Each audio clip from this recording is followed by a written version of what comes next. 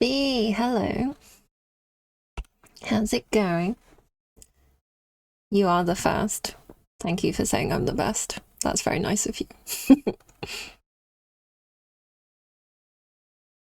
How you doing?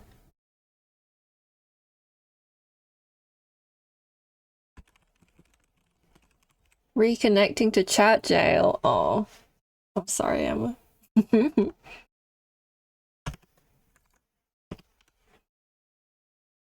Oh, you didn't get first.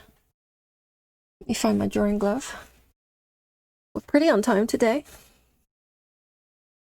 I'm surviving, so hungry, trying not to think about food. Oh, is the thing you're having tomorrow one of those you can't have anything to eat things?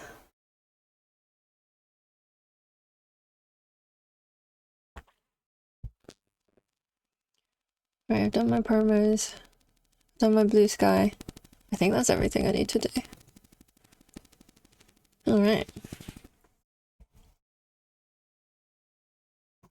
Oh, I'm sorry. That's really rough.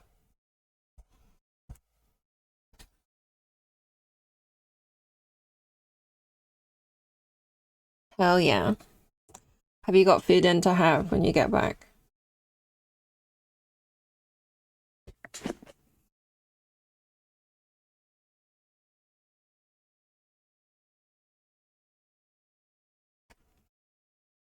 Being sober for a surgery is the worst. That makes it, Emma, that makes it sound like you're a bit of an alcoholic and you, you don't want to drink. As in you want to drink, but you can't. You're getting takeout straight away. Nice. What sort of takeout? You want the largest pizza from Domino's? Heck yeah. Is it a different word for food? Oh, as in... I think it's called fasted.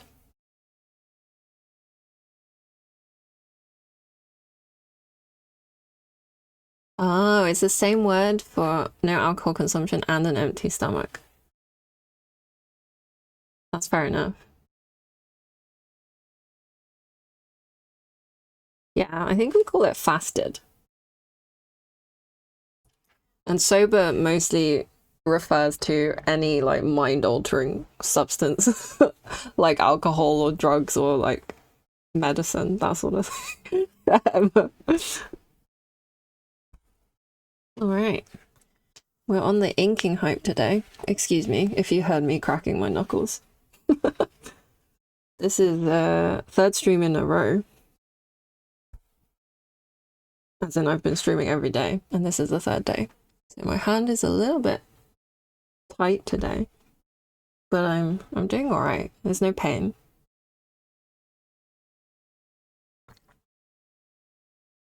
You've been drinking less and less over the years? Yeah, I'm the same. I don't really drink at all anymore. I think I was working on the clock. I think I want to keep doing roses though. I want to do roses. Let's do some roses. You didn't even drink on your birthday. As is your right.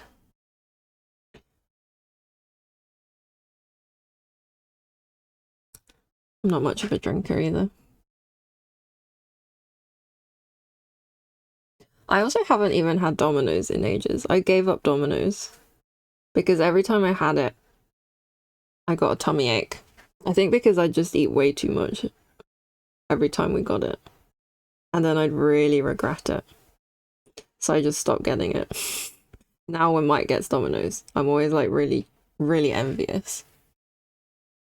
But I hold strong to my convictions.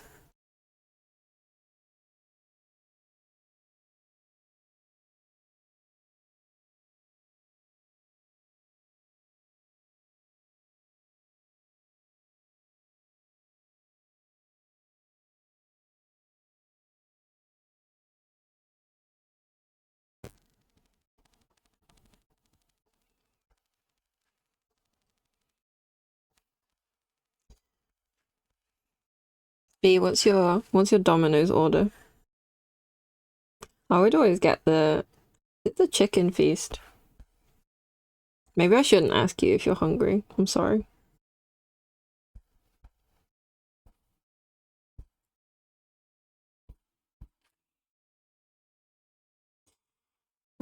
Some of these rose petals are looking a little bit bean-like. But I feel like I just have to trust that the overall effect will make it worthwhile.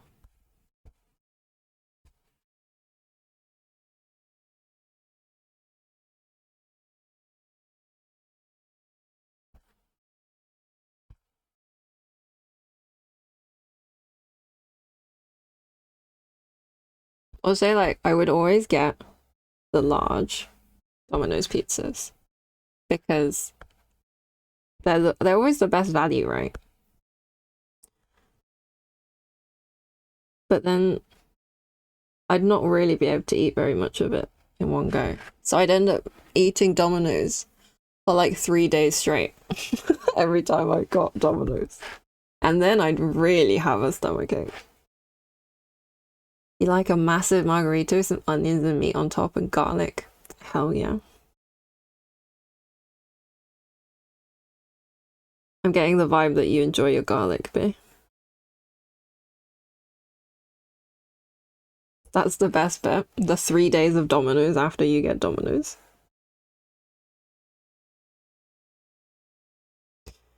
It's like I'm paying for 3 days worth of food. Yeah, that is a nice feeling, and then you realize you have to eat it for 3 days. I don't know. That always just then makes me not want Domino's anymore. But yeah, I've sworn off it now, so.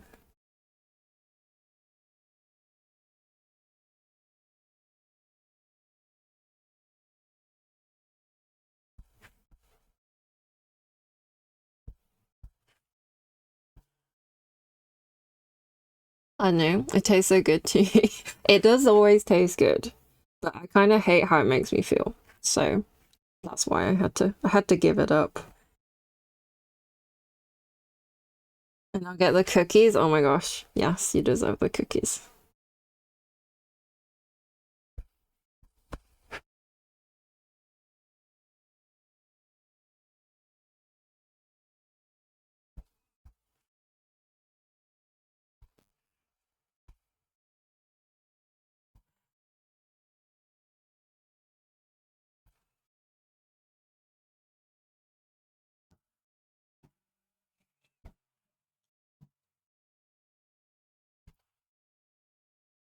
I haven't had pizza in a while, actually.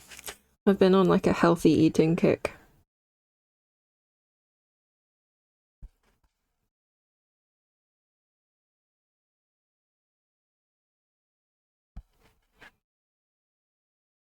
And now I'm also less tempted by McDonald's because I got the Minecraft meal a couple of times, and both times I got a toy that I actually really wanted.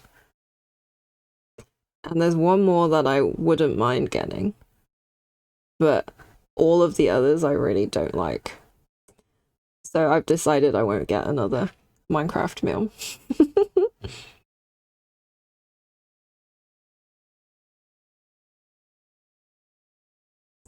She's too healthy.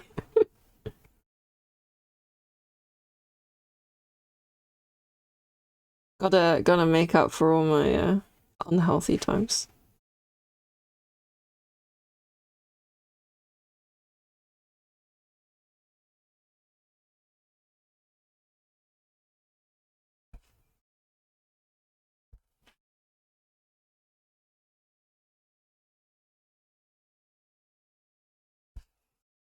You're normally healthy with food. That's good.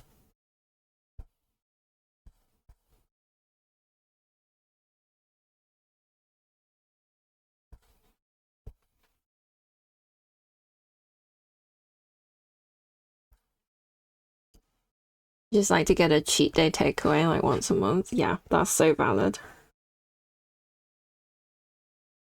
I actually have my weekly.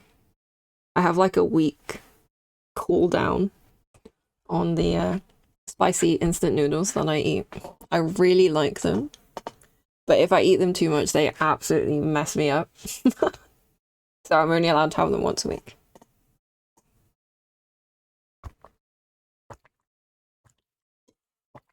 They're the Shin Ramyun noodles, the spicy ones, which are delicious. Yeah, they're really good. I really enjoyed them. You're being tempted by the idea of KFC. I'm a big KFC fan. I gotta say though, Chinese KFC, way better than British KFC. They have like a completely different menu. It's so good. I do like British KFC though, don't get me wrong.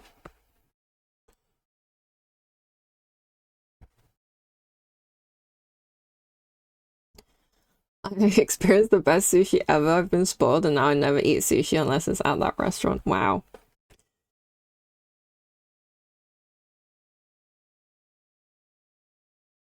Interesting. You'll have to take me sometime.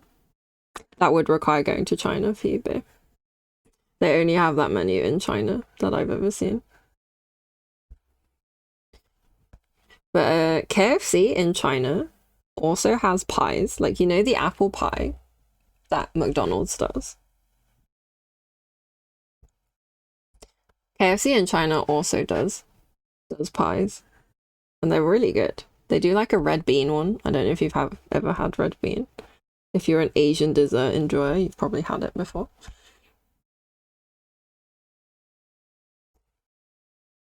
I love McDonald's apple pie, me too. I'm a McDonald's apple pie fan. McDonald's in Japan has matcha apple pies. And it's so good. They're so good. They also do like a really nice matcha frappe. Not like the frappes or the lattes you get here, where there's just like lumps of matcha at the bottom. It was like a proper spring green. It was really nice.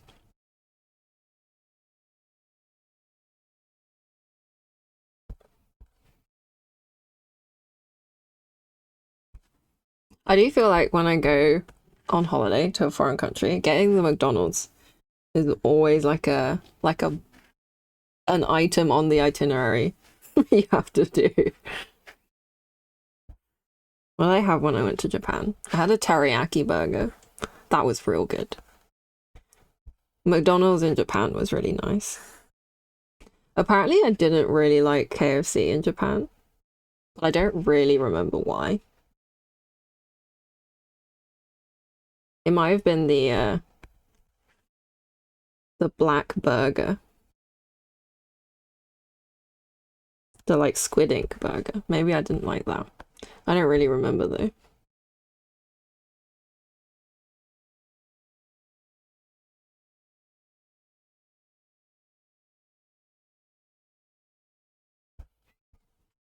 I've had KFC once and I decided I would never get it again, though it might have just been a bad store.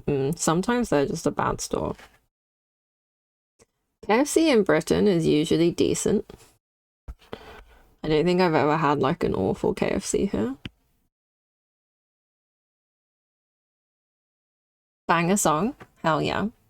I always get reminded of how Britain has no food culture when I travel. It's so true. It was in London. Oh, I'm sorry. Yeah, British food culture is a little bit, I do feel like it's a little bit lacking. I kind of think it's because Britain is like such a colonial country that it didn't really get a chance to develop its food culture because it was too busy like trying new things from other countries. I hope that's not controversial to say. It is just the facts. Britain was in fact a colonial country. And one might argue it still is.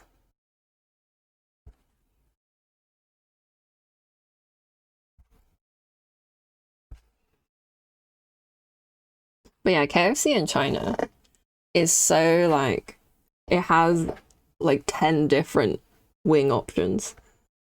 You know, in British KFC, there's just like hot wings,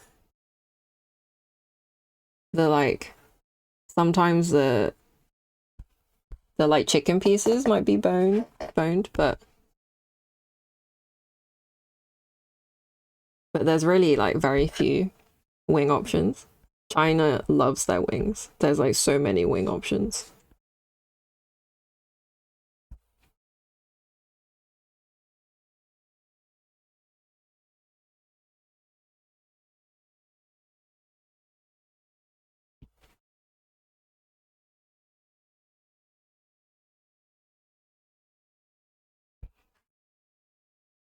Not keen on greasy food or cleaning meat off of bones. That's fair.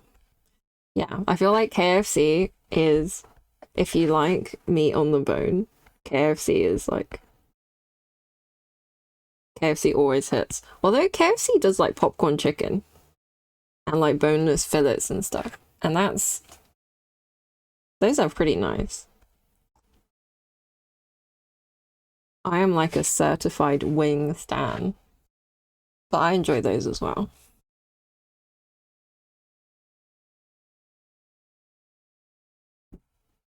Okay, that scroll looks weird. I think it's because I put too many squiggles in it.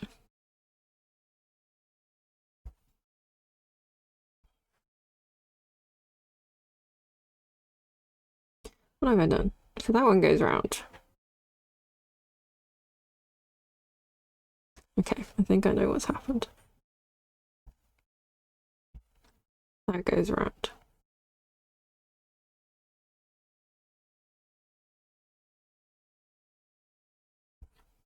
And then this goes around. Oh my god. I made a complete dog's dinner of this.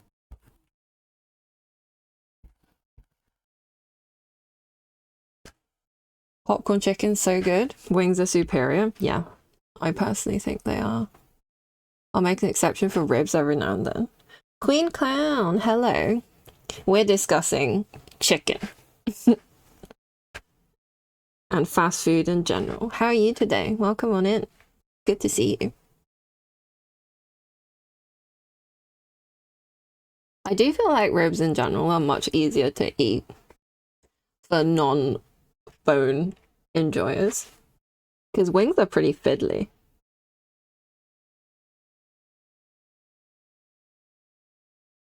Okay, do you know what it is? I've drawn the outside of the scroll the wrong way. It's curling the wrong way. No, is it not curling the wrong way? Isn't that curling? That's curling the wrong way. It's curling the wrong way. It's okay. It's not a big deal. We can fix this. I was just so confused. It's the wrong way. Am I an AI? Am I a robot? You've never tried ribs? Have you never been to like a smokeworks in Britain? They have pretty nice barbecue food. There we go. Mary is AI. No. You're doing well. That's great. That's great to hear. I hope you're having a wonderful day. I'm having a pretty good day. You don't think you've ever tried ribs either? This really surprises me. But I am Chinese, so I've eaten a lot of food like that in my life. Okay.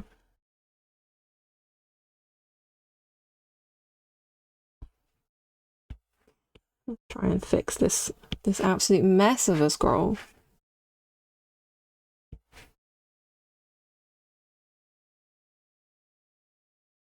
Never heard of a smokeworks? Not a fan of juicy, messy foods. Hmm. You like the wings at KFC as they aren't covered in the sauce? Yeah, because they're crispy, because they're battered. I'm a fan of that too. But I do also like saucy wings. This is why Nando's has like they're back in my good books. Because they started making these wings with really nice sauce on them. So now I'm a fan again.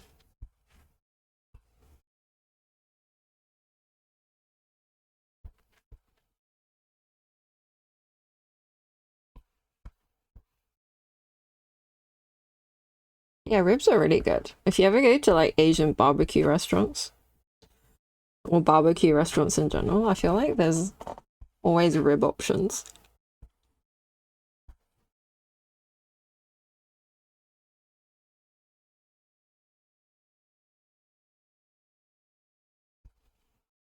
All right, the scroll is now the right way around, I think. After confusing the heck out of me.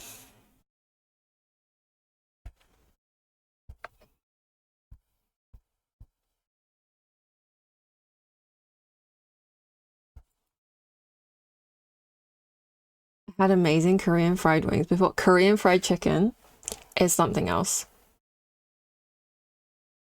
It's so good. This song's not gonna play, is it? It's really sad. I like this song. I actually need to do that. I need to fix my Mando pop. Fix Mando pop.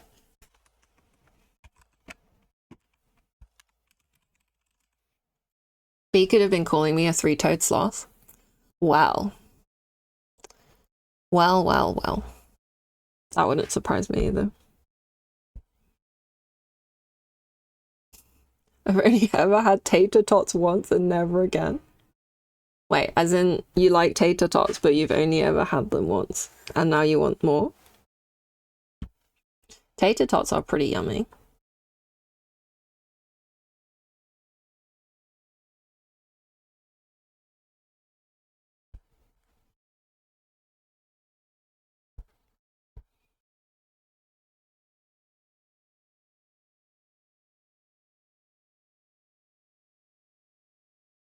They were so good that one time. You can get them from Byron's, I think. The burger place. I get tater tots from Byron's when we get Byron's.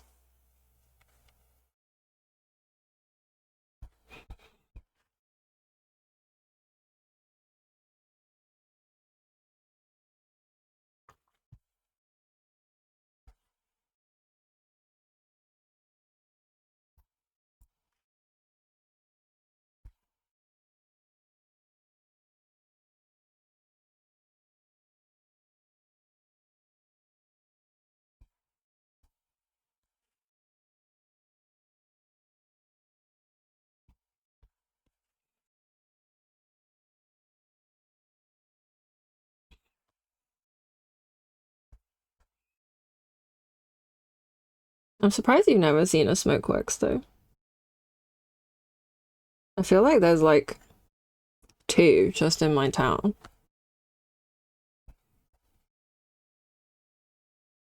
I've definitely seen them at like train stations and stuff. Train stations? Like shopping centers and other places.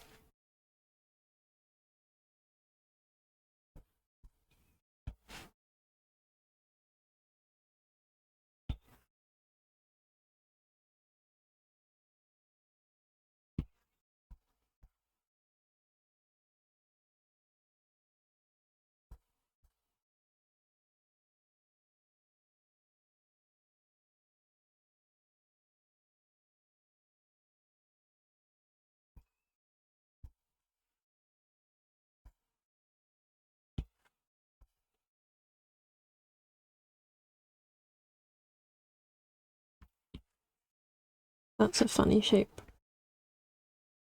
Okay.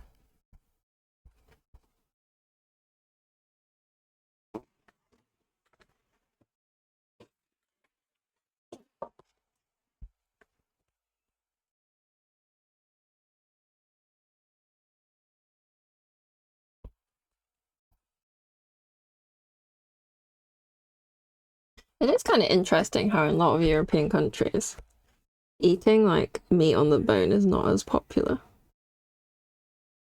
Whereas in Asia, it's like super popular.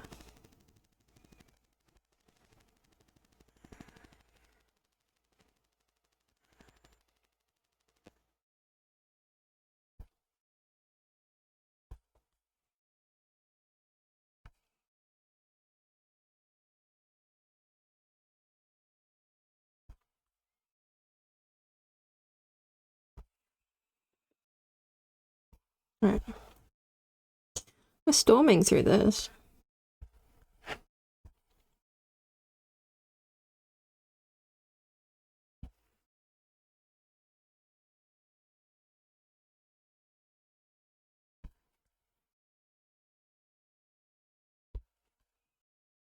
Right. We'll leave that for now. Fill it in later.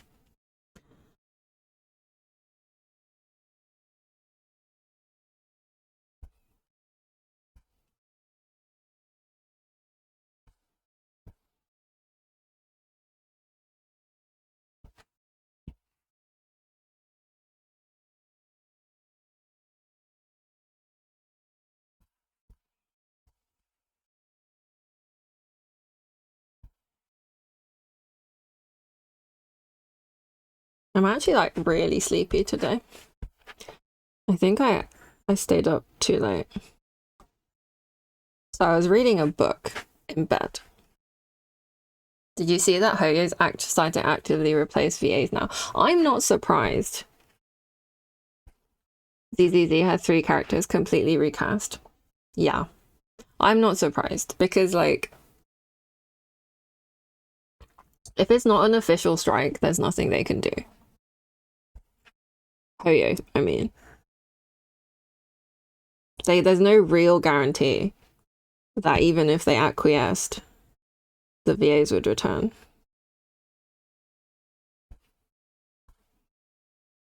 It kind of feels like everyone's just lost in the sauce now as well. Anything I'm surprised it's taken them so long? Yeah.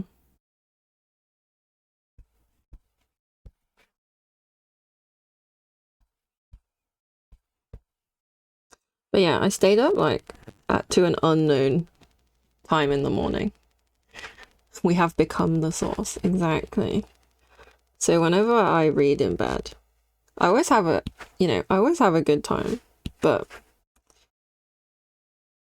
sometimes I just really get into the book. And I think that happened. And I was actually too scared to check my phone to see what time it was. So I don't know what time it was. But given how I felt when I got up this morning, I think it was probably pretty late. It was such a good book though. I actually read a little bit before stream as well. I'm reading Emily Wilde's Encyclopedia of Fairies. I highly recommend it. It's a really fun book. Very well written as well. It's about this woman who is like a fairy scholar. And she researches fairies. And she has like an academic rival who she is beginning to suspect is also a fairy. Which is like such a fun premise. And they really deliver on it in the book. It's really, I'm sold. I don't have time to read. I already got too many things on my mind. Yeah, I just kind of give up sleep to read. Can't help myself.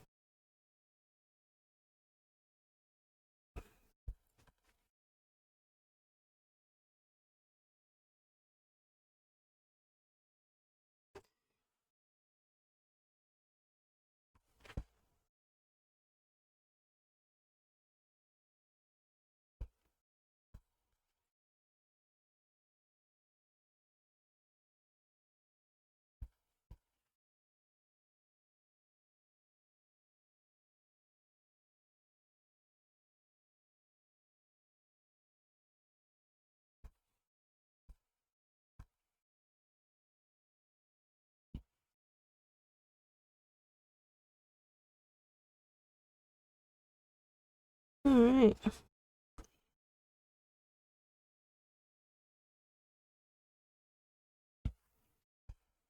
I like this song. I think this is a new one that I put on here. I actually thought it was Ariana Grande at first, but it's not. Their voices sound kind of similar.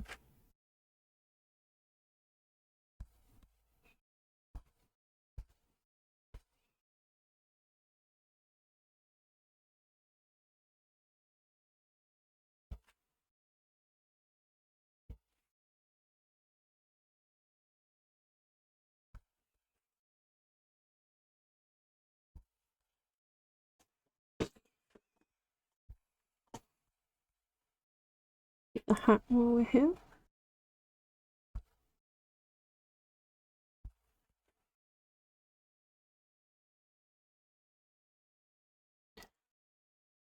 The banger song. I need to watch more of this anime. I haven't really had time this week.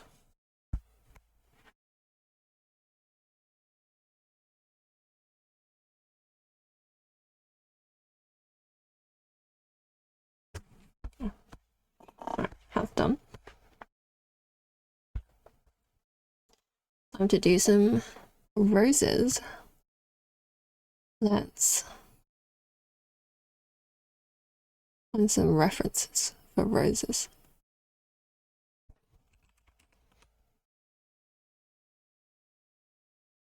Nice.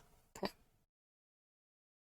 I feel like, thankfully with roses, they're common enough that people love taking photos of them, that it is still mostly photos when you search for roses rather than AI generated pictures. Thank goodness.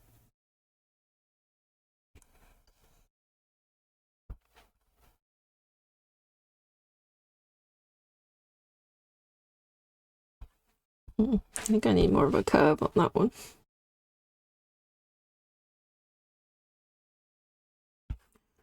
Okay.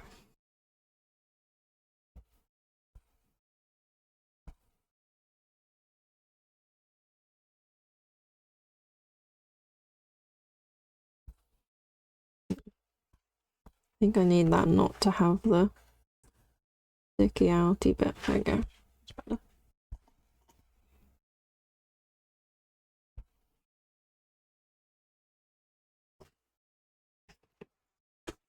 I need to make sure I have good posture.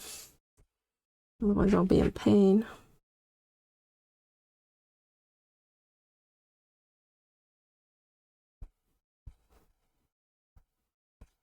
I'll leave that till later.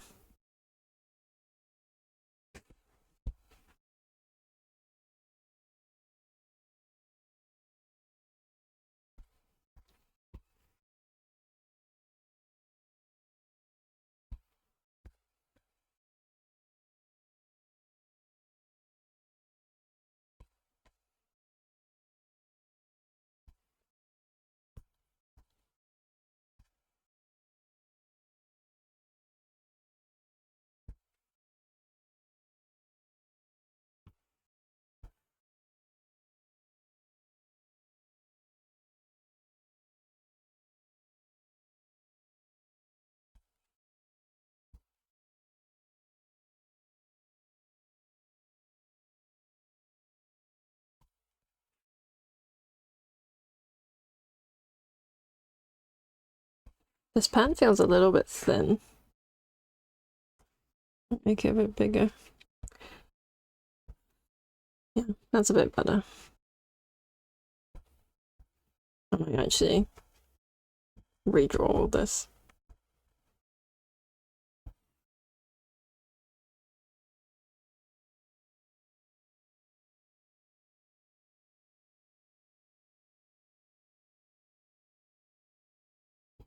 Okay.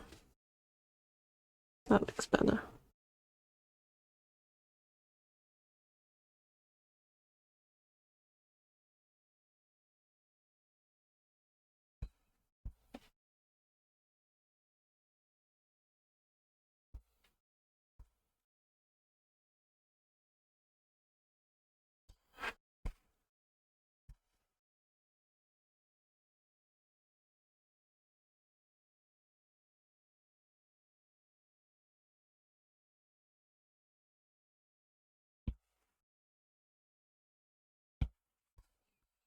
I find inking really relaxing.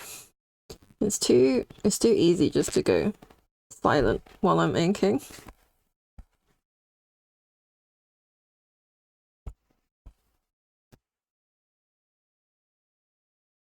That's fine, I guess. I'm still being productive.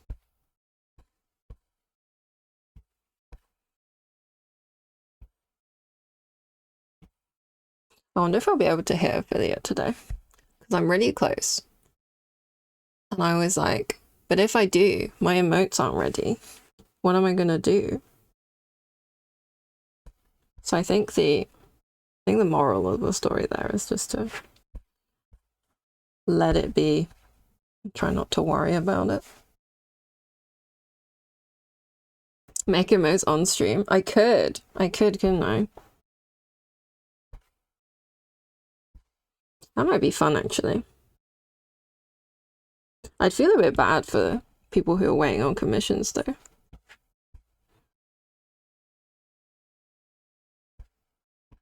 So I was like, maybe I should just work on them off stream slowly. Because nowadays, actually, most of my drawing time happens on stream. Because I draw a lot faster on stream.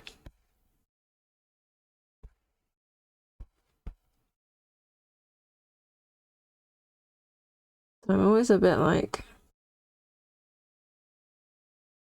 you know, it's nice to show people that I'm putting my effort in to the things they've paid me to draw. Same, when I used to stream my commissions, I used to work so much faster. Yeah, I've been really feeling that. Like, when I just draw by myself, I'm like really slow. I get distracted, start watching YouTube.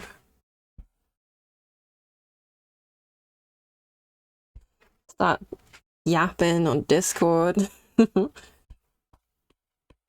When you're streaming as much, you feel more accountable. So you just gotta like do your thing.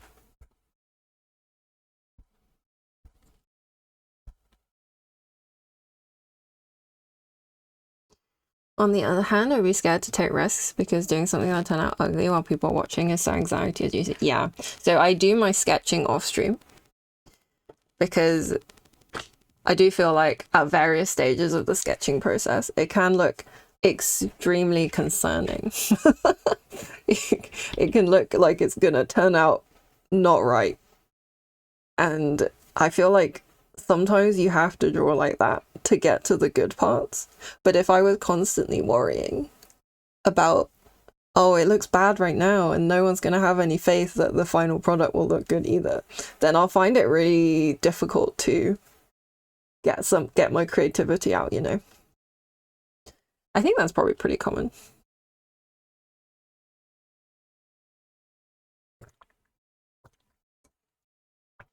I think that's, yeah, I can't imagine I'm the only one who feels like that.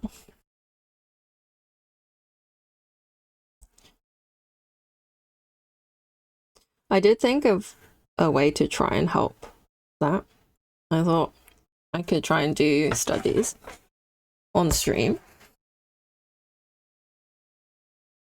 and just sort of get over that little hump. For now, I think I'll still do my my commission sketches off stream for the most part. I did clean this one up on stream and that went okay. But I already had like the main composition of it down, which I think is the hard part.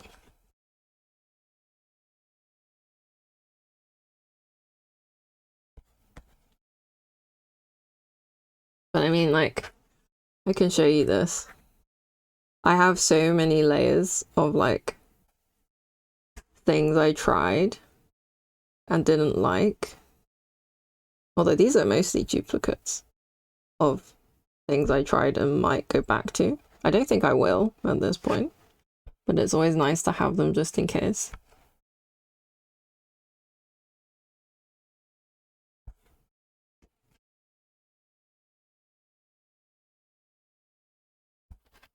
But yeah, Queen Clown, what sort of commissions did you used to do? Were these for pixel art?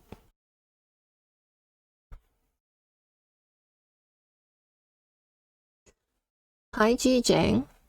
Have a good shower. Thanks for lurking. Always good to see you.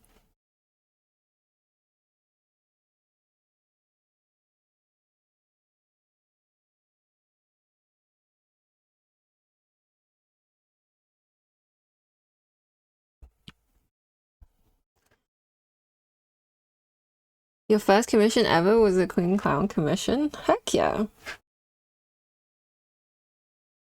Livery designs for Trackmania.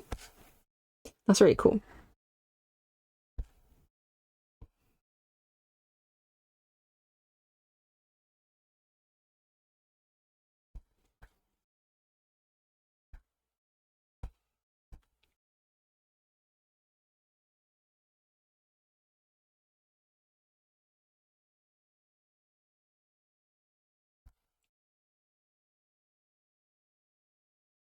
I think it's really cool when like an art industry sort of forms around a specific game or other media franchise. Because I think I know artists who do like a lot of Final Fantasy commissions. I find that really cool.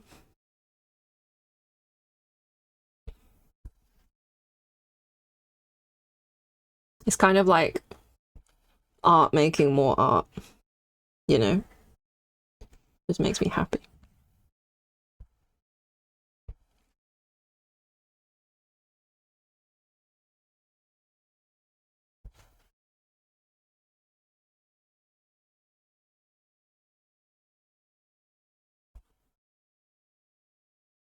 That looks weird.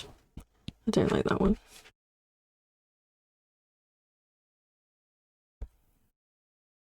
I don't even like racing. I just got into the game because it has such an expansive support for designs and external programs. Heck yeah, that was really cool.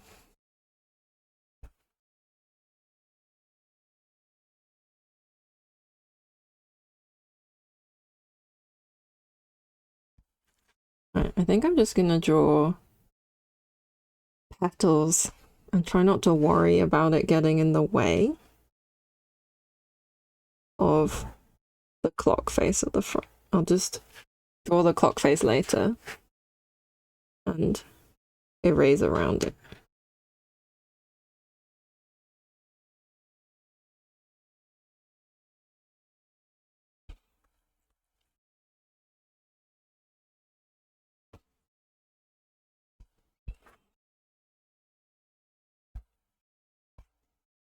So I'm trying to draw a mess in ink is surprisingly difficult. You'd think with my experience it'd be easy to make a mess. But it's way easier to draw like a vague mess with a big fat painterly brush.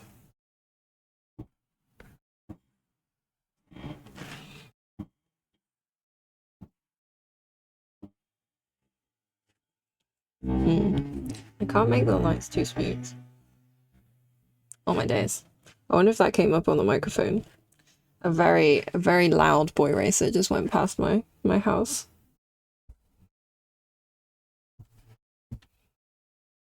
It did. I'm sorry. My apologies. Can't control what they do on the road out there. My windows aren't even open. That was ridiculously loud.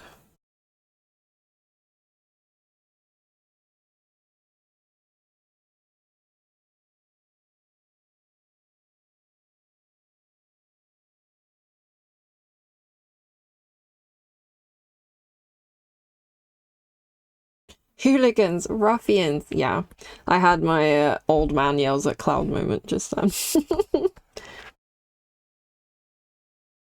One of my pet peeves is people who drive around in really loud cars. I just don't like it. It disturbs other people. You don't gotta do that.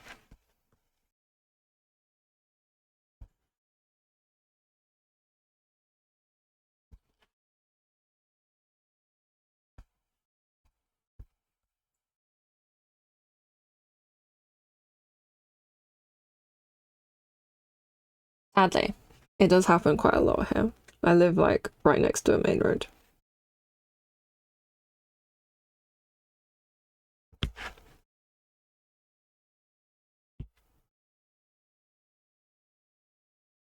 I wonder if it'll be quieter when I move to Japan. I feel like traffic generally, even though it's such a busy city, I rarely heard people driving around with like insanely loud cars.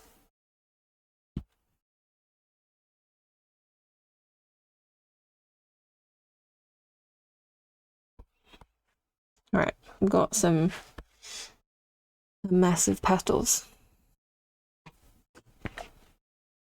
In my old apartment, there was this biker who without fail sped through the streets with a loud ass exhaust every night around 1 a.m. Oh my gosh. That is so irritating. I would also be really annoyed about that. There is one person who I always hear pulling out of like either my apartment block or a different apartment block. And I can always hear that they're dialing someone in the car as they're driving away. And I kind of, my headcanon is that they're like booty calling someone. They're like on their way to meet them as they're calling. It's probably something really innocent, but that's the story I've come up with for them. I'm always like, oh, it's the booty call person. They're off to meet their lover.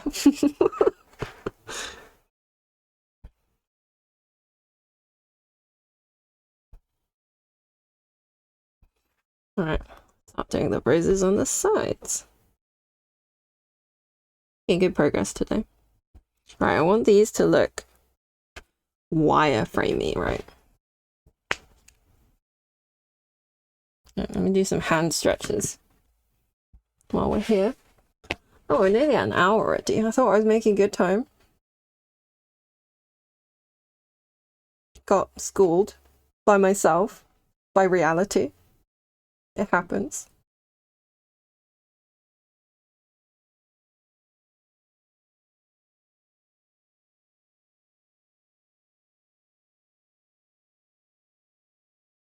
I definitely think there is a little bit of a trend in this country, in Britain, of the young boy racer who has an obnoxiously loud vehicle. Just driving around loudly. I'm pretty sure, like, in the summer, there's always someone who just drives round and round the streets near here endlessly for like the entire day.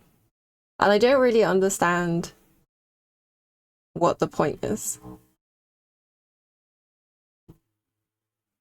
I think we can hear the person coming back now.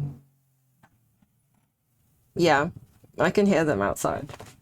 I think that's that same person returning. The one that maybe they went out for milk. Who knows? Right.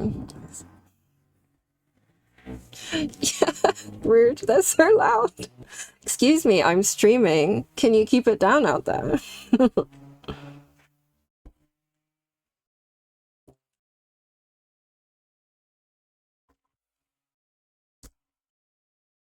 Sometimes karma hits them. Sometimes you hear them. And then, like 2 minutes later, you hear a police siren. And you're like, ah, the consequences of your actions. I think these need to be thin. I think I need to draw these like this. And then I can draw the wires to make them look slightly different.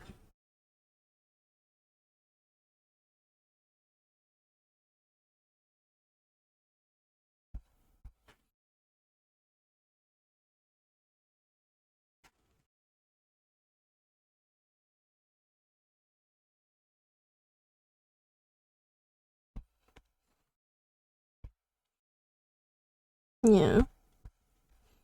I think that's what I want.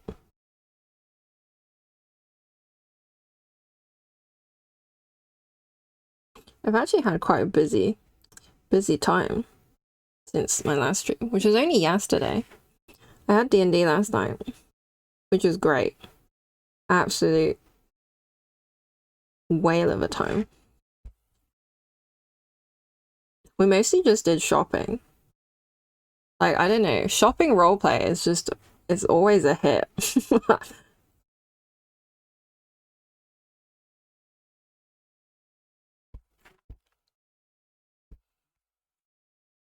We made a lot of money. We'd basically accumulated like a load of random armor from our adventures that we'd just been shoving into our bag. Playing D&D, but it's a life sim? Yeah, exactly. That's what I always kind of end up doing.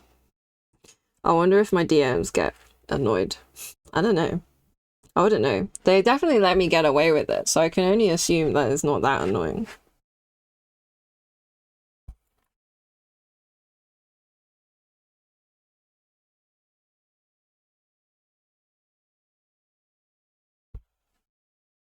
But yeah, and then I was like, what if, because my character has 19 charisma, she's a bard. And I was like, can I try and haggle? Get some money off?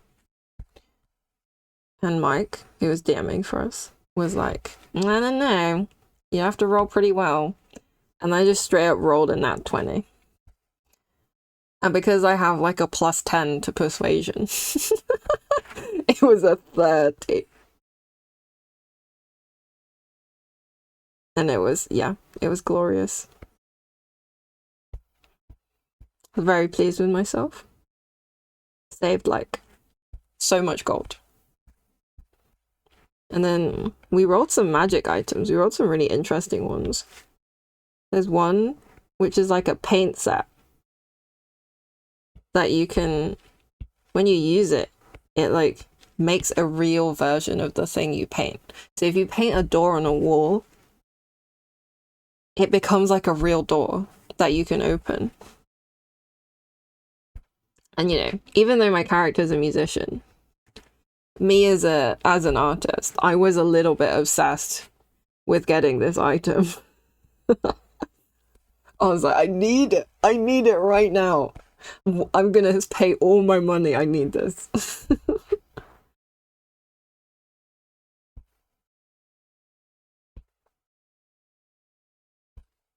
I think these roses look okay.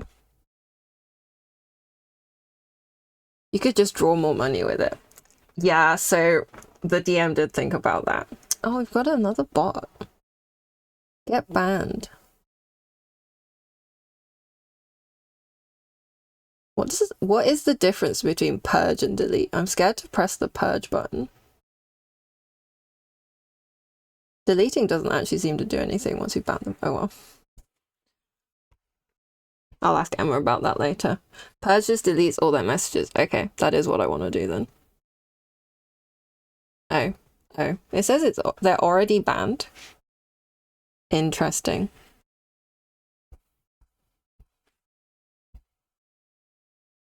Oh well.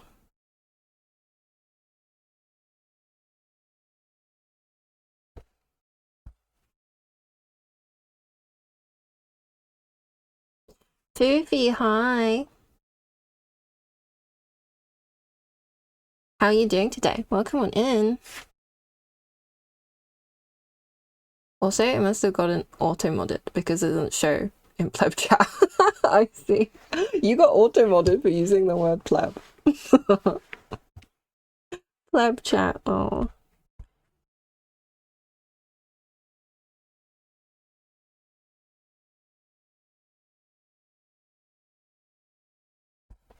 Oh, Emma, no, it's okay. I don't actually really expect you to do mod stuff all the time. I just made you mod so you could do mod stuff if you felt like it. I really appreciate you, Emma.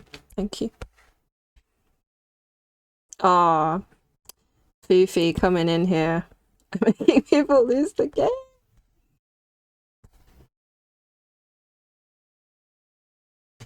Just another Thursday afternoon. It is Thursday, right? It's Thursday. I've lost all concept of what day of the week it is.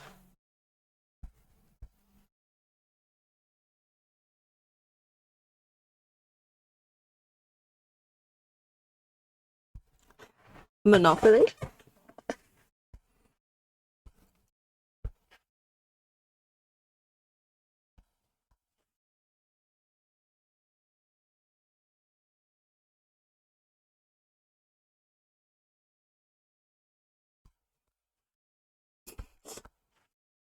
Oh my gosh, I actually bought a Monster Hunter game yesterday. I bought the newer one, the one that came out in 2022. I think it's Rise. Monster Hunter Rise. It was on sale for like £8. I was quite pleased with myself for waiting. Does anyone else get that like warm, fuzzy feeling when you're like, I want this thing, but maybe I'll wait until it's on sale and then I can get it for cheaper? And then you actually get it on sale. And then I always end up feeling really pleased with myself for doing that. I'm like, I saved money. I saved a little bit of money. Come play Wilds with you instead. I would love to, but I don't want to pay full price for it.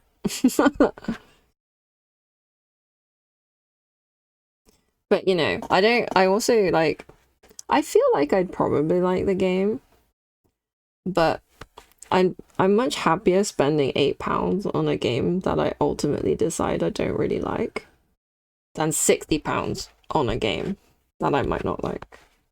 You know? You're waiting for Wilds on sale. Yeah. Yes. You get me. That's how I feel. I'm just waiting for it to be on sale. I'm a patient girl. I can wait.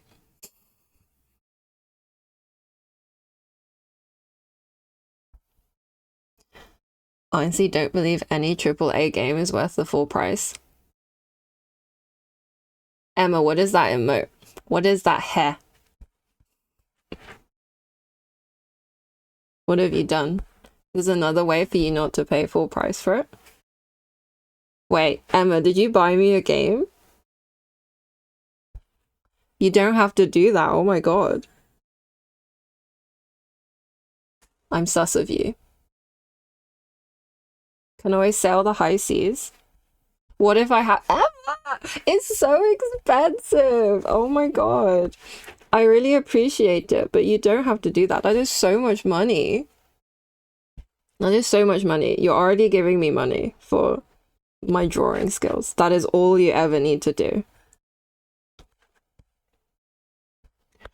Emma.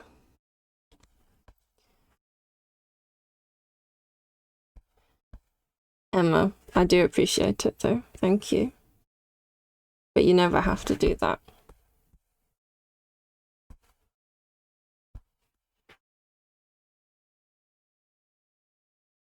I'm an unhinged creature, you know this. Thank you, Emma. I do appreciate it. Thank you so much. That's really nice of you. Does this mean I have to stream Monster Hunter Wilds now?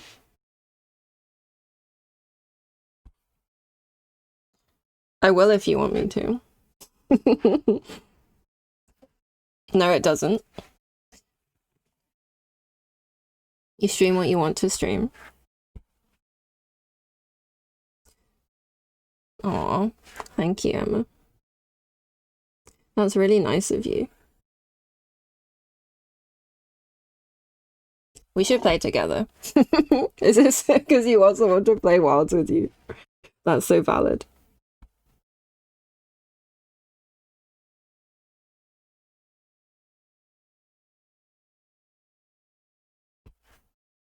I will absolutely play it with you. How could I not? I need to... This rose is looking weird. Hi, I am awake. Hello, Gail. How are you doing today? Welcome on in.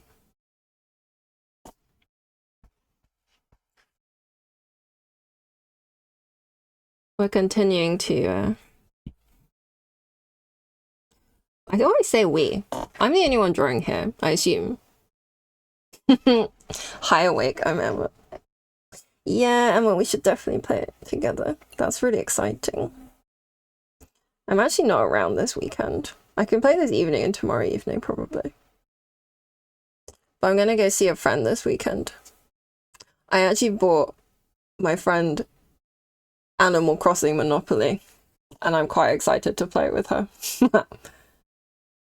Hi, Sky. How you doing? DJ, welcome back.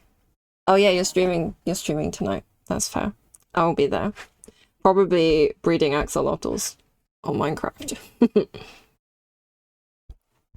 Welcome on in, everyone. How are we all today? I'm a little bit sleepy because I accidentally stayed up late reading. And I don't know until what time that was because I was too scared to check my phone. Breeding axolotls, Paco would approve. Heck yeah. Same but with doom scrolling. Oh my god, Emma, at that point you should just read a book.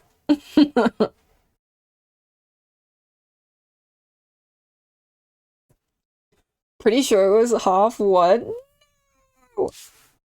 That's devastating. Oh my god, I've cried so much to this song. Same. So I liked the song when I first heard it, but when I watched the video, I was like, oh my god. Oh my days. The waterworks that erupted from my face when I watched the video for this song. Yeah, the video.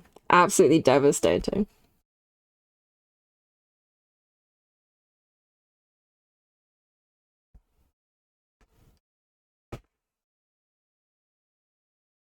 You're DMing with Nerdy at 1:37 a.m. Emma, you're asleep? No. Fawning over the girls in AFK journey. Hell yeah.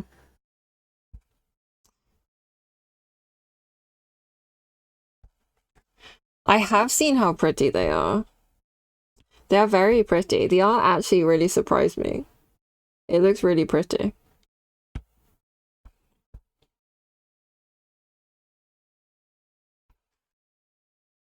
Is this the Genshin killer?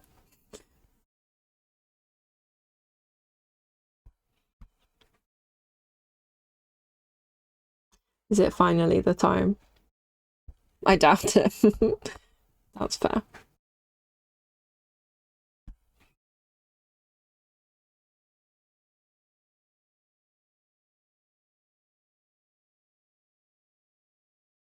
AFK Arena has pretty art too. This is a much more predatory game than Genshin. Oh wow. That's shocking. I played AFK Journey for like the first month, then you read the monetization rewards were getting a lot worse and stopped. I think the thing about monetized games is that, in my opinion, they have to be fun even if you're not paying any money.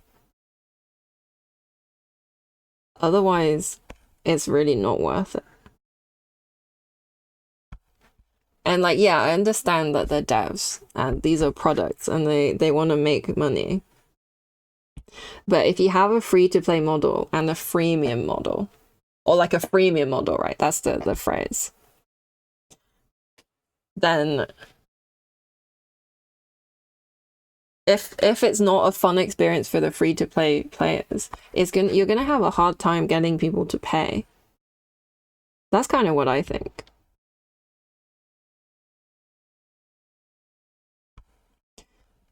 Within a month of playing, you'll massively fall behind if you're not playing a lot. Yeah. But then I feel like maybe it's just because Infinity Nikki is in its honeymoon period still. But the game is so fun that I'm happy to like shell out a little bit of money.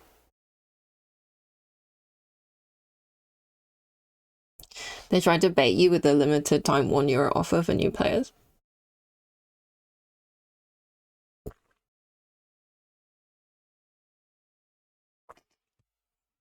Yeah, I'm not particularly easily baited.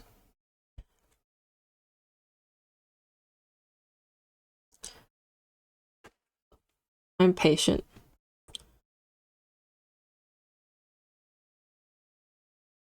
Like when I started playing Genshin, I don't think I spent any money on it for like the first 2 years.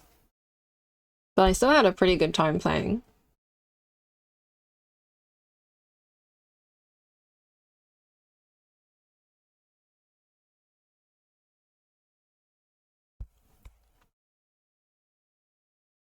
She says always having a Welkin. I actually don't. So that was something I instated once I started playing more gacha games. I didn't want to spend on all of them, so I decided if I was going to spend, I'd only spend on one of them.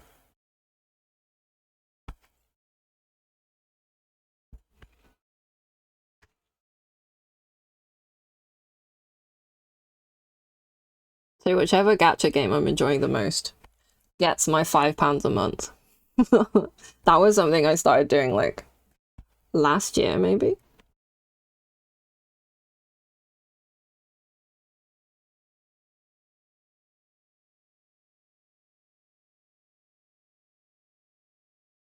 And then the other ones I'm just free to play.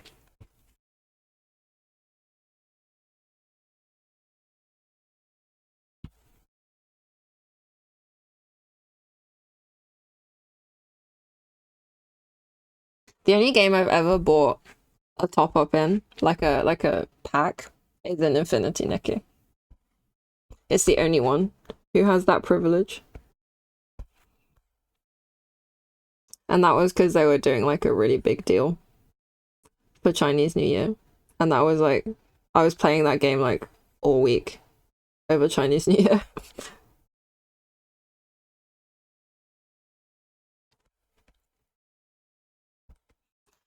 Karel, hi. How are you doing today? Welcome on in. It's bumping today. I'm only welcomed up when there's a banner I want coming up. Yeah.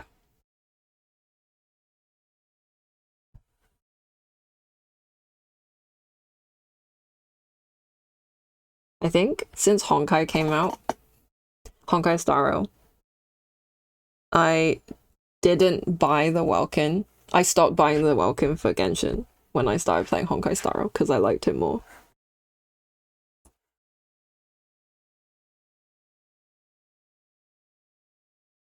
What does that mean? You mean welkined up? So the monthly like €5, $5 pack in Genshin is called the Welkin Moon. So Emma was turning it into a verb. Welkined up. Infinity Nikki has kind of a leak. I think I've seen it. I was quite excited by this.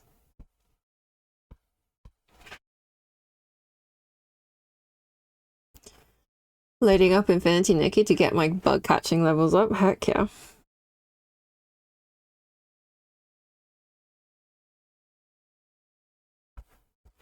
In Arknights, it's called monthly card. Yeah, every game has something like that.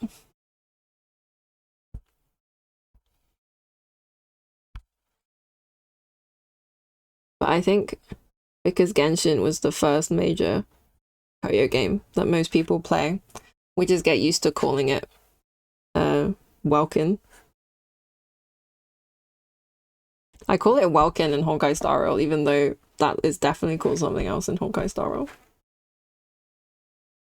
Please no wings, please no wings. I need to get the elf ears in one of the reruns. Oh my gosh, I know. When I saw the leaks, I was a bit like, what am I gonna do? I can't have everything. I'm not made of money. But I want everything because it's so pretty. That is how Infinity Nikki makes you feel. But I do think like the best part of Infinity Nikki is that you can enjoy the whole game without paying anything. It's literally just cosmetics.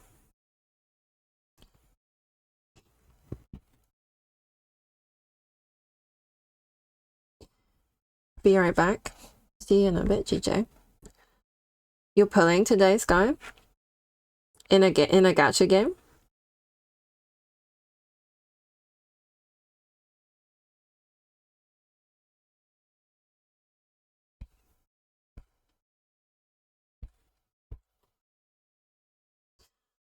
There's a preview stream tomorrow. Yeah, I think the English one is at like an insane hour for GMT.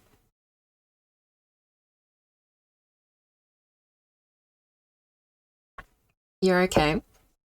You've been awake 6 hours and it's 10 a.m.? Oh my gosh. You must be tired. 7 p.m. for you? That's a nice time.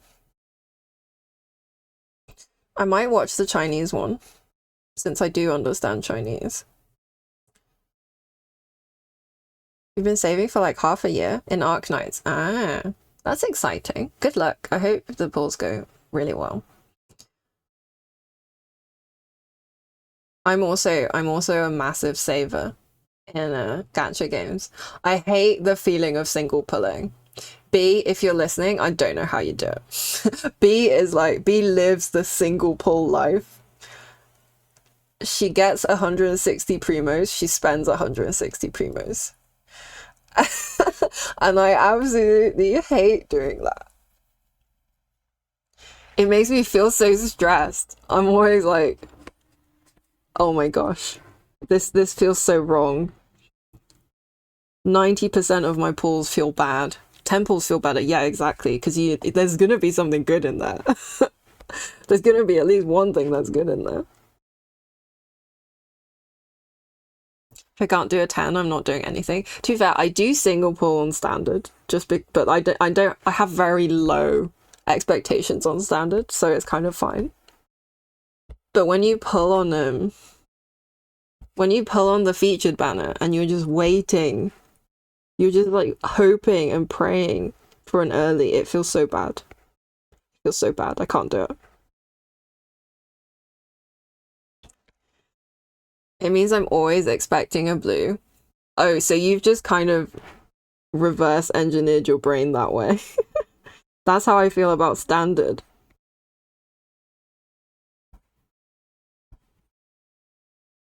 I like to pull on a banner only if I know for sure that I get the character.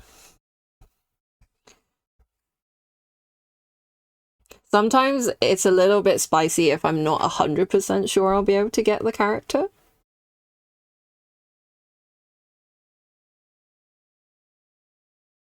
But then I'm like a little bit nervous and I don't actually really feel as good about it. I feel better about it if I know that I need like 150 wishes for a character and I've got like 200 saved up. That makes me feel really good. I'm like, it's safe. I can definitely get it. It makes me feel financially secure.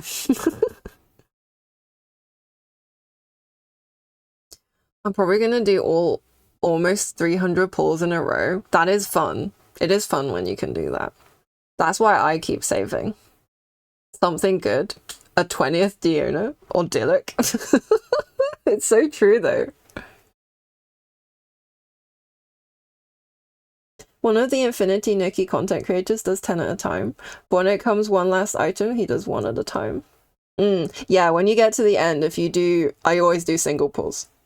So when I say I don't like the single pull life, what I mean is I don't like to see my pile of wishes being low.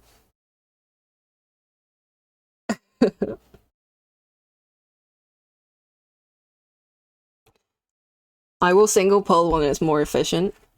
Like if you're near pity, then I'll single pull to make sure that, I save the extra wishes.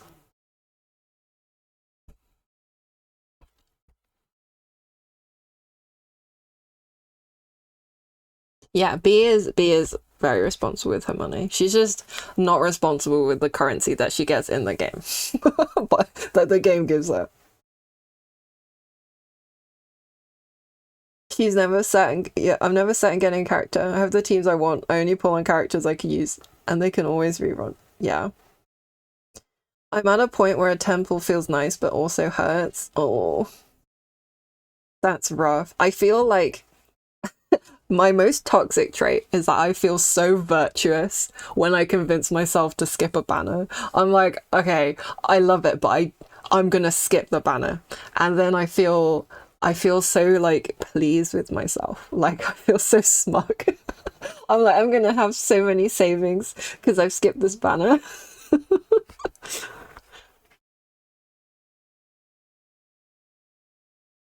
I'm like a dragon staring at my little pile of my pile of savings. I'm like, haha, I've got so many. I could have anything I want, but I don't. The deep space gets you sometimes. Are you a Love and Deep Space player, Carol? I'm really tempted to start that game. Like, really tempted. I haven't pulled the trigger yet because I do already play 3 gacha games. And I don't have enough time as it is.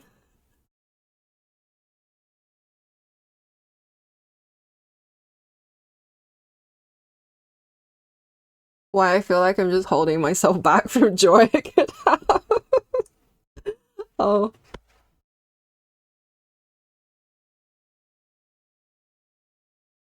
No, the little extra. Oh, the deep echoes?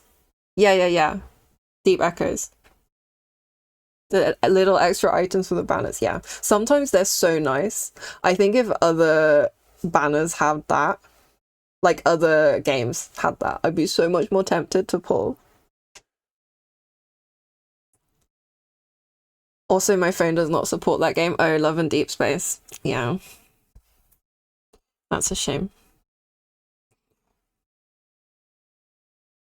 I'm very excited though that these games are geared towards the female market are popping off.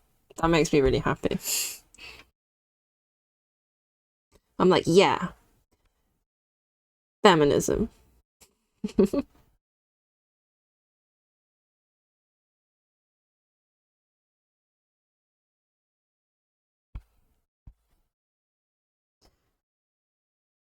Get that period tracker.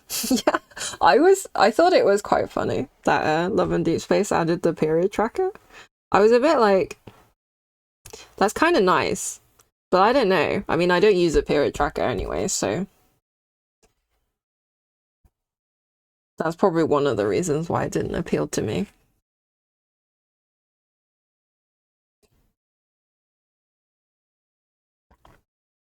To me, it just seems like so much extra faff.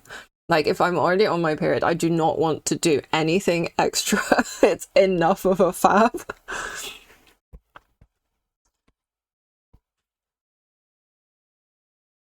It's an old phone. It's nice. They prepare for other large corporations to try to half-ass it for profit. Yeah. But then I feel like, it will show when they're not genuine. I think we are in an age where genuine effort and marketing is rewarded. Plus, I feel like because if they want to compete with Love and Deep Space and Infinity Nikki, they have to compete in the Chinese market. And the Chinese netizens, they are not afraid to tell you what's up. They are not afraid. They will let you know about it. So, since it's, I think, such a tough audience, if you're not genuine about it, then you won't get traction. That's what happened with farming sims. Yeah, I agree. But I'm not necessarily mad about it because I'll still have a look at the like farming sims that are coming out. But if they don't tickle my fancy for whatever reason, I still won't get them. And I will read reviews for them, you know. I'll like watch videos of gameplay and read reviews and sort of suss out how much I'd like it. But it's kind of funny because for films and books, I religiously refuse to read reviews. I'm always like, I'm gonna, if I'm interested in it based on the marketing that they've provided, I'll go in as blind as I can and not read reviews. But with the games, I'm like the complete opposite. I'll read reviews and look up what other people think of the game and look at like gameplay videos and stuff.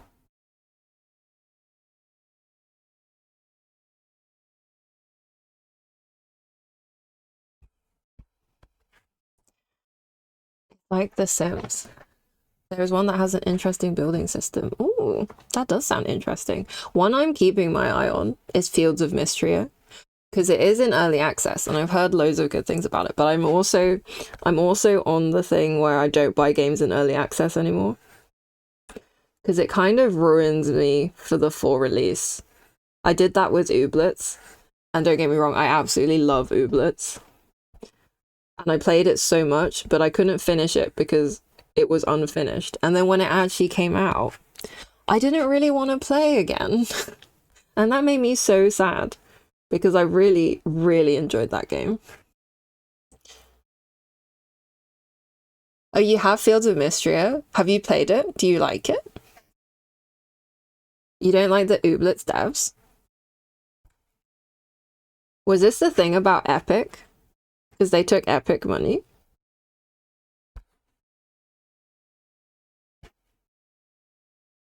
I'm never getting a game before release ever again. Yeah. That's me. That's me. I hate when I like a movie and I get hit with it. Isn't that the one that had bad reviews? Maybe I got bad reviews because it isn't for that demographic. Yeah, I'm the same.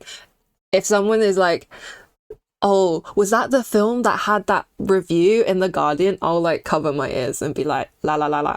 I don't want to hear it. I don't want to hear it. Don't tell me. Mystery is really good so far. I'm slightly impatient for updates, but planning to play before 1.0. Heck yeah. I'm quite excited for that. I might buy it just so I can play it on like when it actually comes out, but just like buy it because it looks really good. But I won't play it before it's actually finished. That's my rule. I bought Overwatch for the PvE mode. Yeah, I was off Overwatch because of all the anti-women, Blizzard anti-women stuff. It screwed over any backer that couldn't buy the game off Epic because it didn't support their currency.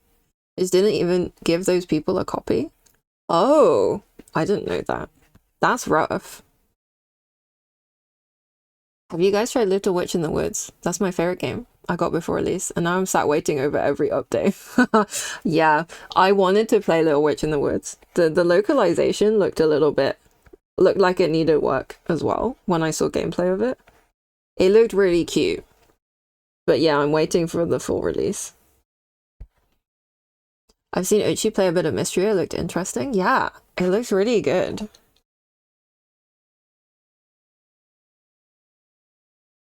When they went to Steam, they removed any threads that talked about it. That's so awkward. That's not a good look.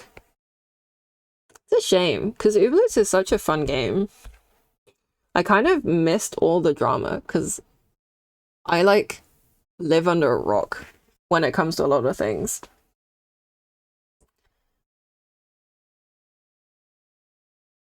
I think I know that for part of the reason was that a lot of people hated Epic. And like I mean, sometimes when I see people raging about Epic, I am a little bit like, it feels tinged with xenophobia. A little bit. I'm sure there are a lot of very valid reasons to criticize any large company. But yeah, some of the criticism of Epic made me feel a little weird. Star Sand Island is what the game is called. Is that a different game? I got myself Ooblets this Christmas and a lot of fun playing it. Yeah. I've seen so many people enjoying the full release of Ooblets. And I was like, you know that meme of like Squidward that's like locked in the house while everyone else is outside playing? That's how I feel. That's how I feel because I got Ooblets in early access and I absolutely regret it, even though I had a great time. I'm like absolutely whinging about such a first world problem. But yeah, I'm not getting games in early access anymore. Or I will buy them, but I won't play them. Should I put a link to the game in the suggestion chat? Feel free to.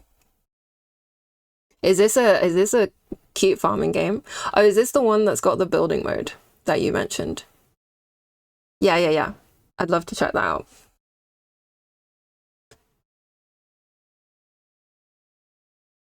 Thank you, Carol. I'm always down for game suggestions. I feel like we have a lot of similar tastes in games, which is really awesome.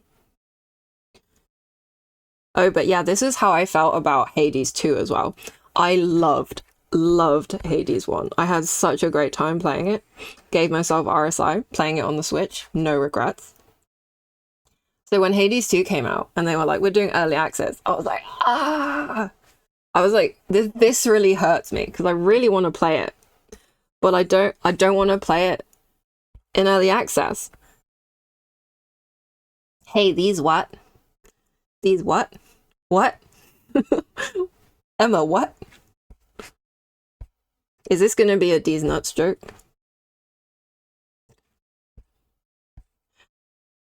You've also been waiting for it to release? Yeah. I know it's gonna be a great game. Supergiant, I feel like never misses. I loved Pyre. So I feel like there's like a meme in the Pyre community that like no one knows about Pyre, but people who've played it really love it. It's like Pyre was such a good game, and I feel like it got absolutely slept on. I just wanted to joke about how Hades sounds so much like Hades. It does. Pyre is your favorite. Oh my god, I'm so happy to have met another Pyre fan. I actually cried while I was playing Pyre. I was like, this game is insane. This is so good. The art, stunning. Music, stunning. Voice acting, knocked it out of the park. It was such a good game. Such a good game. Oh my gosh. A friend of mine got the game in early access, and I kind of had a shaky feeling about her getting it at the time. She has not picked it up after she played it once. Yeah, that's what I'm worried about happening. Because I'm a bit like, if I hit the content wall, if I get to the point where there's no more to play, I won't play it, and I'll get depressed, and I'll get demotivated, and I won't pick it up. It hits so hard, yeah. Pyre, oh my gosh. It's such a great game. I loved it so much.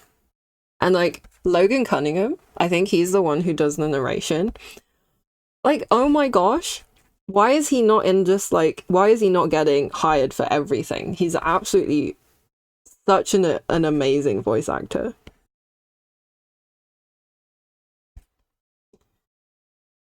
I played Hades 1 in early access, and that exactly happened to me. I barely played it since release. Yeah. Yes.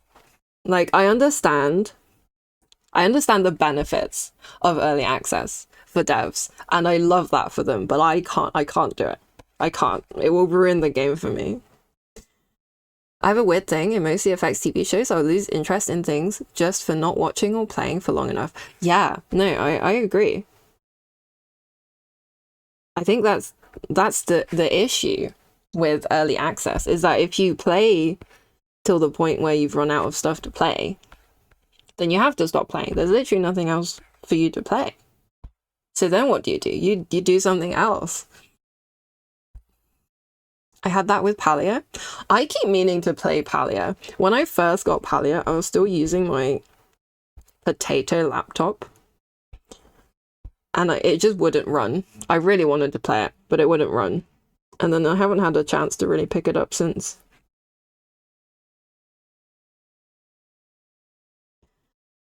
I'm still waiting to be able to make 2-story buildings in Palia. When will Palia get stairs?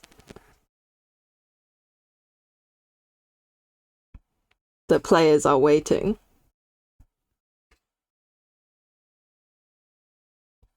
I should get into Palia though, because I meant to play it, and now I have because I built my PC after Christmas. I now have a machine that can actually run games nicely.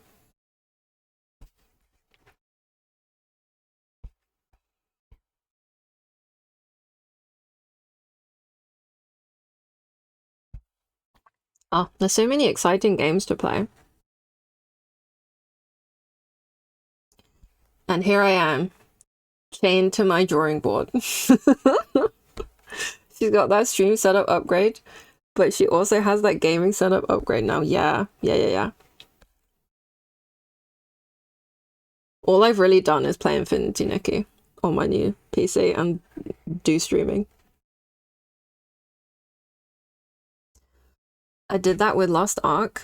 I lost all my advanced access progress because I had to create new characters because the servers I was on filled before my friends could join, and there's no way to migrate characters. Yeah, that's another sad thing. When you lose progress at the game release, at the release date of the game, I have an issue. I have the bug insight, but no bling. No. Have you done your farming route? I have a farming route where I like just decimate the local population of the purse Esslings and take all their money.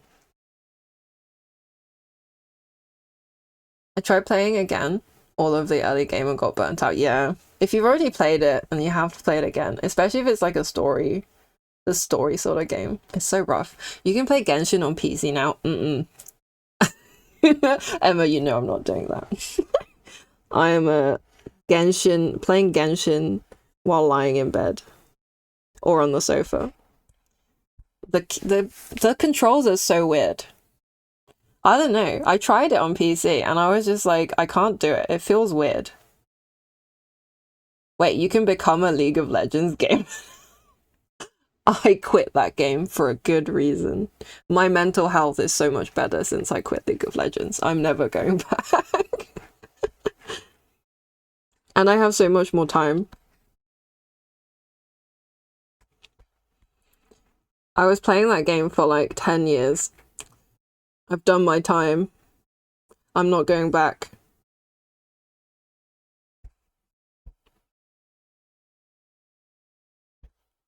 Oh god, I used to be such a League tryhard. Oh.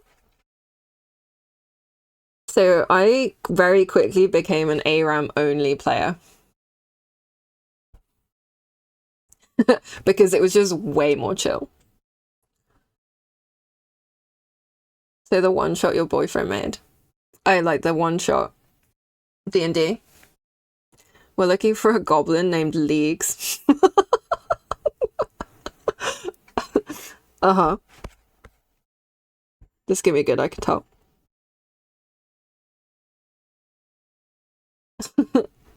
The joke is the Leagues of Legends. Oh, that's so good. Oh my gosh.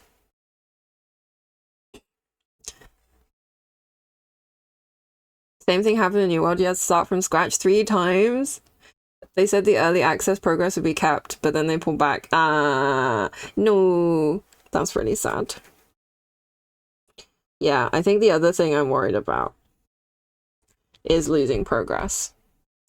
Because I feel like with Ooblets, I definitely felt that. I didn't want to start a new save because I was like, I like the Ooblets that I had on my first save. It's like being made to start a new save on Pokemon, right? You've got your starter, you've got your maybe you found a shiny really early on, and then if you have to start again, it's just not the vibe, you know? I uninstalled League and I'm quite happy. Yeah. I feel you.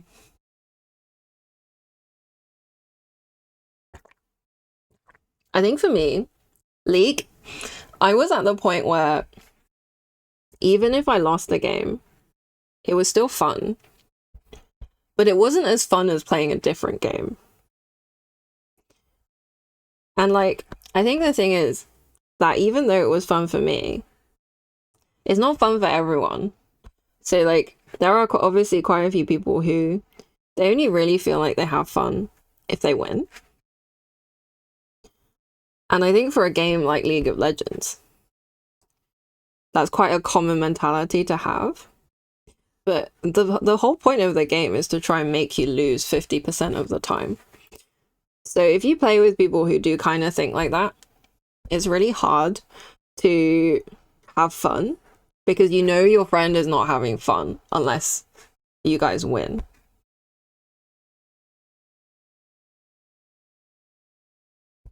So yeah, that's why I stopped playing League. I was straight up not having fun. I was almost exclusively playing TFT and I didn't like the last set at all. Yeah, I've been hearing some complaints about the recent TFT sets. My friends are currently only playing Arena.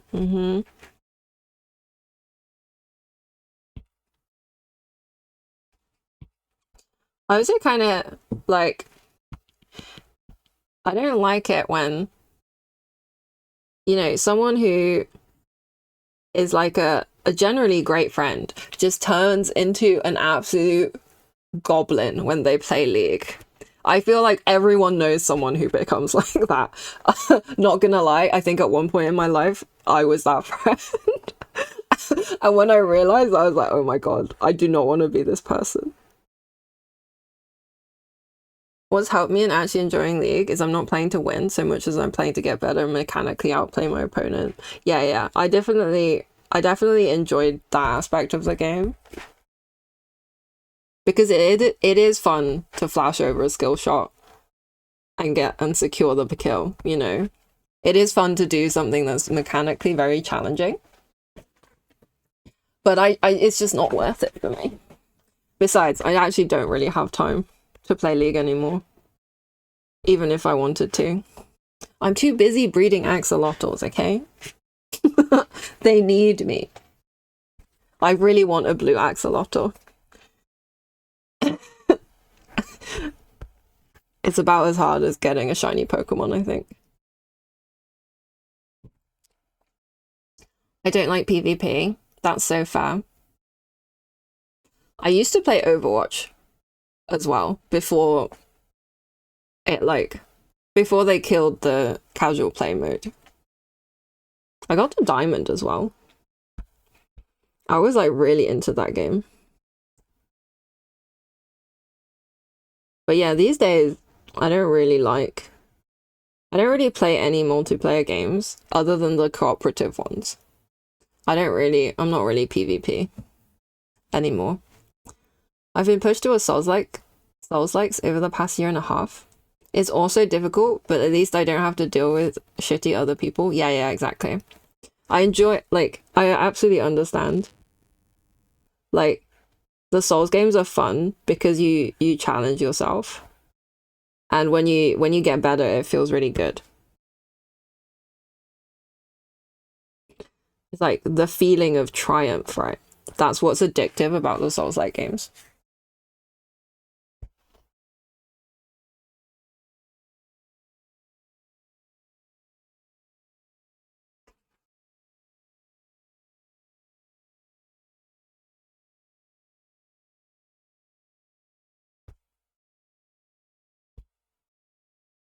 I think I'm also like a bit more of an antisocial gamer. Like, I don't really like when they make you do the co-op events in Genshin. I'm like, oh, I just want to play it by myself. I don't want to be on a team.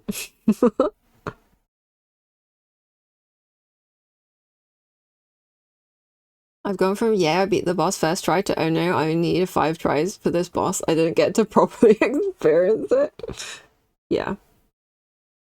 That's very valid. I definitely had a bit of that feeling in Elden Ring because I played with I had a sword and board build. I was just like massively tanky.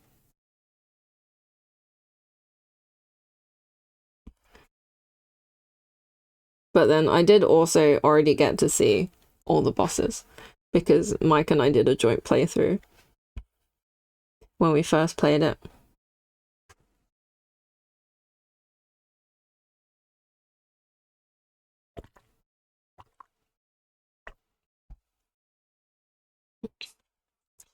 I like co-op PvE games that still let you have skill expression. Darktide and Helldivers 2, where teamwork is extremely important, but you can still do well, even if your teammates aren't. Yeah, I get what you're saying. I think I just really like games where I can explore and express myself. So open world games, I love. Dress up games, I love. Animal Crossing, can't be beat.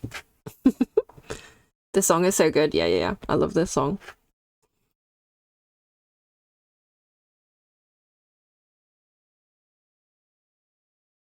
I do like that Infinity is adding a co-op because I sometimes like playing with friends. Yeah, but I feel like I would group that under like the same co-op as Animal Crossing co-op, where it's much more like cooperative.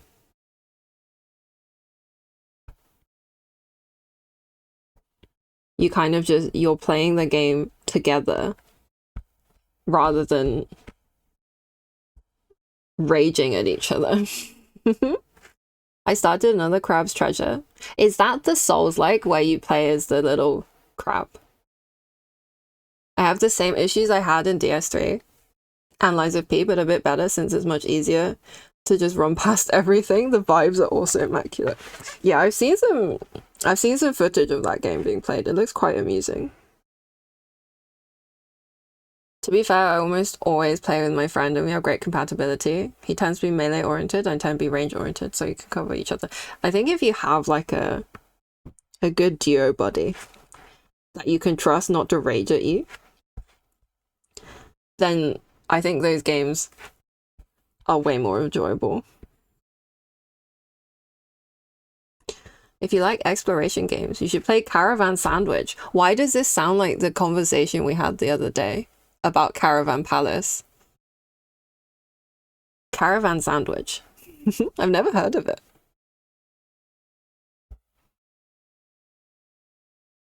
A wonderful and wholesome indie? I mean, that sounds great already. The Genshin co-op experience is always horrible. Yeah, I've not ever really enjoyed a co-op experience in Genshin. Like during the events. Not me wanting to pick Chaska and the randoms going like Navia or Heighten Wanderer. Oh, are you talking about the like doing domains together? Oh my gosh. Yeah. I haven't done that for like years. Crab Souls is so fun. That's a great name. I have fantastic things of Caravan Sandwich. It's very good, very good. Caravan Palace, the guys that do Electro Swing. I don't know anymore, Sky. I don't know anymore. So there's Caravan Palace and Future Palace, and now I'm confused. I got them confused once, and now I think I don't know which one is which anymore. Oh, we were talking about League, and then the song comes on. You go around in an adorable Jeep helping people and also collecting stuff? That sounds right up my street. That's how I want to live my life. Alas, the art calls me instead.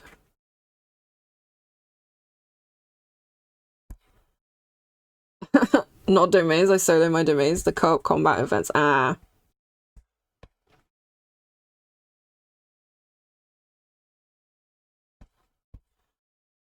I have my hopes up I can finally finish a Souls-like.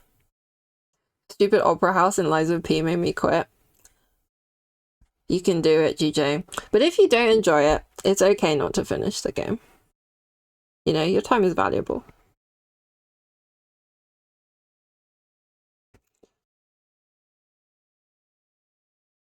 People will see a character that depends on having elemental types and go, alright, Animu, Dendro, and Geo. Oh Lord, help us. I'm ready to quit it the instant it's not fun enough, yeah.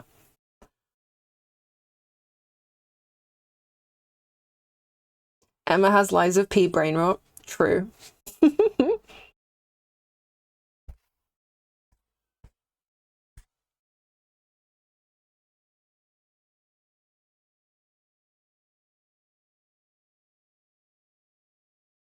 You know, I'm kind of scared for the me that I'm gonna become when the next Animal Crossing game comes out.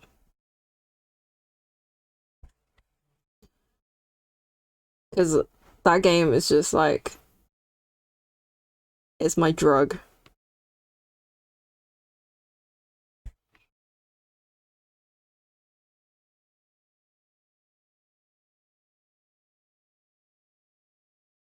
I know you got to go. Have a good day, Queen Clown. Take it easy. Thank you for joining. Always lovely to have you.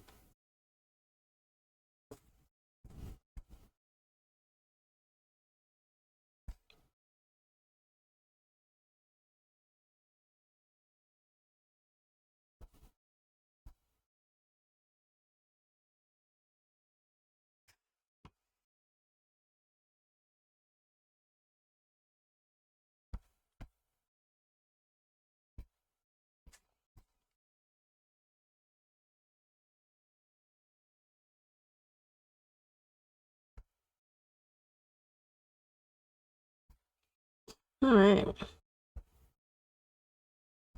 I was somehow actually still making progress while I was yapping. Rather surprisingly.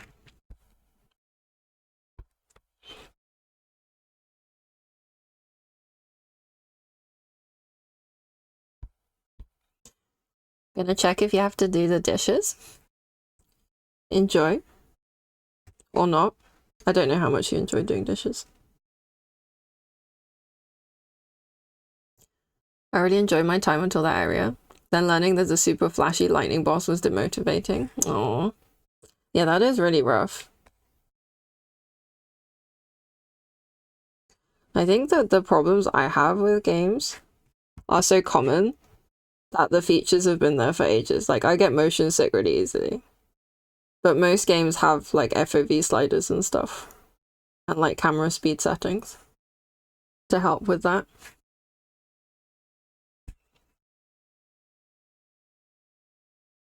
But yeah, sometimes if I'm watching, like, a YouTuber play a game, and they have the, like, motion blur on, or the FOV is really high, and they'll swing the camera around, I'm like, ugh! I cannot.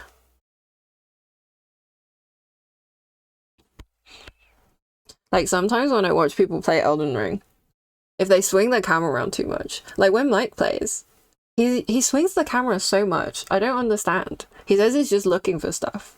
And I'm just like, I'm about to throw up on you.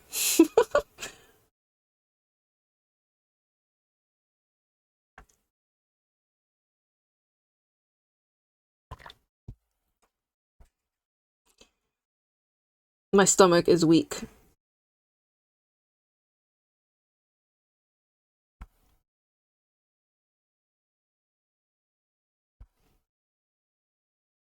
That is actually a veteran Soul player thing. That was Mike's like first Souls-like game. Or like his first and a half. Second, if we're being generous.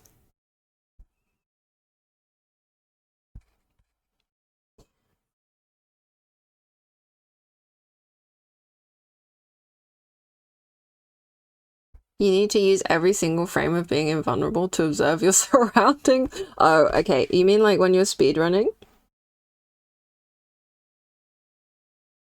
Or like doing a challenge?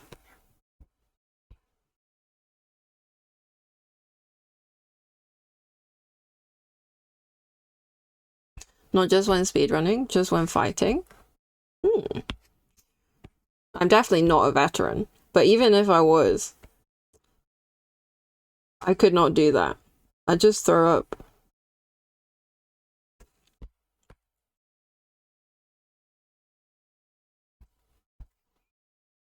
Have you not noticed how much I rotate my camera during DS? So I don't feel like I have that issue with you, Emma. I don't know why. I've watched quite a few of your Dark Souls streams. Maybe something else about your camera settings means it doesn't get me. But like I think it definitely happened with Aggie. Like Mike watches a lot of Aggie. And I think we were watching his like casual pre-DLC Elden Ring run to like get all the items or whatever before the DLC came out. And I was like so stoked for it because I'm a bit of a lore gamer. And I just like couldn't really watch it because it made me feel really ill. He just swung the camera around so much. Like no matter what he was doing. Maybe you have less aggressive sensitivity? Yeah, maybe.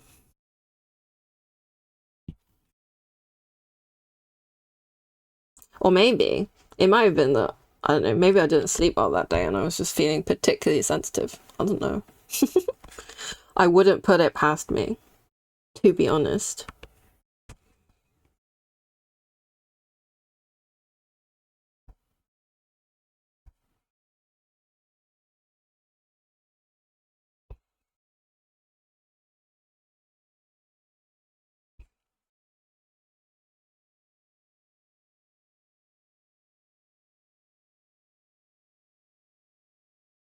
I'm pretty excited to see the Lies of P DLC though.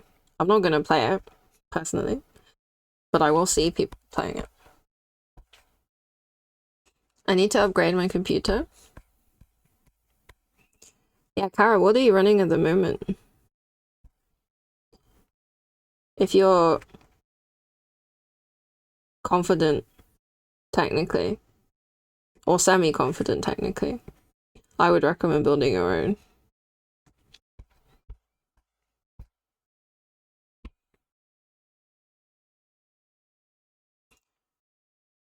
I would love to play the Lies of P DLC. It looks so good. It was already self-built. Nice. So you're gonna upgrade parts and stuff.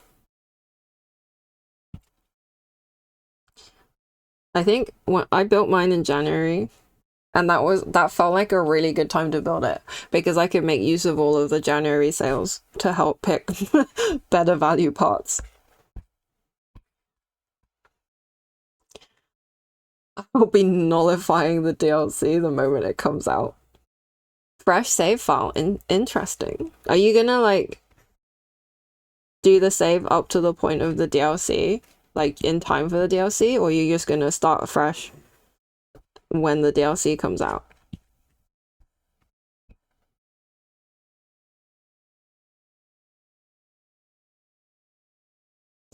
I think I'll start fresh.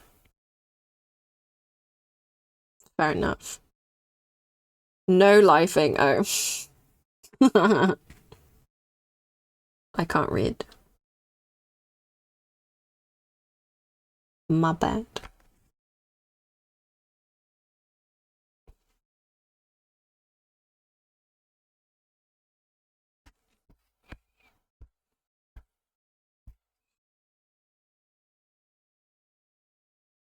Right, I've been here for a while, and honestly, these roses are taking a while. Infinity Nikki hates hard drives. Does it take a lot of space? I got an SSD on mine, and obviously my PC is like still pretty new, so I haven't really installed that much on it. You get upset by the design of the Opera House? No, hard drives are slow. Oh, okay. I understand what you mean now. I get it.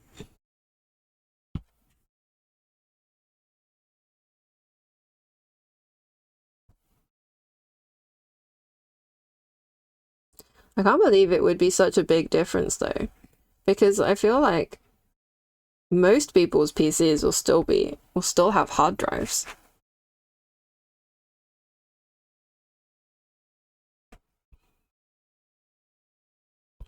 But then Nikki's still ironing out loads of issues, right? It runs like absolute rubbish on my phone.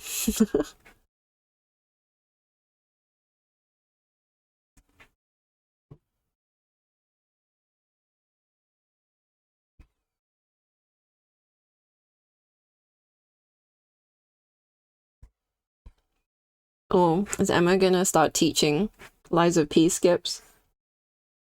The speedrun techers?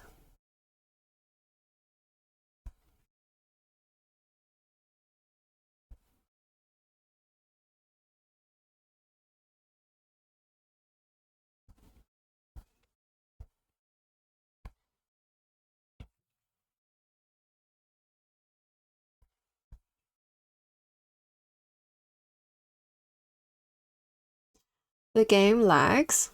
I barely meet the minimum requirements. I fuse the lower graphics. That's fair. I don't think there's even an option to improve the graphics on phone. It just looks so jank. It looks like old school RuneScape, not even kidding.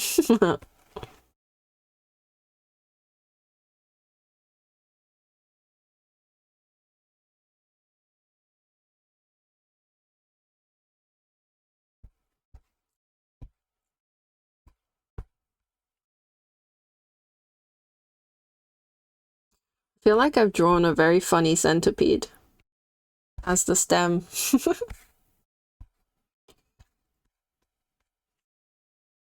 But I just find it easier. And then I can complete the other side. Like this. And then I just clean it up.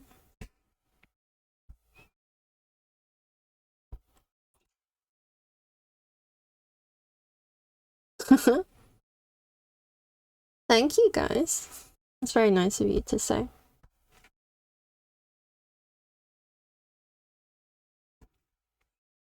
I'm glad it's looking acceptable.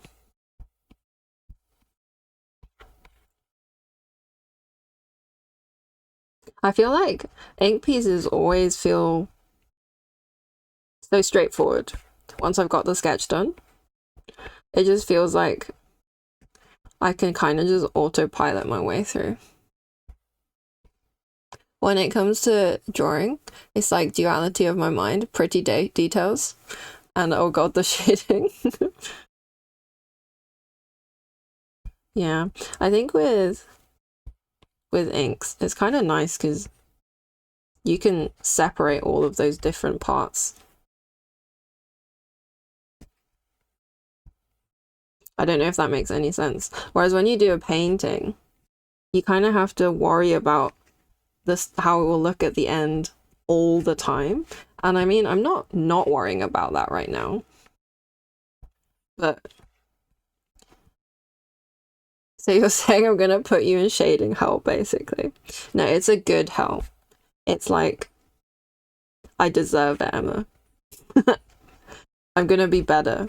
The longer I spend in shading hell, the better I'll be at it. That's what I tell myself.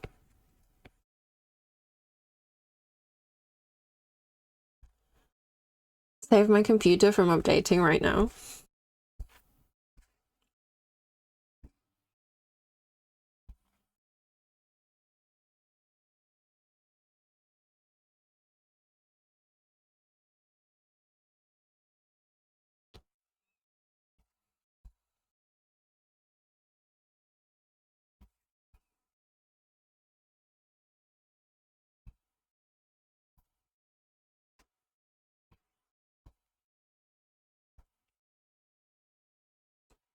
Gotta clean up my mess though. I think that's the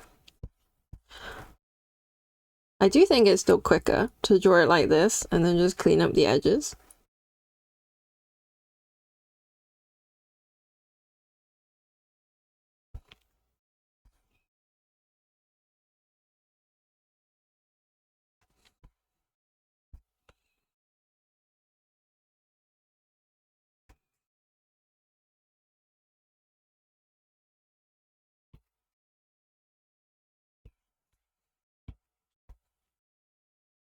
I'm pretty excited for your commission though, Emma.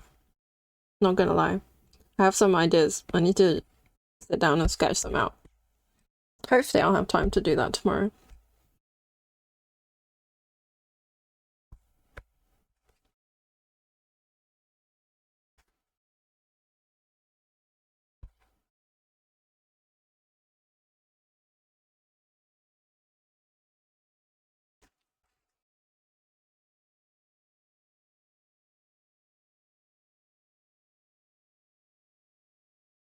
And then after your commission, Emma, I've got another D&D one for Mike. Gonna be another muscly character, although a woman this time, which I'm quite excited for.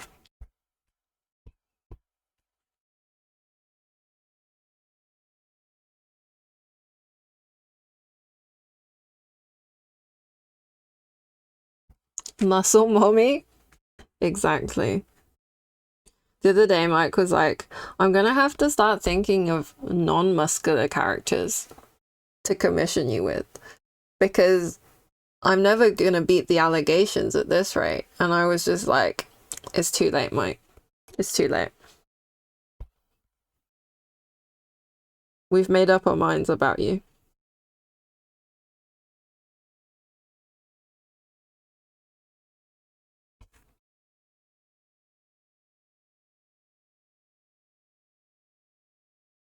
I'm quite excited to draw that character as well.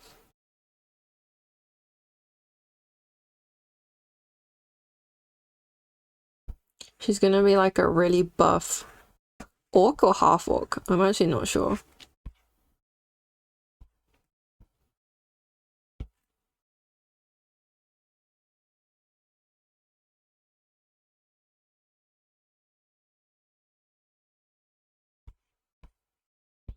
I keep saying I want to update my like D&D token art, but because my the art for my D&D character is like 3 years old now. It's like really old.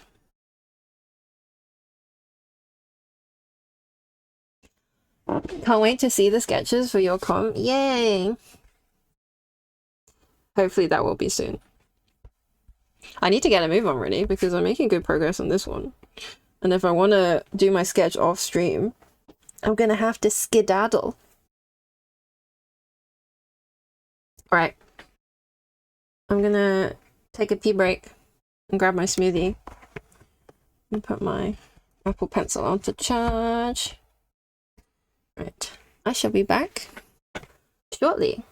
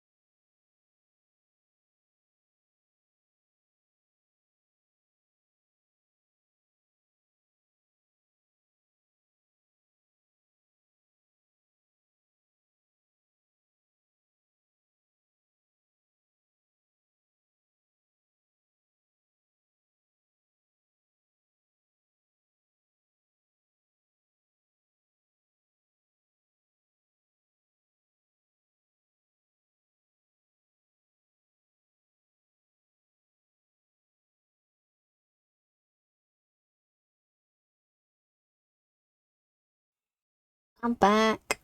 Hello. I've got my smoothie. Hi back. Yes, that's me. I'm rebranding. I feel like I always have to clarify the figuratively thing when I'm saying I can't wait about art. I understand. But I do understand. As in, I get what you mean. Even if you say, I can't wait.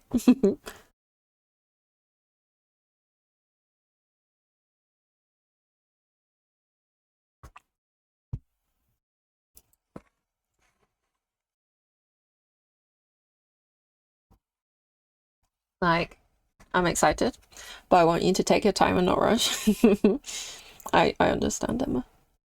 I appreciate you being excited though. Right, I have my smoothie. I'm actually not wilting this time. I had quite a big lunch. It was really good. I had a chicken sandwich with mushrooms. It was very yummy. But I'm gonna have my 4 p.m. smoothie anyway.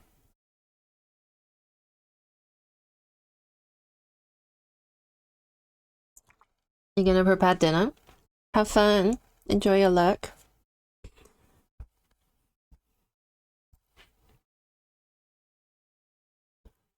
I'm keen to hear what you're gonna have for dinner though.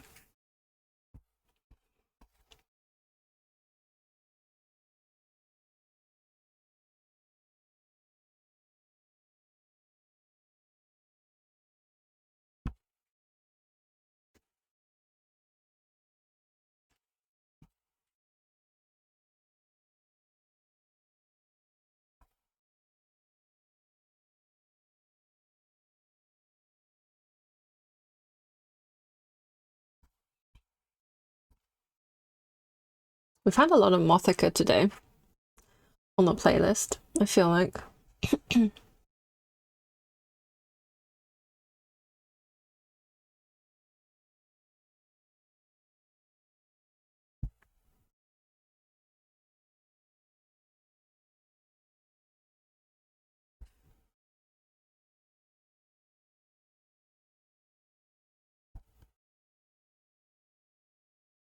I think the benefit of drawing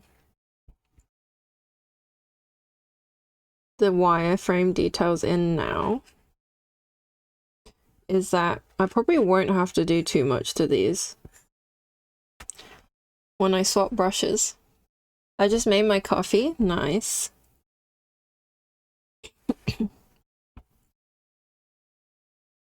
I'm also a coffee enjoyer, but I actually don't have caffeine anymore. I'm really sensitive to caffeine headaches. God, I sound like such an old woman. Iced vanilla strawberry blackberry brev. That sounds so nice. It's green coffee. What does that mean? I like coffee, but I'm not that well versed in coffee.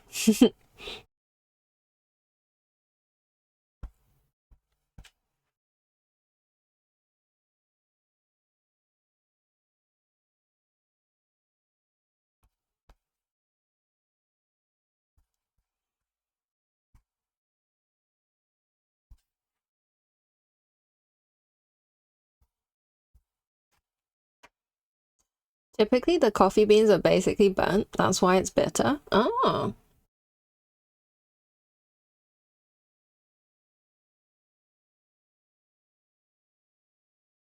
Green coffee is lightly or not roasted, so it's more nutty. That is so interesting. I'd love to try that at some point. I don't think I've ever seen it though. Right, I'm gonna put my jumper on. Less acidic and more caffeinated. Okay. I might struggle with that. I had to like wean myself off caffeine because I was finding that I would get the caffeine headache, or I guess the caffeine withdrawal headache, like on the hour.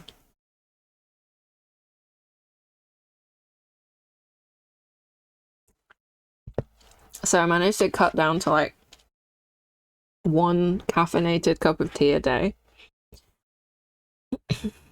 And then when I finally cut that as well, I had like the mother of all migraines for like 3 days. And then after that I was good. With espresso, you typically can get 2 pours in one, but green coffee you can get 4. Oh wow. Sounds like it's more bang for your buck then.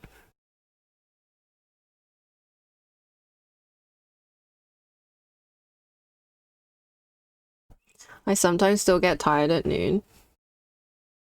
Yeah, now that, to be honest, my energy levels are way more stable now that I've cut caffeine.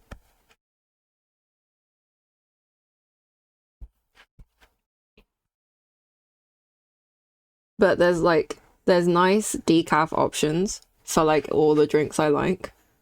So it wasn't really an issue for me.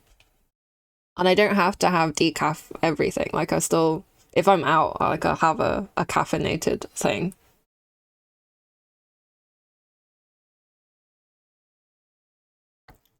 I just needed to kick the habit.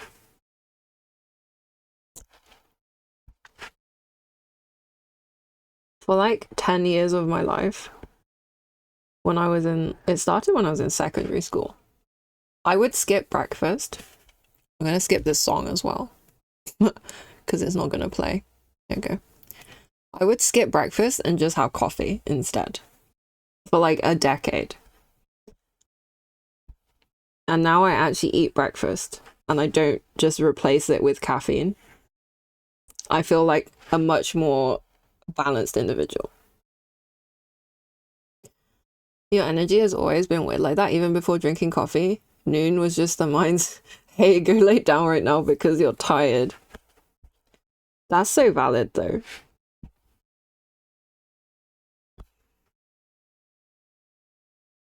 Like having a siesta is much more accepted in many cultures. I feel in China, a lot of people will have like a nap at their desks, or like if they live close enough to home, they'll go home, maybe have lunch, have like a 20-minute nap, and then go back to work.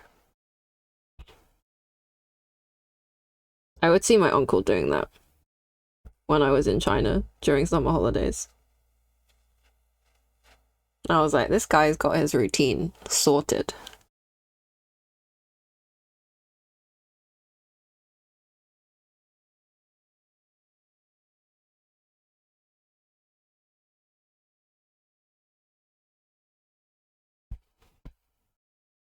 I used to be more of a napper, but I don't really do that anymore. I try and get all my sleep in at night.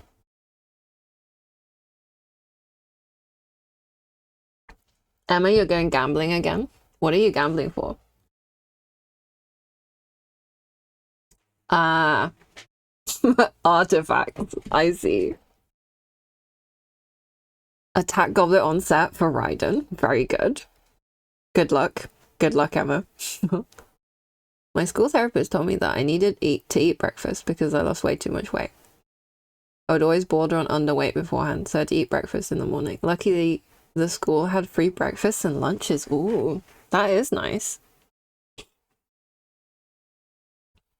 Yeah, I think like skipping breakfast for so long really did a number on me.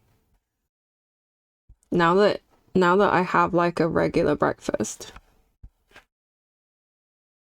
I feel much more like I feel like I can actually do stuff in the mornings. Before, I would just be like a zombie all morning.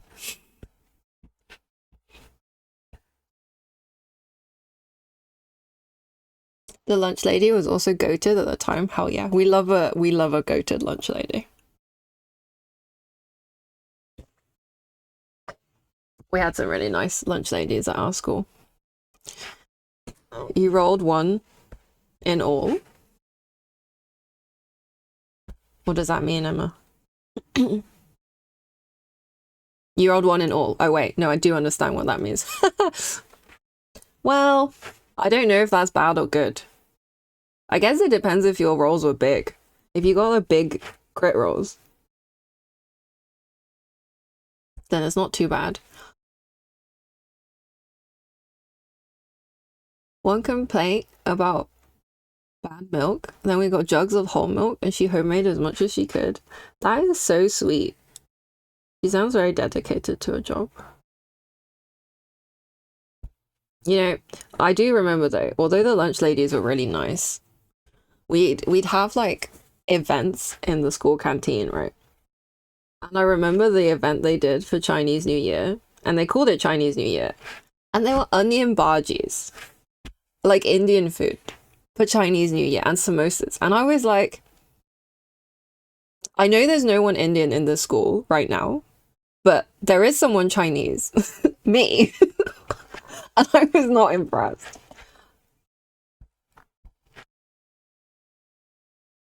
It was quite a white school though, admittedly.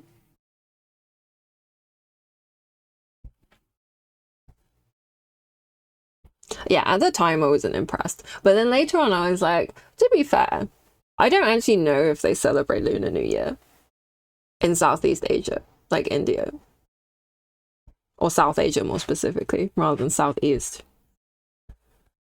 But I mean, they build it as Chinese New Year, so I was not expecting them to serve Indian food.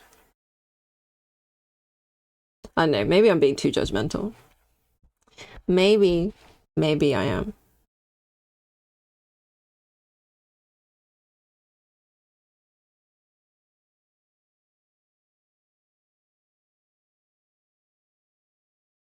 You think it's better? Is that a better piece than your previous piece? Because if it's better, it's still better. An upgrade is an upgrade, you know?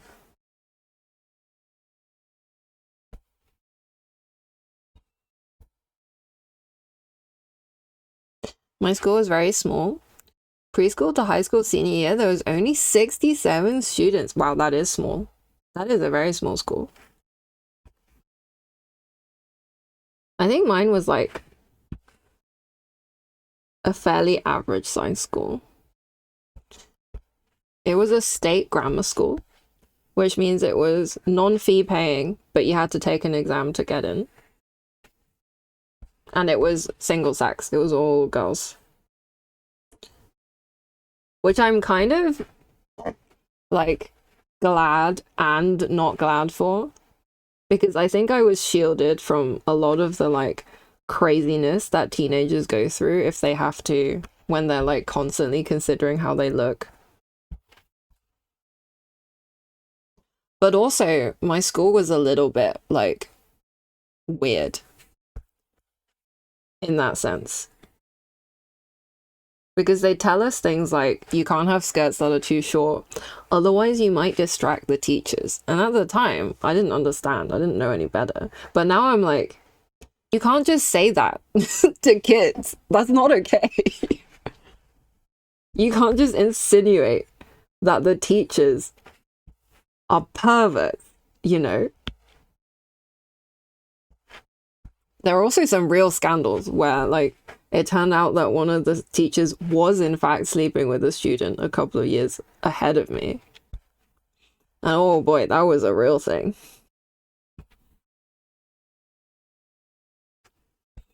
My graduation class was only 3 people, and that was all of the seniors. 100% graduation rate. Hey, that's a pretty good rate. I think just one-to-one is not better, but it being on-set means I can go offset somewhere else. Yeah, that's still an upgrade, right?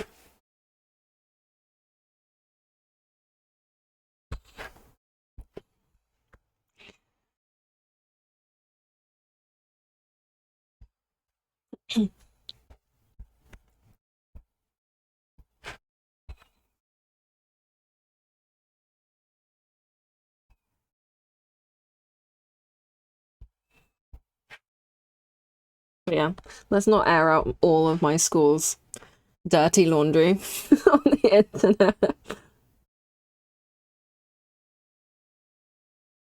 Where there is children, there's a higher chance of predators, yeah. Pretty freaky in that sense. I did have some great teachers though.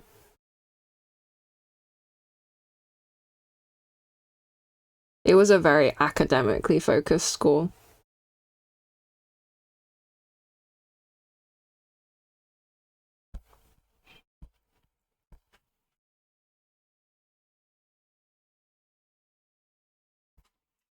Let me finish my smoothie.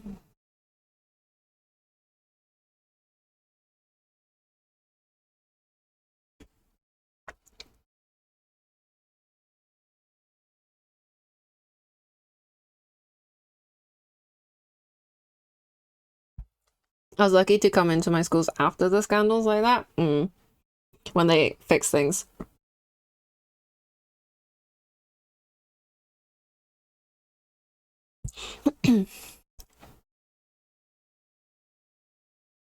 Oh my gosh.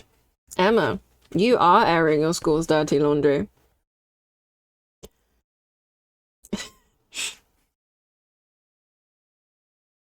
Oh my gosh. Yeah, I don't think students are the problem. I'm not ever saying that at all. But they just made it sound like that because they were like, y'all are wearing skirts that are too short. I don't know why I gave them like a Southern American accent. But they just say the most insane things to like very impressionable young women. Like telling young women that their skirts should not be too short because they all distract men. Like, excuse me. That's not very forward thinking of you. One school did end up losing a teacher because she ended up being a drug addict, and then her two daughters got into drug. That's so sad. That is really sad. It also insults men. It just insults everyone. I'm done with dishes. I have to go to my Commander League match. Good luck with that. Have fun. Treating them like horny animals. Yeah, exactly. Please. They definitely have self-control. We should not act like they don't. But yeah, from what I've heard from other people, I think all girls' schools were just a little bit insane. Like, oh my gosh, the boy racer is back. I feel like when you get off the school bus, it's just a normal day at school. But sometimes there's a teacher there with a measuring tape, ready to measure the length of your skirt. And I feel like that is a uniquely girls' school thing. I feel like in a mixed gender school, they would not bother doing that because it would just make the girls feel so rough.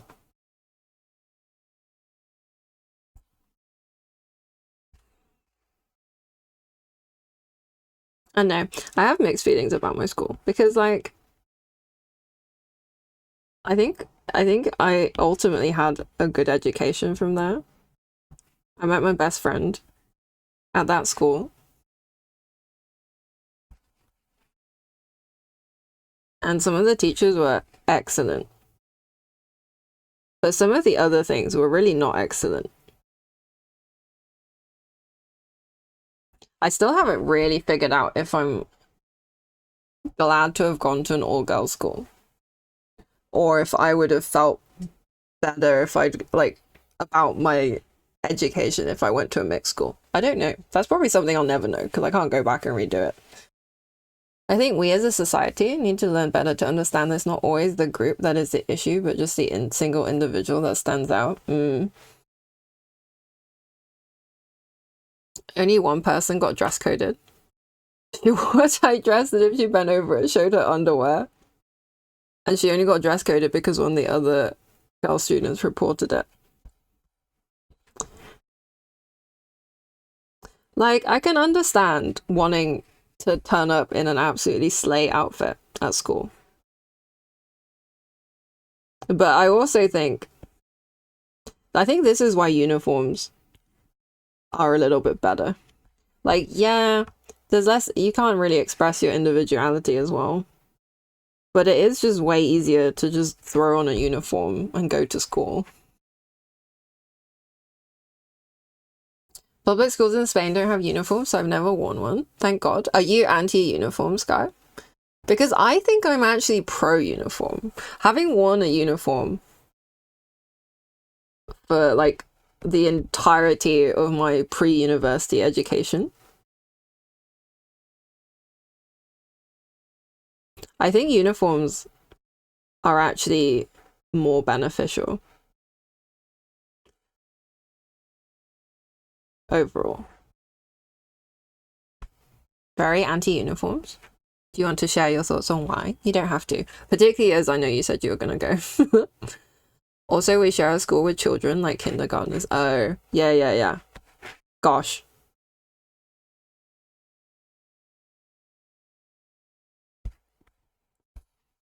But yeah, I think like particularly because our school was a grammar school, which means you take an exam to get in. So there are some kids who've had like a very expensive education going to that school. And then there were kids like me as a first generation immigrant who did not really come from any money. And like, you know, the clothes that I would have been wearing when I started at that school compared to everyone else, if we were all wearing our own clothes, I'd have really stood out. And like, I stood out anyway because there were so few non-white kids at the school. But when you're all wearing the same uniform, that's like one less thing you have to worry about, you know?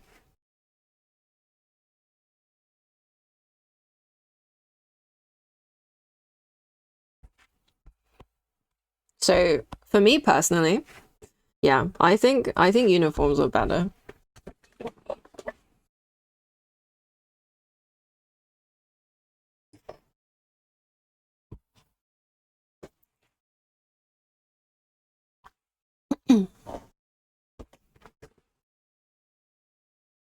Both sides have pros and cons. I'm kind of in between with it. Yeah. I think for my personal circumstances, I was grateful for the uniform because it meant I felt like I fit in a bit better when there were lots of other reasons that I would maybe feel like I didn't fit in.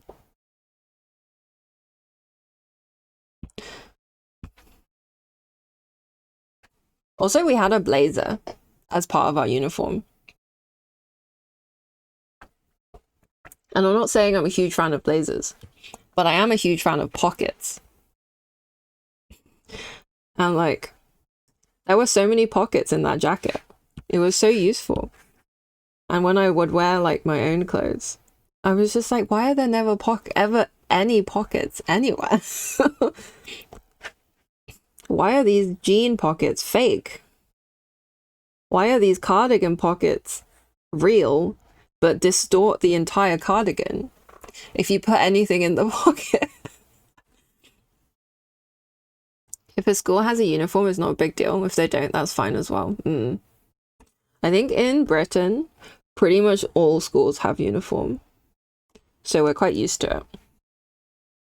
Some of my dresses have pockets. I love a dress that has pockets.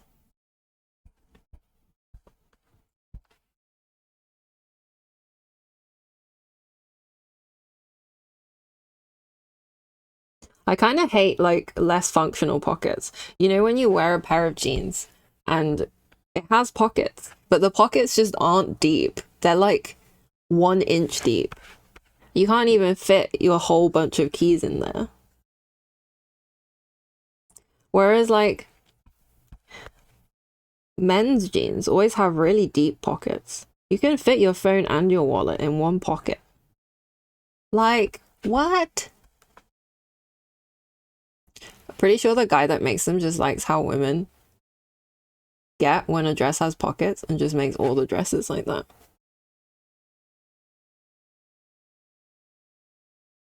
Yeah. Yeah. I just... Pockets. Pockets is just such like an eternal complaint of people who wear female clothing. Like clothing that's designed for women.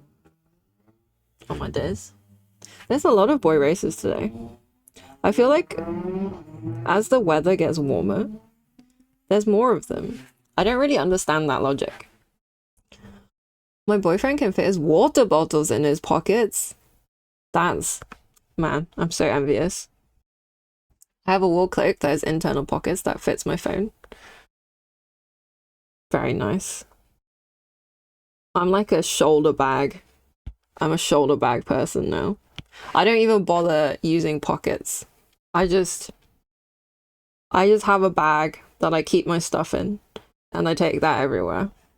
I don't trust anything I wear to have pockets that will hold everything I need to take around with me.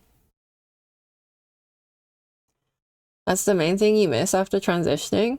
Like actually functioning pockets. Oh my gosh. A sad truth. of wearing clothes that are oriented towards women. Obviously, I have a bag as well because when shopping, I can just put it in that. Plus, you collect pins. I'm also a pin collector.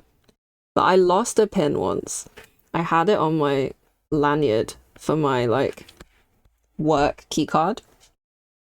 And when I was cycling to the shop at lunchtime, it fell off somewhere. And after that, I was so sad that I started putting all my pins on my notice board.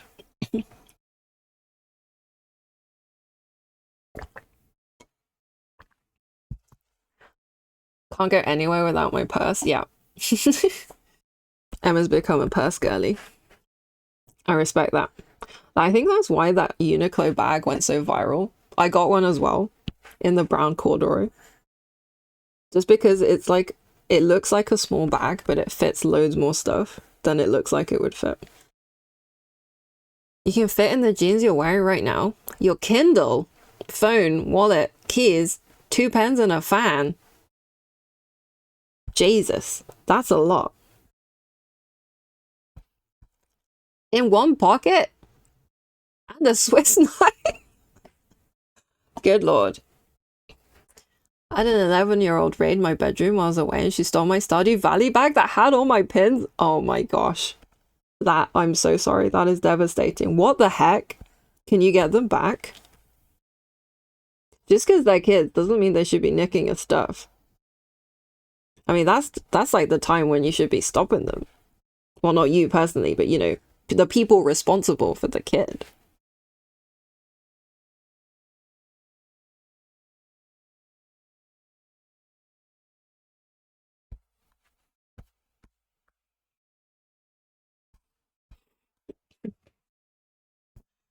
I've just given up expecting anything I wear on my legs to have pockets. I'm also a leggings person, so any leggings pockets are just kind of functionally useless anyway. Sadly, no, but she got absolutely cussed out by her mother. You didn't get your stuff back. That's so sad. Did her mum at least give you some, like, money to replace your stuff?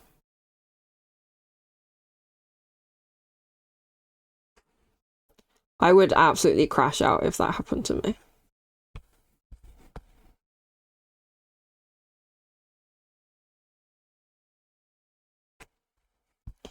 I don't really know what I'm going to do with all my pins when I move. I think I'm just going to put them in a box.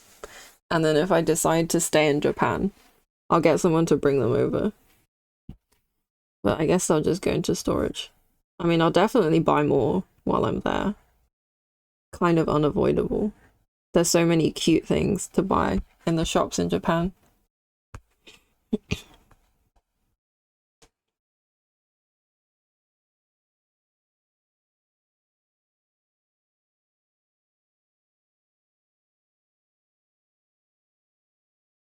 I know a lot of girls who just like store their things in their bra because they can't trust their pockets. I'm more of a bag person. I don't like to store things in my bra. These people are not the best kind of people. Her mother is not great and her father is a complete deadbeat. That's rough.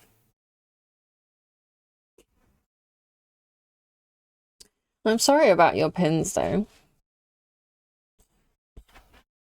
I hope you've been able to get some more. I'm not big enough for that. No, me neither. Me neither.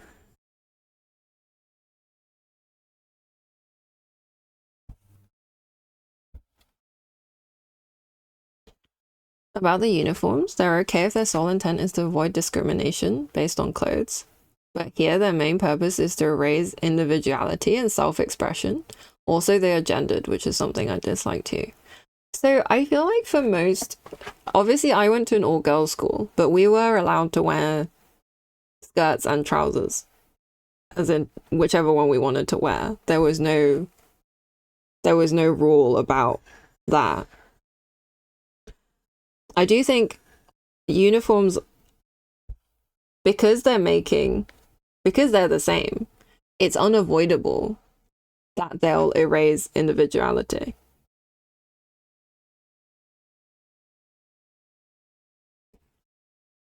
I think it's kind of hard to say like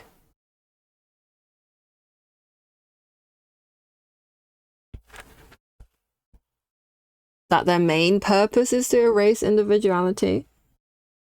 I mean, I guess that's true. Like a military uniform, that's the point. But I do think like I do think for schools, I'm a uniform pro because like you're not really necessarily at school for the sole purpose of expressing your individuality. You're there to learn. And if expressing your individuality is getting in the way, like, don't get me wrong, I'm an artist. I'm all for expressing individuality. That's like my life. But I think learning, education is important and having a safe environment to get your education and not be discriminated against. If uniforms help that, even if that's not their sole intent, then I'm still pro uniforms. I could never stuff things in my bra, I would die.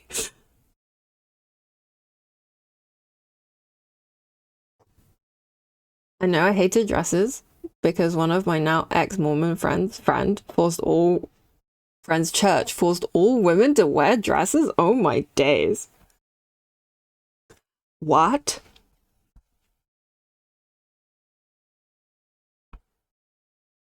The thing is that only religious schools are the only ones that use uniforms. So, okay, that is a little bit different. I think when you mix it up with religion, it's a whole different kind of worms.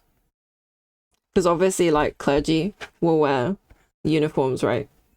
And that's a little bit different.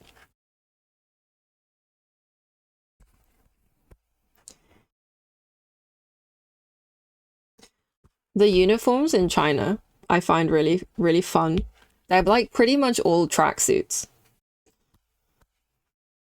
They're all like, they all look really comfy.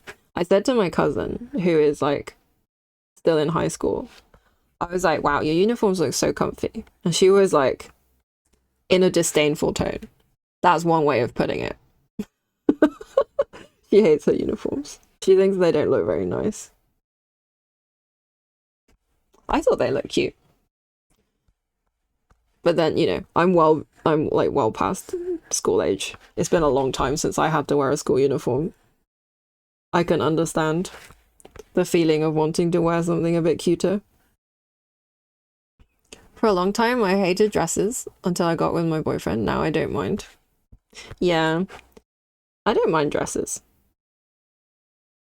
I'm definitely in the comfy gang now. I'm like a leggings and hoodie sort of person. Can't really be bothered to dress up most of the time.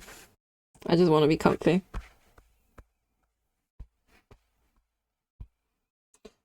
I wish to express my individuality by telling everyone I like to be comfy.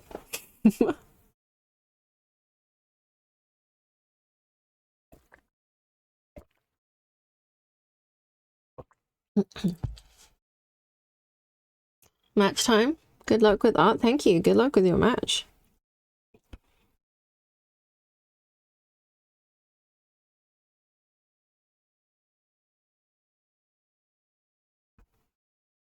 Normalize going out in pajamas. Comfiness to a new level. Heck yeah. So my issue with that is I don't like going out in my pajamas. Not because I don't like being comfy, but because I don't like the outside touching my pajamas. Do you know what I mean? Like, my outside clothes can go outside, but my inside clothes must never go outside. It's not allowed.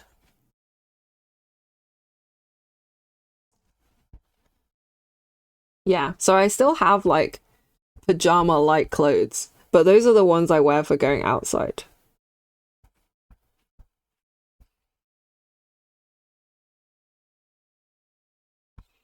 I love wearing PJs. Hell yeah.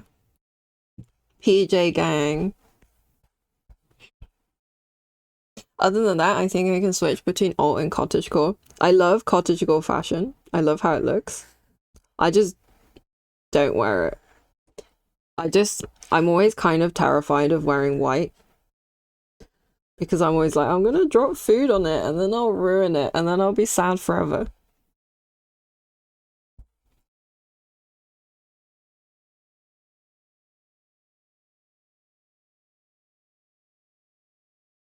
But I am a fan of the fashion style.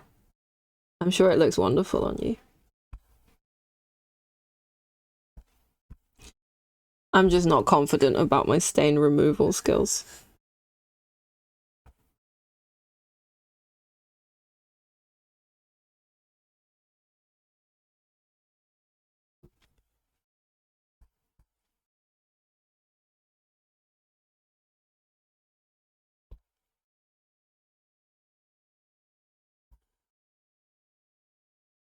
I will never wear white. It will at least be an off-white, but I love earthy tones. I wish I could have more cottage styles. That sounds lovely. I like earthy tones as well. I love how you just assume you're gonna stain it in the first place. I am. I absolutely would. I don't know.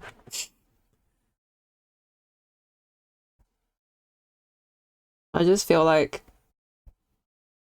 I just get stains on all my clothes. I have this white t-shirt. It's like an Animal Crossing t-shirt. And it's got a stain on it. From, I think, when I was eating peaches. I managed to get a stain on it. And it's still not come out. Devastated.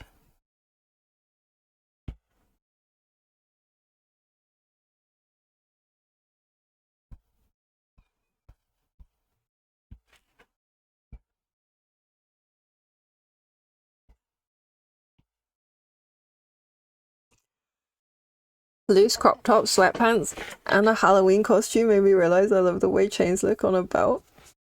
Ooh, very nice. Yeah, I'm not like an accessory sort of person. I don't really like the feeling of like jingly things on me. I love how they look. I think I can just never be bothered.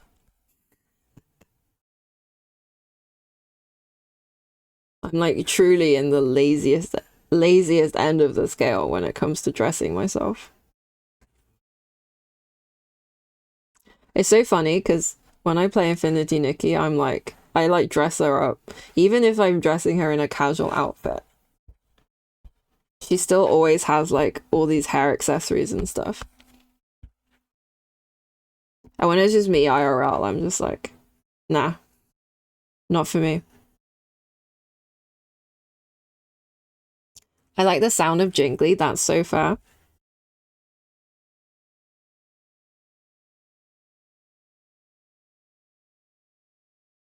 I don't mind the sound either. Like, I'll accessorize my bags. Like, I put keychains and stuff on them. But on my person, I don't know. Just, it's just too much effort. It's too much effort.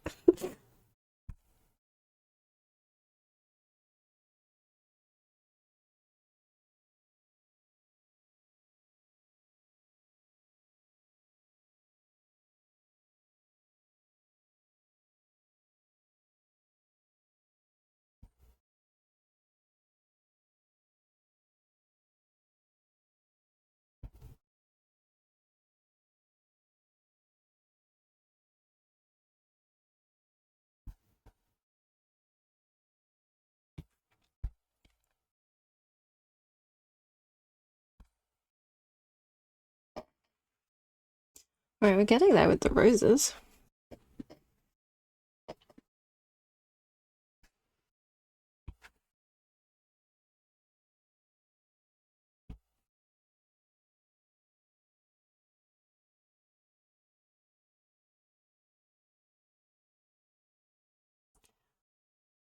This is so cool, and I only now realize how much work I made you do. That's okay. So it might look like I'm doing a lot now, but there will be less to do in the next stage because I'm doing this now. So it's not as much as you might imagine, I think.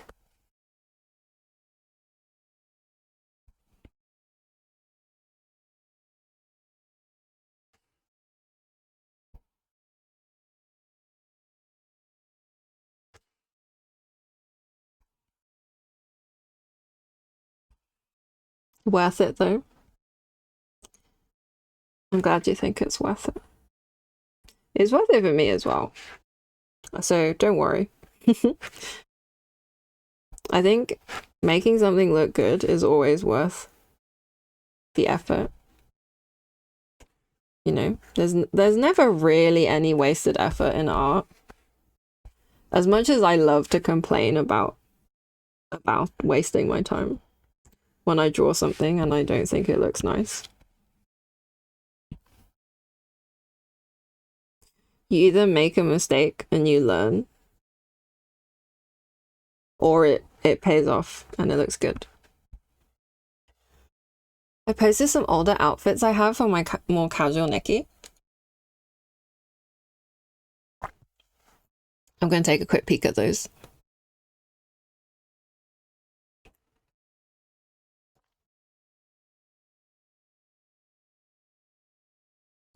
Photos.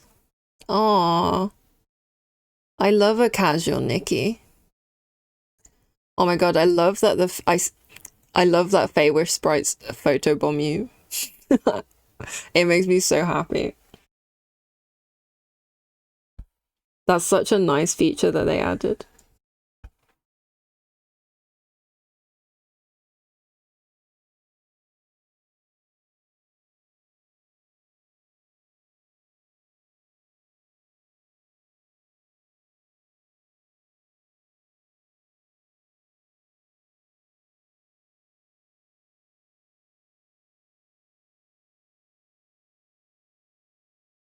When it comes to drawing, I don't like the same thing over and over again, so I end up experimenting a lot with drawing.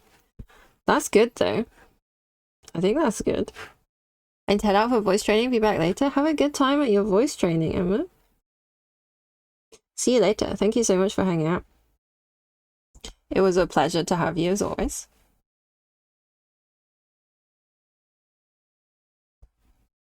I think with inks, I have been doing ink art for like a very long time. So in terms of experimentation, I do feel like happy to experiment, but when I know the specific look I'm going for, it does often just require repetitive lines to get the effect I want. I don't know. I don't really get bored when I do ink art. There's something very therapeutic about it. Just as well.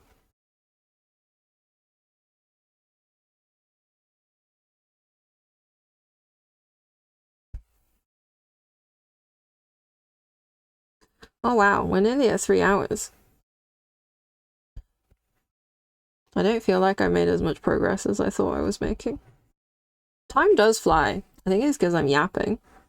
I think I made maybe as much progress as I was going to make anyway. But because I've been talking, it feels like less time has passed.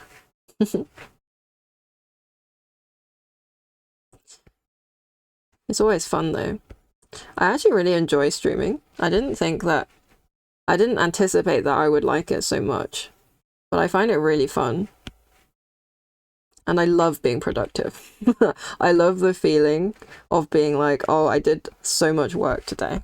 I don't know. I'm a little bit of a tryhard in that sense. I was always a bit of a goody two shoes at school as well. Time does fly when you have fun drawing squiggly lines. That's what I'm saying.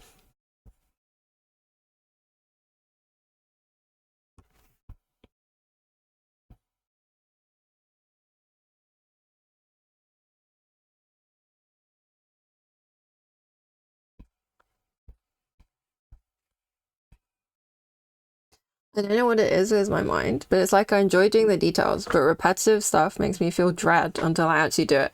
And then it ends up being faster than I thought. That's very fair. I think it's almost like my brain turns off when I do repetitive stuff.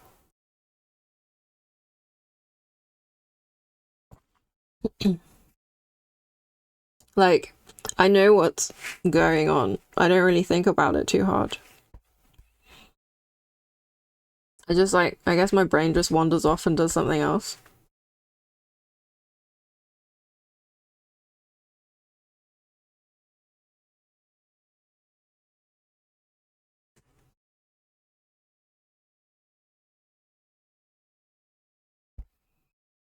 I guess that yapping does help a lot, yeah. It definitely helps.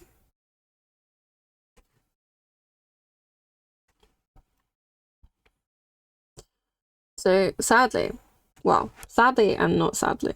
Not sadly because I'm going to see my friend, but sadly, I won't be streaming this weekend because I'm going to see my friend. I think I need to rest my arm anyway. It's been feeling a little bit stiff.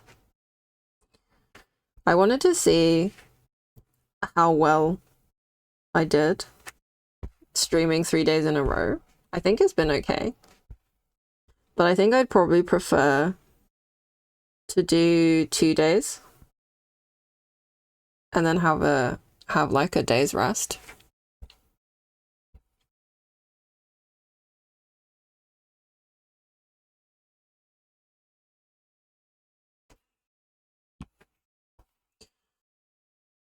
I sometimes procrastinate. I would do my laundry, depending on how repetitive it will be.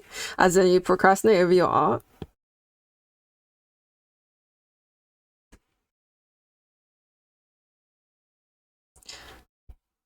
The flowers look incredibly annoying to draw, but they've come out really well. Thank you. They're actually not bad. They feel quite therapeutic to draw.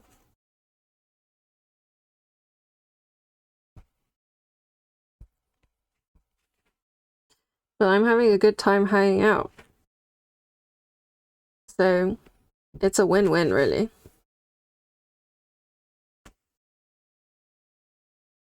I think I don't really find this stuff annoying to draw.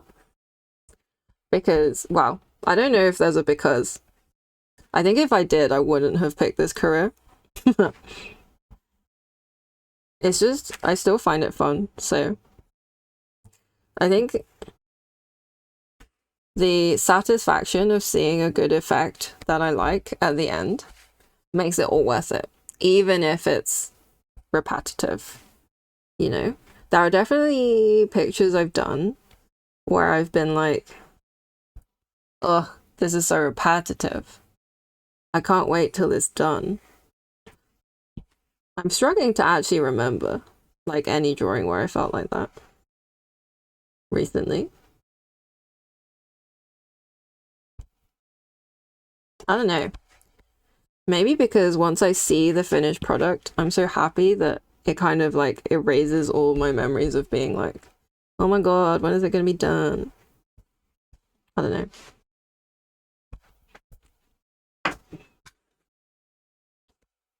But yeah, I do feel like ink art is one of those mediums that you can't really, if you're not okay doing repetitive things, you might just have a bit of a bad time. Particularly, I think the style I draw in, like you're basically just creating a lot of patterns with ink. I think if you're a bit more free range with like brush pens for ink, it might be better. Hey Aunt, how you doing? Welcome on in. Always nice to see you here. You like the twisty, Carol? I'm glad you like the twisty. I also like the twisty. It's quite satisfying to do.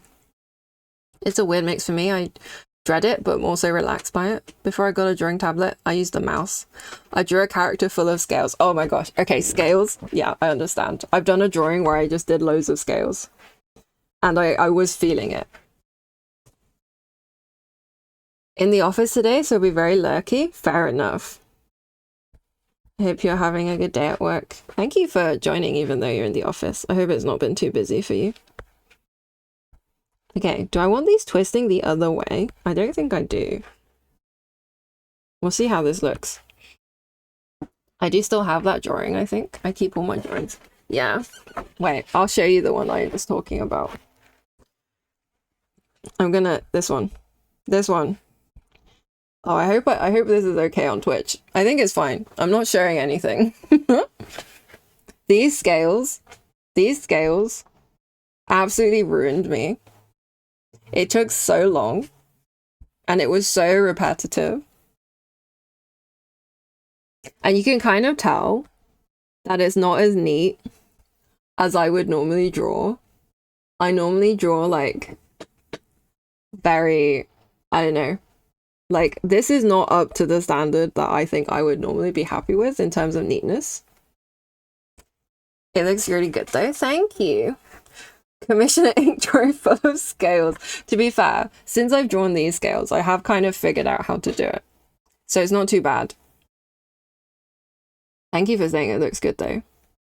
But like, if you look at the hair, it's also really repetitive. But I love drawing hair. Like, it's probably like my favorite thing to draw.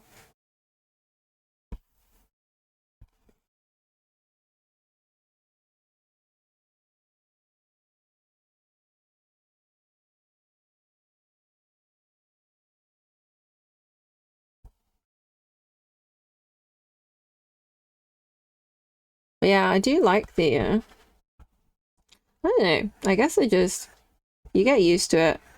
You get in like a rhythm, and then it's not bad. Mig, hello. Welcome on in. How you doing today? How's your afternoon at work? We're talking about repetitiveness in drawing.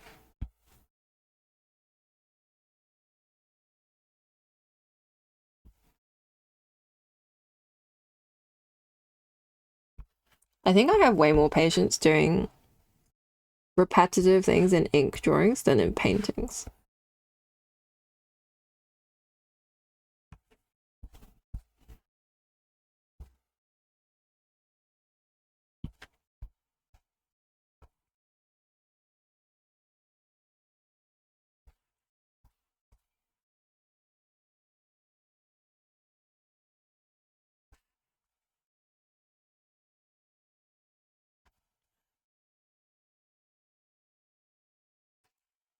How's it going? Good. It's good. I've done a whole side of roses. I'm on this right side now. It's actually, I think it's not fewer roses. It's actually the same number of roses, but it's less tall. So it's technically less, I think. I thought about taking photos of my drawing process and put it together. So whenever someone talks about how bad they are, just show them the progress of my art from when I was like 12 to now. Yeah, I think people often have this impression that people are kind of just like pop out of the womb being able to draw, and that's really not true at all. Gorgeous, thank you, Mike.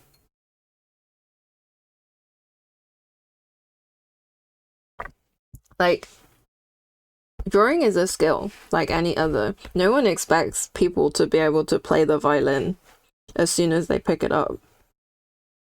And it's really the same with drawing. It's just a skill you train like any other. It brings me a lot of comfort when I think that. Because sometimes I'm like, oh, I don't feel happy with my drawing level. When am I going to be able to draw the way I want to draw? Stuff like that. And when I sort of remind myself that it's a skill and that if I just keep working hard, I'll get to the point I want to be at, then that makes me feel a lot more like happy. It makes me feel much more reassured that even if I'm not happy with my skill level right now, I can get to where I want to be just by continuing on the same path.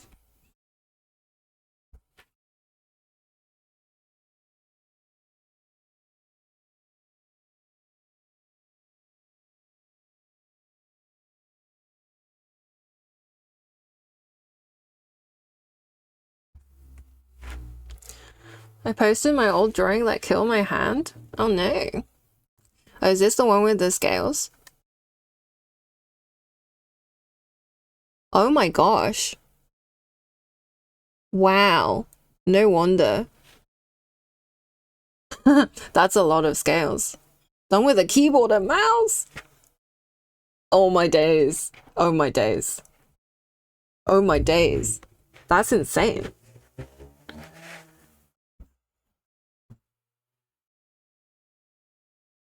I hope your hand is doing better now.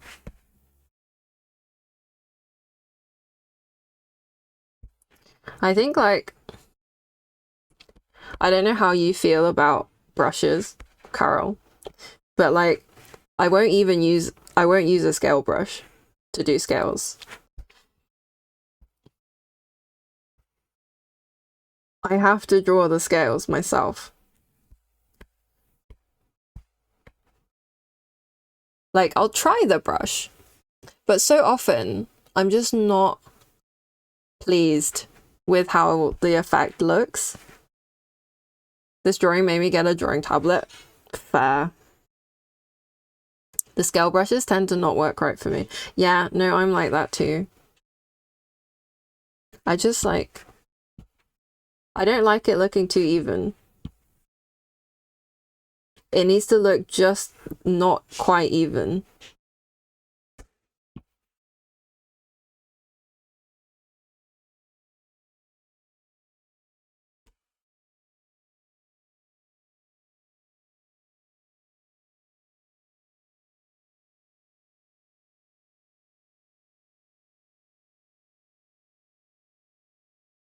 I just don't cover the full body anymore. It's implied now. That is a good strat. I employ that strat sometimes. Not all the time. Just sometimes.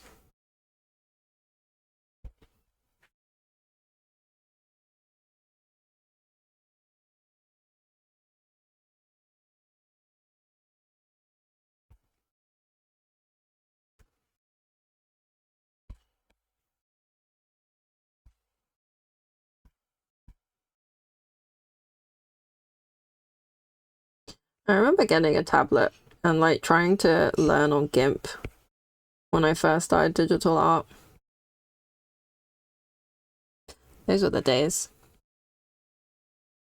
I don't really necessarily recommend GIMP. I swapped to Paint Tool Sci very soon after. Use Critter. I've heard pretty good things about Critter. I've never used it myself. I've used Paint Tool Sci, and then when I got the iPad, I swapped to Procreate. And that's like all I use now.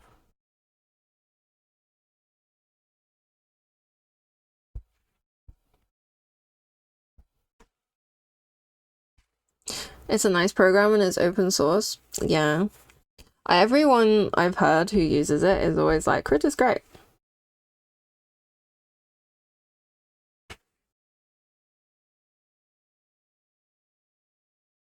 I'm quite happy with Procreate though. So I often just like never really feel a need to try other programs. I don't know. Maybe I should give them a go anyway. Maybe I'll discover that I really vibe with one of them.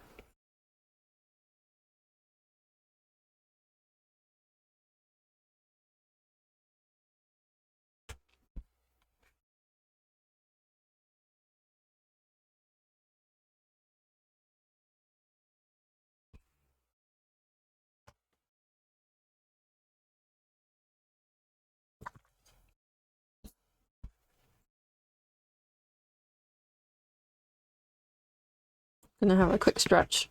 If it works, it works. Yeah, exactly.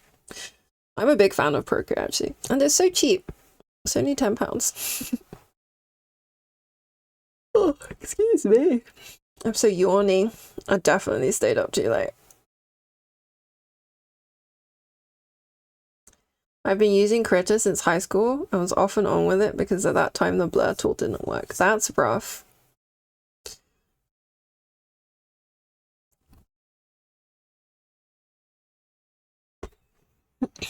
Critter is pretty much free. Yeah.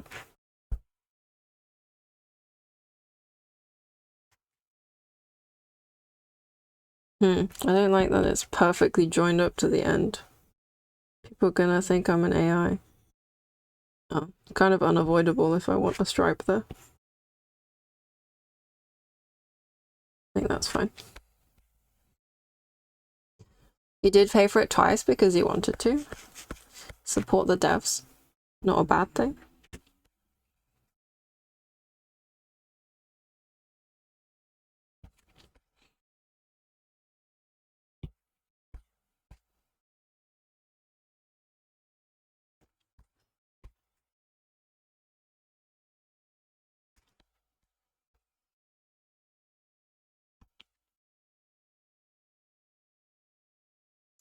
Got it on the Microsoft Store, and then much later on got it onto Steam.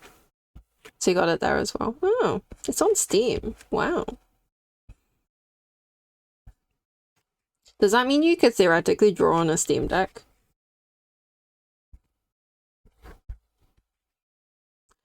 Now I can see all the hours I have left this program open. Oh gosh, I don't want to... Well, I kind of would want to know my Procreate hours. I don't know, that seems like a fun stat to know. But then I wonder if I'd be like, oh, I've got so many hours, but I don't feel good enough. I don't know. Sometimes my brain just takes numbers and uses it to beat myself up. So maybe it's for the best. Blender is also on Steam, so I guess you can use it on the Steam Deck. Interesting. Cat Jam? Hell yeah. This is a banger. Just slightly over 30,000 hours. Let's go.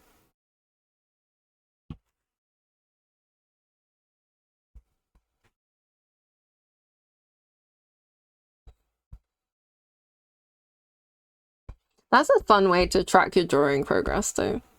Because you know, the like... Is it 100,000 hours? Or 10,000 hours? I can't remember. Maybe that's the problem. Critter is not Steam Deck compatible.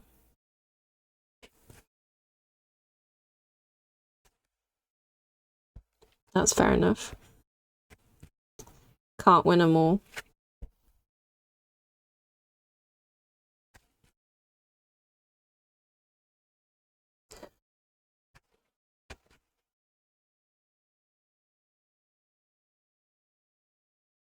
When I make tracks in Trackmania, I never want to see how much time I spend on them until the end, because seeing 80 hours and seeing so much work to do still is demotivating. Yeah, I get that. I feel what you mean.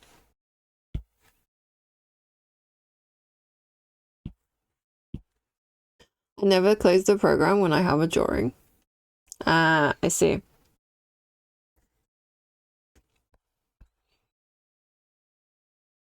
You can kind of like judge how long you spend on a drawing in Procreate in like the time-lapse feature. It's usually like nearly double the actual like time-lapse time, because it only tracks the time your pencil is touching the screen.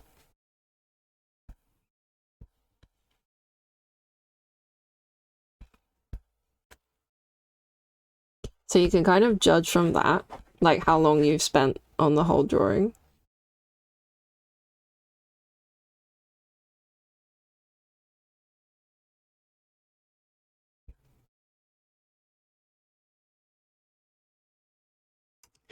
Critter has a timer as well, and it's always shorter than I think. Interesting.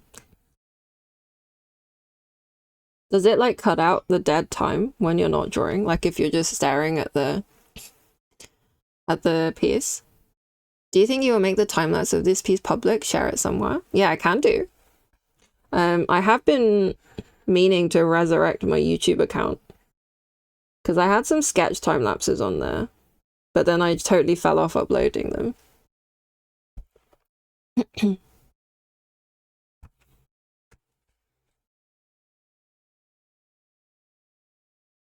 Yeah, it does cut out the dead time. I assume that's what you mean. Yeah, so, you know, the time that you spend staring at your piece, being like, that's actually a very important part of the drawing process, in my opinion. Be right back, no problem. Oh my gosh, there are so many rumors today. I won't call them Zoomers. I don't know if they're Zoomers. But they are rumors.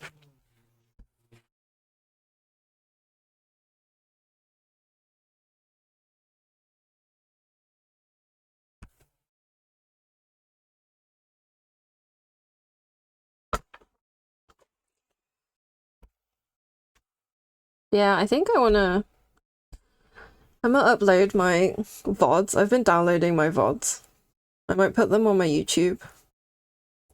And then I might do like the time lapses, the Procreate time lapses on shorts or something. I haven't really decided.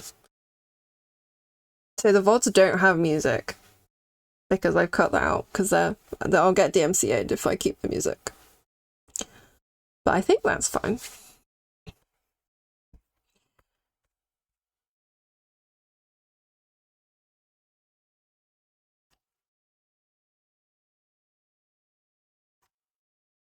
My current drawing, which has the line art and solid color, took me 55 minutes. That's quite respectable. Sometimes it feels like I spend an endless amount of time just on getting the sketch right. Like, getting the sketch the way I want it. I know. I always think it's worth it to spend a bit more time refining the sketch and making it what you really want. Because you can't, it's a lot harder to go back and change something like that. And if you get like a sketch that you're pleased with, like it's got the movement you want, it's got the flow that you like, the composition feels good to you, then it feels really good to actually do the rest of the drawing. But if you get to the, if you get to the point where you're nearly done with coloring and you're like, I wish I spent more time giving this a slightly better pose, like I wish I spent more time making it feel like it has more weight to it, then that's the worst kind of regret for me, I think. So yeah, I always feel like it's worth it to spend more time in the early stages if you feel like you need to.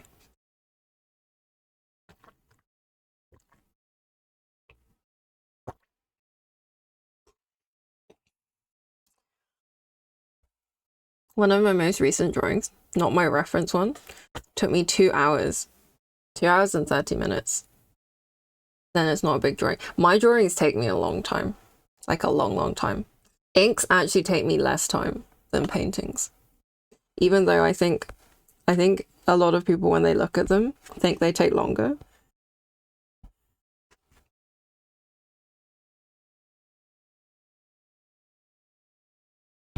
I think it might be because I'm not as confident with painting.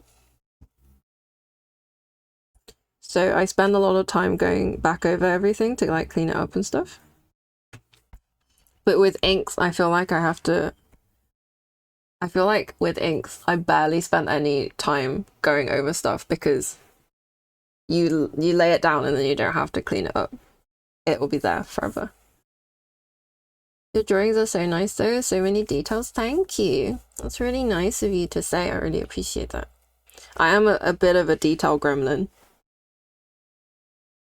I think the ink art in particular really lets me unleash that side of my brain. Get all up in the nitty-gritty of everything.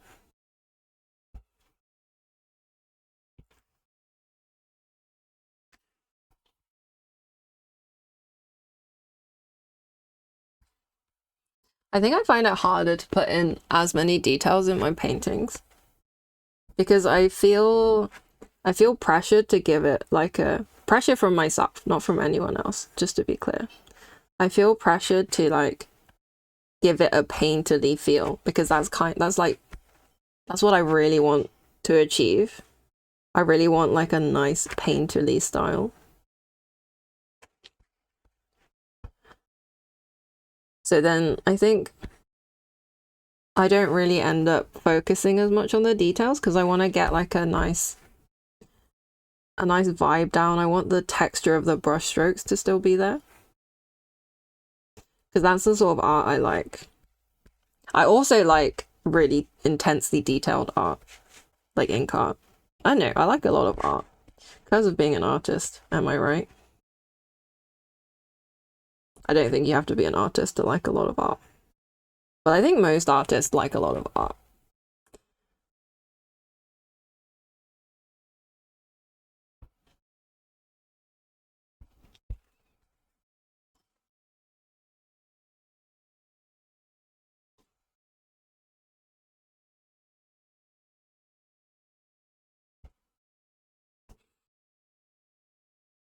I've been told I have a painterly style. I don't really think about what style I have. I just like to do. That's the best way to go about it. I think when I say I really want a painterly style, I don't necessarily mean I want people to think I have a painterly style. I guess I want to think I have a painterly style. It's all about how I feel about it, really.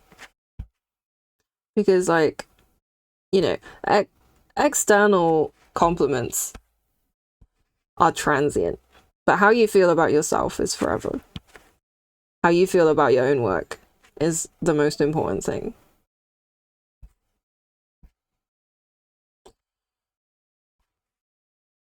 And I think when I started just drawing stuff that I like without necessarily worrying about what it might look like or how many people will like it, then I feel like that's when I really got into my groove. Particularly with ink art, because I think a lot of my ink art is really depressy. I wouldn't, like, these days, I'm not a very depressy person. So maybe my personality doesn't feel like it fits the vibe of a lot of my art. But I don't know, it's really fun to draw. I like expressing surreal, sometimes morbid ideas in my ink art, and I feel like the way the monochrome style really lends itself to that. So that's just what I've kind of ended up embracing. We just do. Yeah, we just do.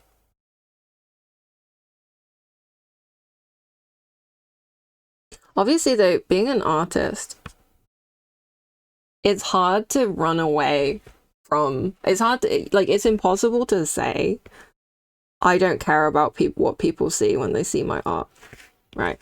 I think, particularly for me, there's always that part of me that's like, I want people to connect with my art. I want someone to feel like they've resonated with something when they see something that I've drawn. So in that sense, I think, like, I'm of the opinion that art can never really exist in a vacuum. Like, art for me is all about human connection. So in that sense, you can't really ever say that it's not for viewing. No matter what, we will care at least a little bit because we're one of the more social creatures. Do you think artists are slightly more inclined to be social creatures than other humans? I'm curious to know because I think that's an interesting take.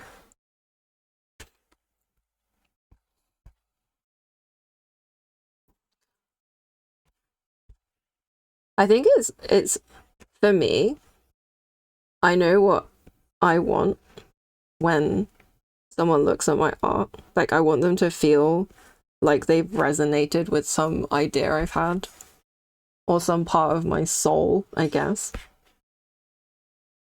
But I don't know if that's true for everyone. I don't think it's invalid for people to say, like, I just want people to like my art. I just want people to tell me they love me. You know, I think that's fine. I think it's hard for that to be sustainable and to truly make you happy. But I don't think that means, like, you're invalid as an artist if you think that. I'm not suggesting that anyone here thinks that. It's just something that I've seen that I think about sometimes. A newborn will actually just die if not held enough. Really? I didn't know that. That's so interesting.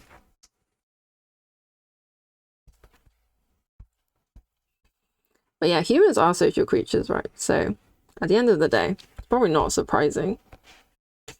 if we do things that tickle our little social brains.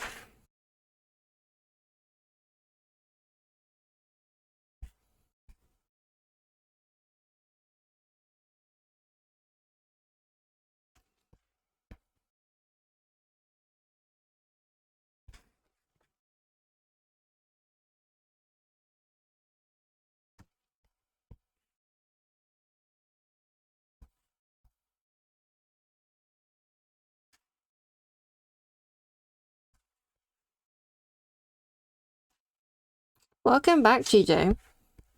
We got into a very philosophical conversation while you were away. We're talking about art and validation. Monk-ass. In a good way. You know, this is what art is all about. Digging deep. You know? I think it's more that art is deeply personal, sometimes an extension of ourselves, so we take it much more personally. Yes, definitely.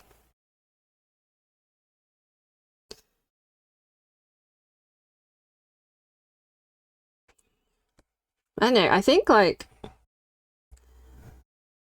I get a lot more attention on social media on my ink art than my paintings. And I think it's because it probably feels more personal, because the way I do my ink drawings, I often will have quite like a metaphorical, surreal theme to them.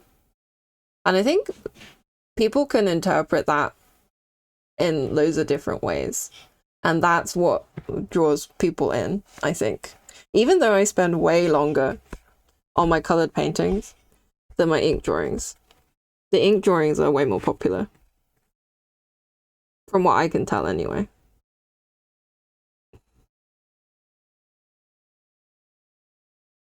I also get really interesting comments on them.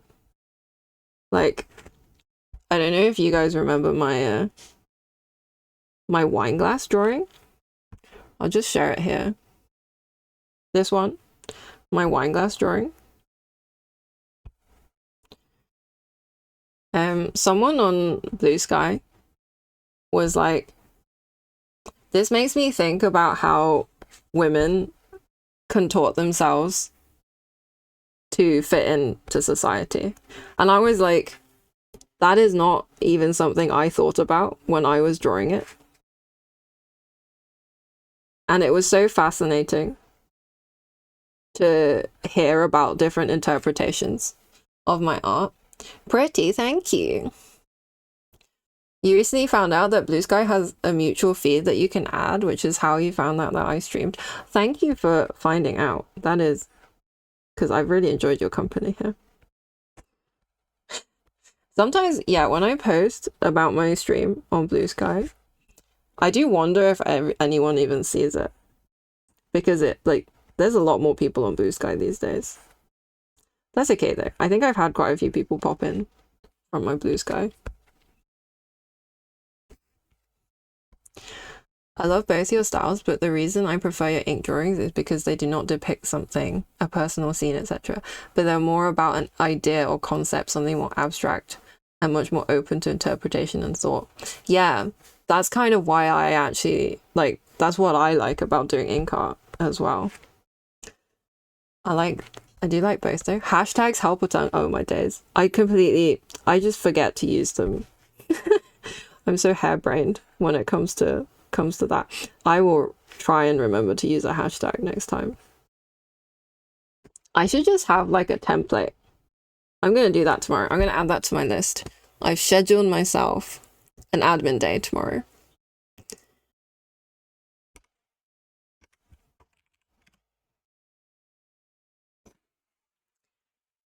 Make a template for posting. Add hashtags. Okay, thank you for pointing that out because that is really helpful. Right, I'm gonna take a quick pee break. I know there's only like half an hour until the end of stream, but I can't hold on that long. I'm sorry. Maybe I have a tiny bladder. Alright, I'll be back in just a second.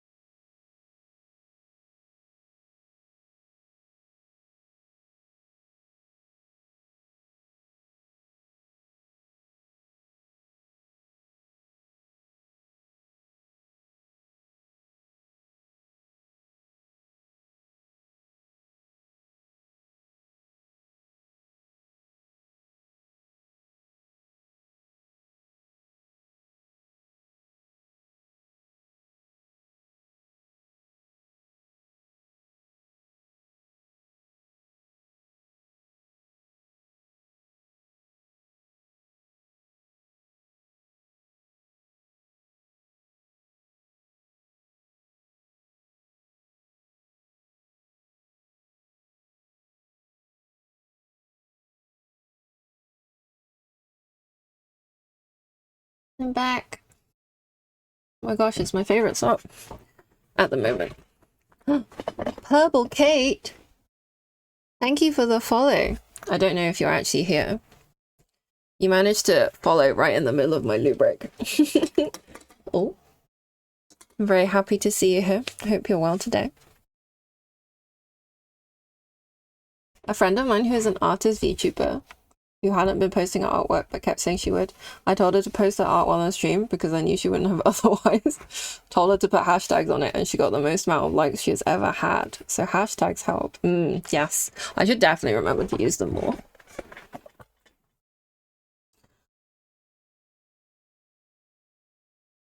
Oh my gosh. I can tell I didn't sleep enough. I'm being so clumsy. Alright. See if I can get these roses done. Oh, definitely not if I keep using the eraser instead of the regular pen.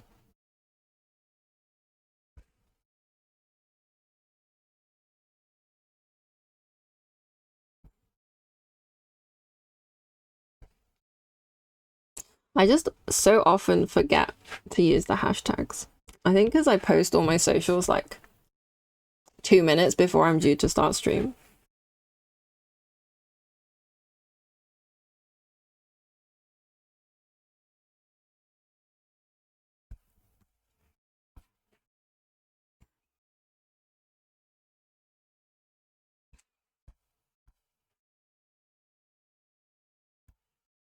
I wonder if I should like, there's no should about it necessarily.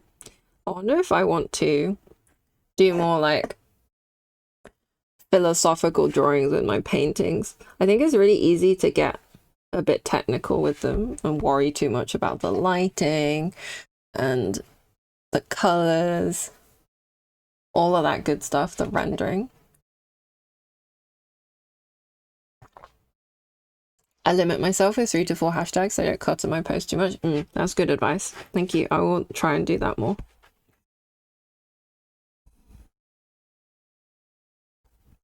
Oh, this song is so good. I'm so happy when it comes on stream because my stream playlist is really long now, which is good because I don't want to listen to the same songs all the time. But I do feel very happy when my favorite songs come on. If it were me, I'd be listening to this on repeat all day. But I don't really want to subject you guys to that. We should watch more Orb. Why are you threatening me? On my stream? We should watch more Orb. You're right.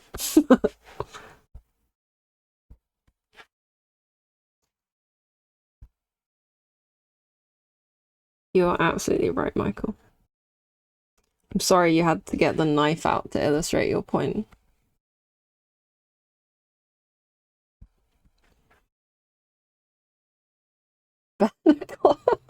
I love that emote so much. It's so cute.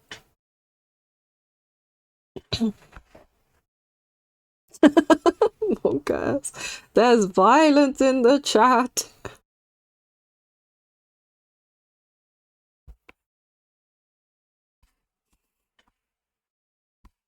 Okay.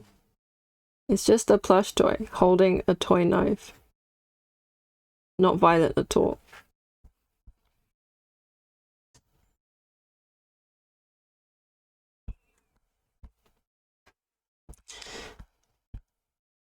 I guess when I think of like more like deep philosophical art ideas, my brain just automatically dreams them up in ink. I don't know. Maybe that's just how it is for me now. I'm locked in. The ink art is the deep art.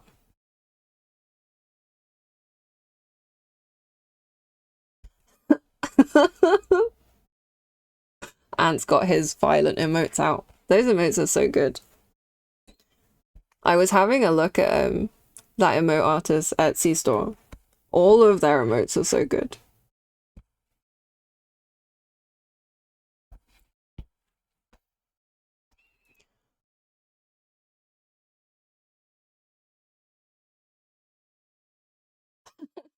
Everyone getting the violent emotes out. Just saw another leaked photo for the new banner. Oh, I'm kind of excited to see that later. You saw wings! Oh gosh. What are we gonna do, Carol? What are we gonna do? Black wings? Oh. Oh. Oh my. Sounds like a slay. She's got so many Pokemon. She does.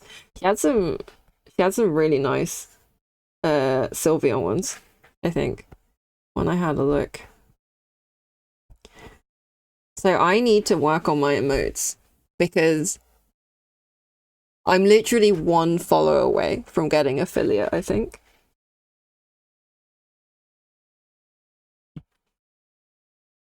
And then I'll have emote slots.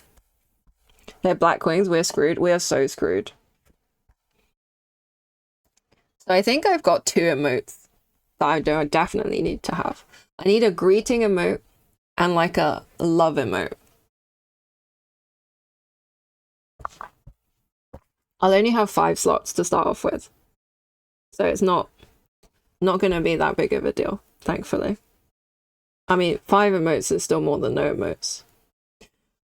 It's just promo. I mean, have they ever promoted stuff? I mean, I guess they have. They've definitely promoted stuff that we then don't have in game yet. But I don't know. We have been asking for wings.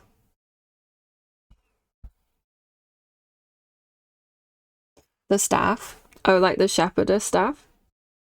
We are getting that as a handheld though, apparently.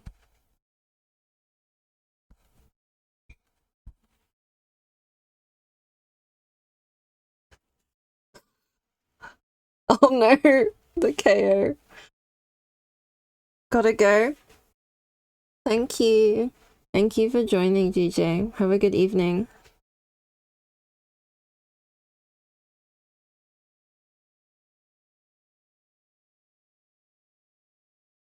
I love your stock emotes, Mark. The only reason I pulled for that full outfit is to ensure I get the staff. Yeah. I mean, I love the whole outfit, so I went for it. But I can understand.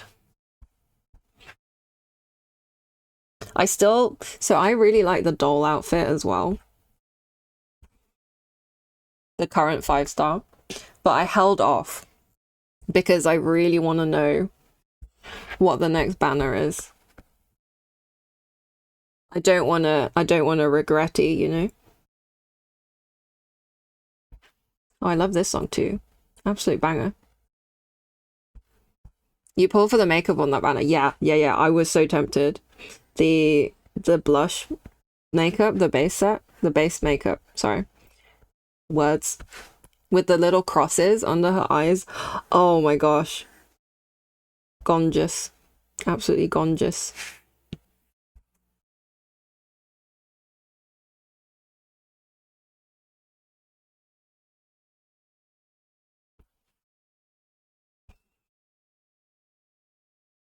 You didn't get the whole makeup set. Yeah. The lipstick looks really nice as well. And the lenses. But then I was like, oh, if I get all 3, that's going to be 60 pulls in. I'll be 60 pulls deep by that point. Eyelashes, lipstick, and contacts. Yeah. That's so fair. All the pieces look really nice. It hurt. Oh. Did you get nice pieces from the outfit that you liked? Because I was eyeing up the hair. I think if it didn't have the bows attached, I would have gone for it. I would have gone for the hair. But the bows made me pause.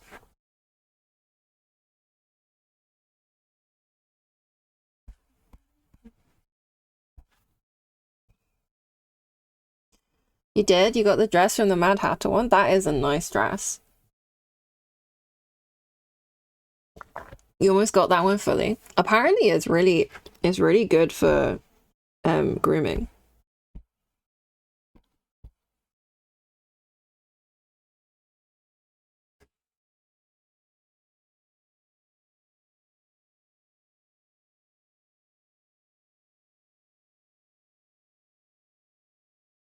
Good news, next rerun, you could finish it easily. Heck yeah.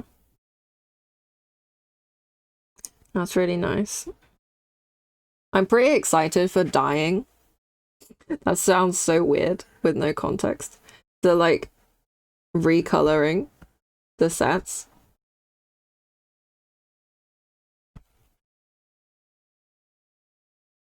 Because I've been seeing some of the leaked recolors and they're stunning. Gorgeous. Absolutely gorgeous.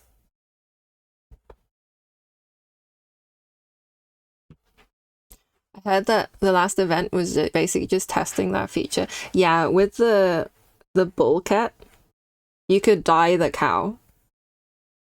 It did look really funny. It was pretty cute though.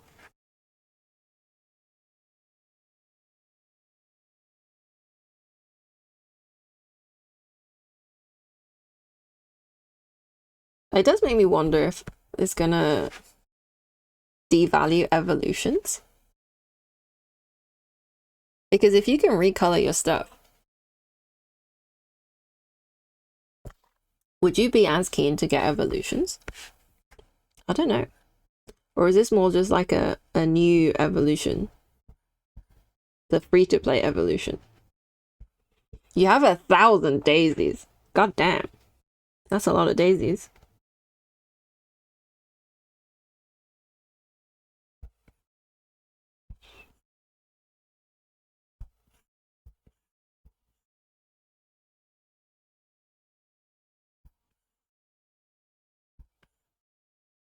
I think I've kind of fallen off the like Infinity Nikki collecting items grind. I just collect blings at the moment. And do my dailies. I was never keen on getting the evolutions. I always judge an outfit with the first evolution. Yeah, same. It's just so, like, it costs so many wishes, right?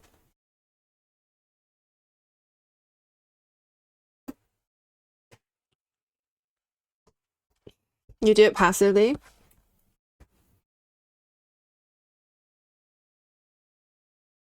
I think these days I just go on Infinity Nikki like 5 minutes at most. When there's actually content to do, like quests and events, I'll play more and I will end up collecting random stuff as I go around.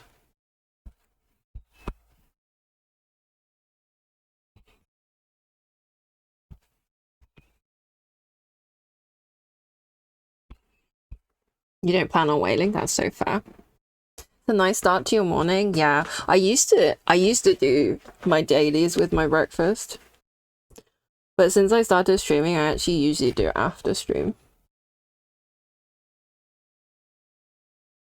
It feels nice to like, I'm the sort of person who like, if I know I don't have much on that day, I don't mind taking a break to do that.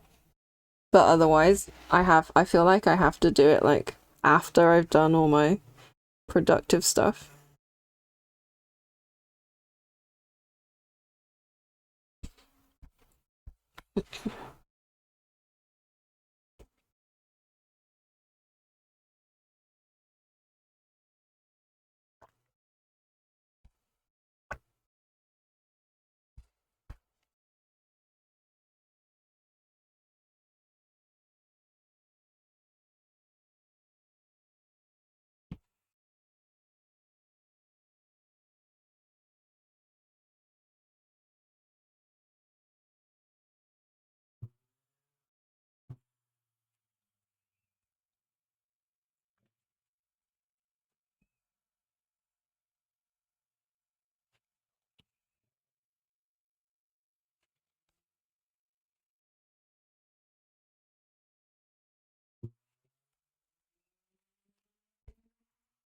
That one looks too skinny.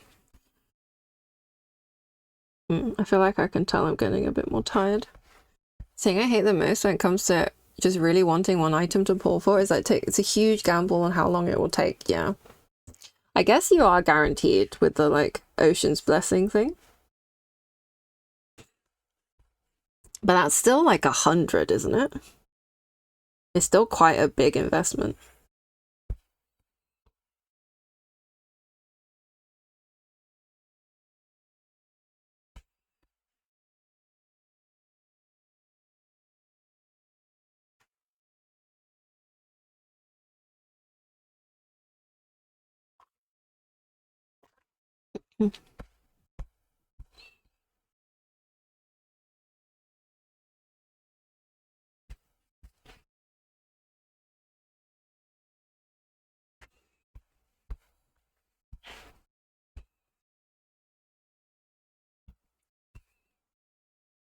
I'm really looking forward to more Infinity Nikki stuff though. Because playing that game is so fun. I've literally done everything, like exploration wise though, which is definitely my like favorite part of the game.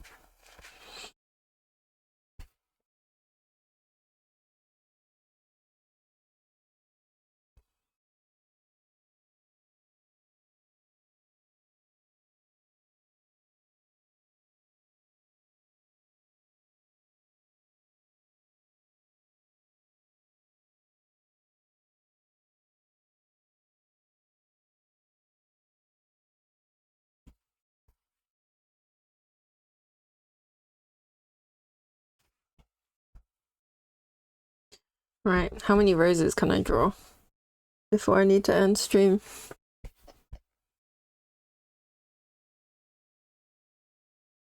There's some theory that some items are less likely to get pulled. I don't know how accurate that would be, considering we have some bias on the internet. Yeah, it's because, like, we always want the hair and the dress, right? And that's just 2 items of a 10-item outfit. So it always feels like we don't get it.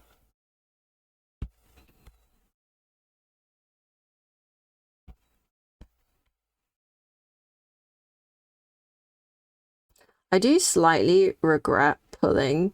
I pulled the hair on the crane outfit.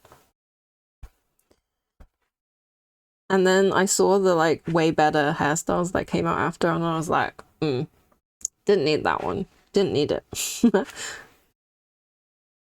then I saw some pictures of it being pink in with the recolors. And I was like, oh, that looks kind of nice. I didn't care for the 5-star banner this time around. I got the dress early on. Nice. I always end up going for hair. It's always the hair that gets me.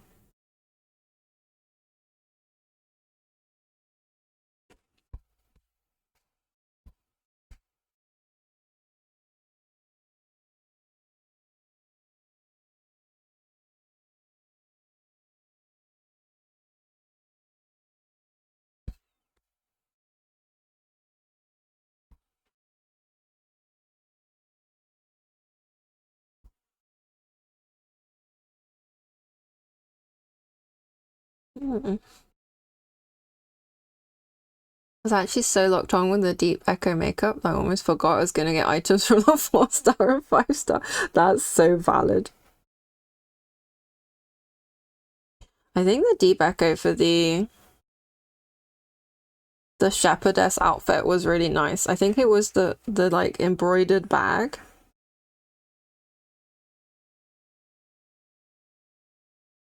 The like little brown bag. I might be completely making that up. I'm pretty sure it was that. I thought those were really nice.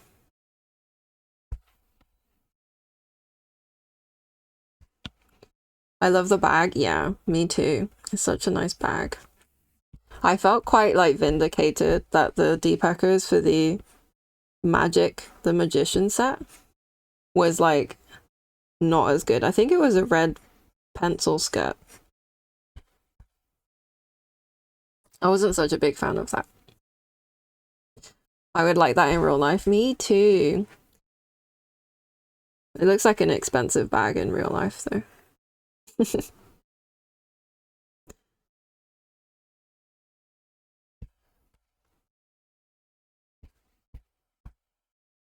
I saw this like thing the other day where someone pointed out that the feathers on the Silver Girl outfit were embroidered fabric feathers rather than feathers. And I thought that was such a neat detail. And you could tell as well on the in-game model. Gorgeous. Simply gorgeous. I saw that.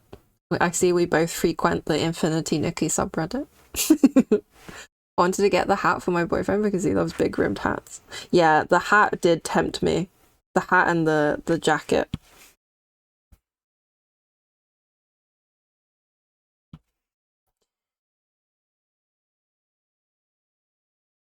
The hat, she says, as she draws a witch with a big hat.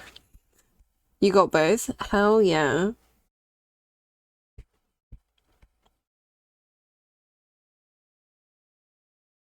Yeah, I held off on that one. Because I was like, I don't know. Sometimes I'm like, if I ever want an evolution, if I don't save, I'll never be able to get an evolution. I don't think I would get one. But I don't know. I like to leave myself the option. I don't have any evolutions so far. I thought the Dance Till Dawn set was stunning. I got it for the hair and then finished the set because I wanted the shoulder teddy. But yeah, because I've skipped so many banners at this point, I probably do have enough if I want to get an evolution. I don't know if I do though. You get more clothes if you don't get evolutions. Didn't get the full outfit because I don't care for any of the other stuff. That's so fair. I don't expect to get an evolution, and it's not a goal for me unless it's the permanent banner. That's also so fair. Have you got any evolutions of the permanent banner yet? I evolved Crystal Poems to the dark blue. I think it looks really nice. The white one looks nice too, but I also really enjoyed the blue one.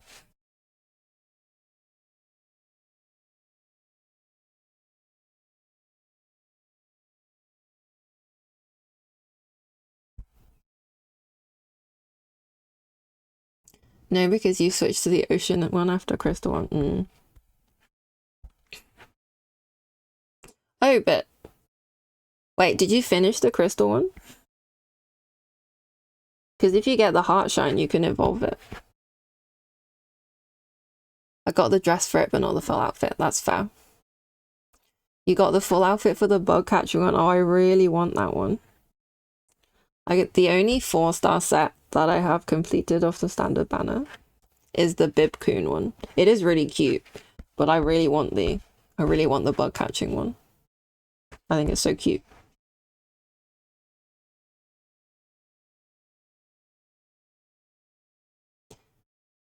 I was quite excited to hear that we'll be able to change our ability outfits.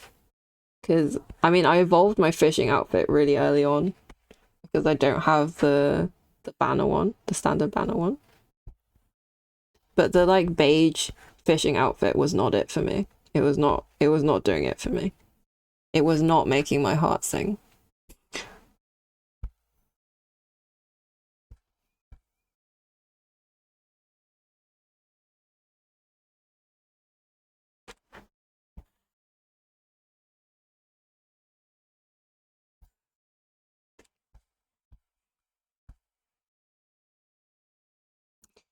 I'm also working on the ocean one on the standard banner.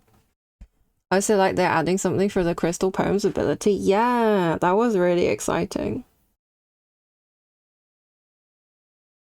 Because it does look a little bit strange with the green orbs. And this like ice princess sort of outfit.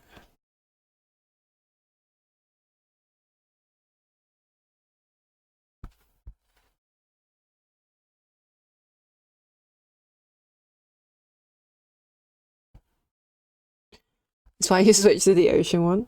That's fair. I think the completionist in me made me not swap. It just refused to let me swap.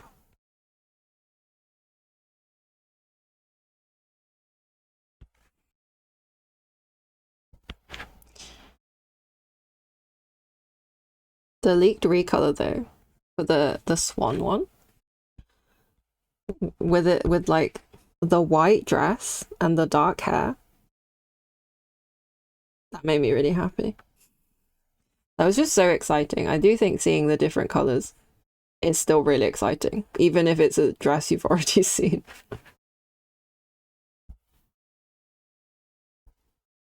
I know, the variation was just gave me the tingles.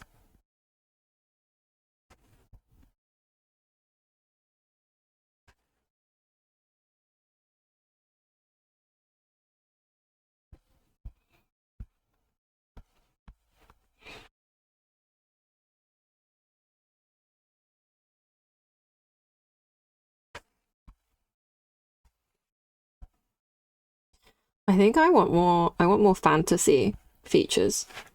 The wings, I mean if they give me wings, I'm probably gonna pull for wings. I can't help myself. But yeah, I think horns. I like horns better than wings.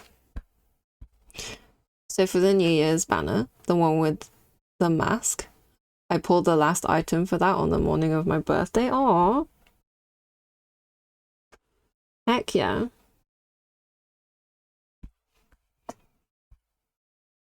Yeah, I want them to give me more types of horns. I'm a big horn fan.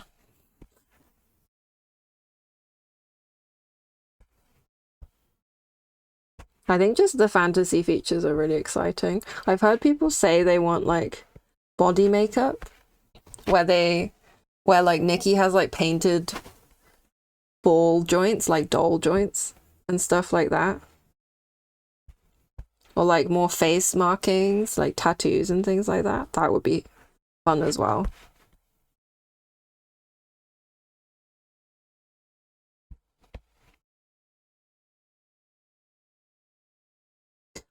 Although, I gotta say, I would like it if they just made all the outfits compatible with the bicycle. Fantasy skin colors, I'd love that too. Because now I have the Silver Girl dress. I realized the Silver Girl dress is compatible with the bike, and it looks hilarious. I've returned. Welcome back, Emma. How was your class?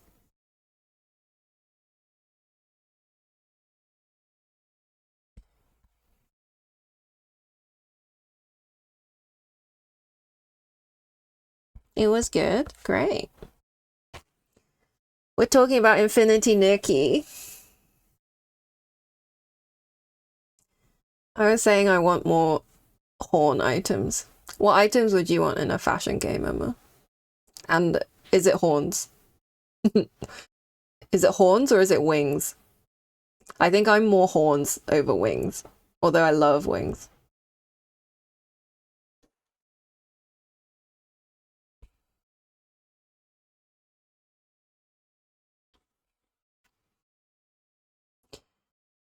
I read the comments about the upcoming banner and it said that the Phoenix outfit will have a back item. Ooh. I need all the horns, wings, halos, and body paints. Halos! We don't really have any halos in Infinity Nikki yet. That's a good shout.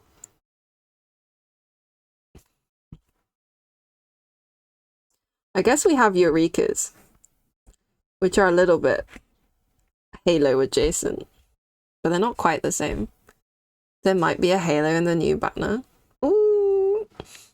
I'm so excited.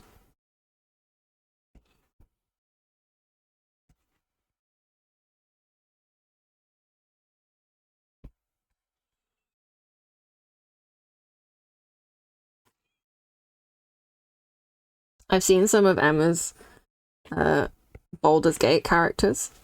They all look gorgeous. Luckily, same one as the wings, but it's hard to tell. Ooh.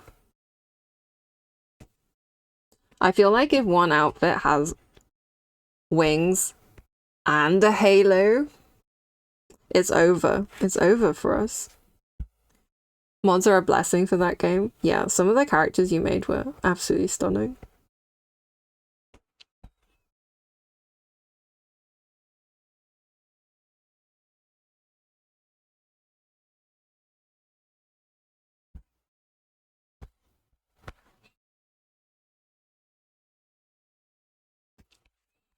Alright, another vine down. Oh, I think we're nearly done with the flowers. Oh my gosh. I didn't even realize they got to this point. On the Yap train. Post it in the photo chat, put a spoiler tag for just in case. Okay, I'm gonna have to have a peek. I'm gonna have a little peek.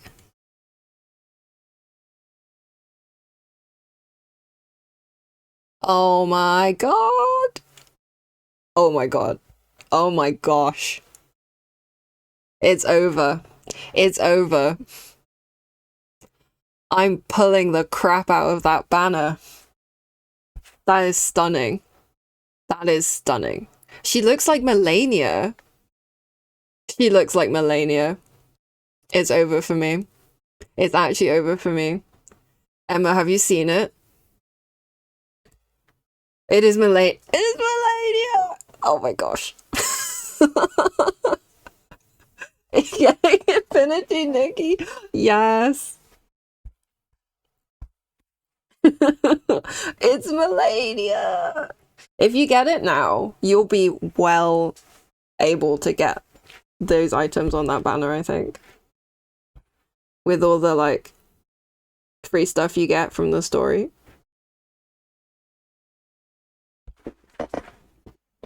Oh my gosh. That's stunning. Is that a leak? Or is it, like, promo stuff? No, no. You could get it free to play, Emma, at this point. I think there's plenty of time. It is a leak. Yes, that's fair. I need to get Raiden's C6 R5 first, then I can get other gacha. That's fair. By that time, this will probably rerun, so... Wait, are you able to do that next Raiden banner?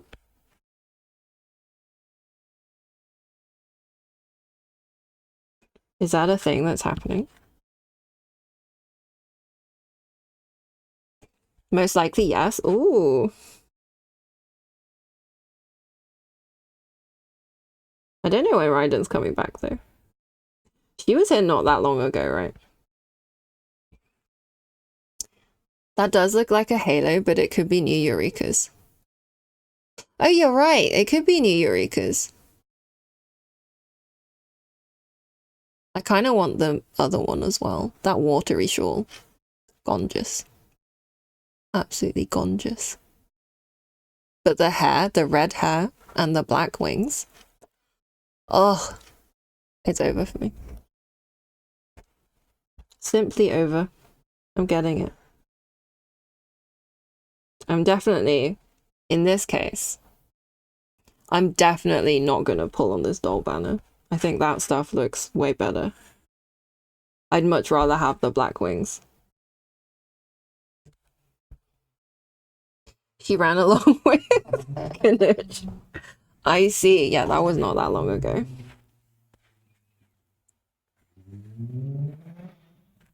But then Raiden's really popular.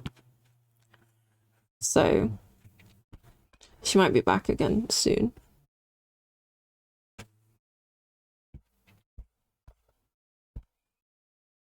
Alright, we have gone over 4 hours, but I think I want to finish this rose before moving on.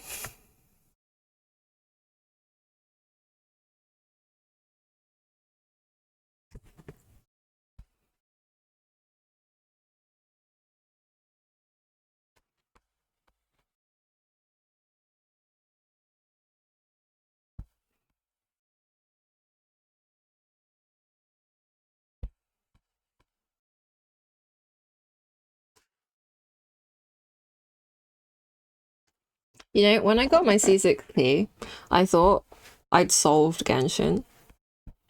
Oh, how wrong I was.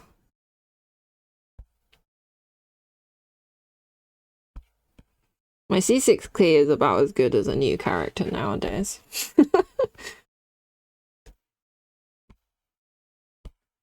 I want to get a C6 Farina though. That's what I'm working on next. I think she might solve Genshin for me.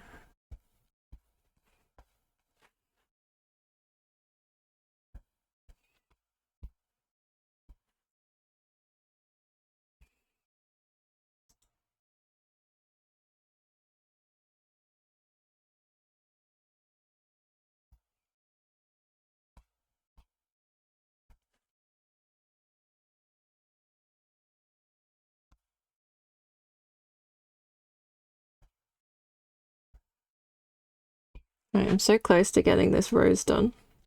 And the next time I can just work on the hourglass features.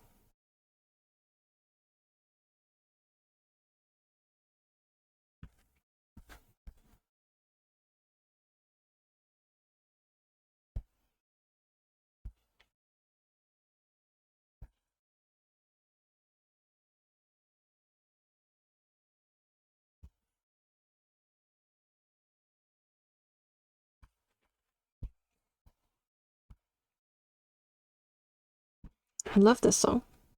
What a banger. This song is broken on my dance mat though, which is really sad.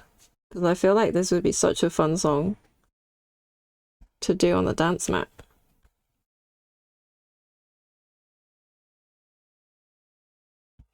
I don't know why it's broken. I need to do some troubleshooting, I think.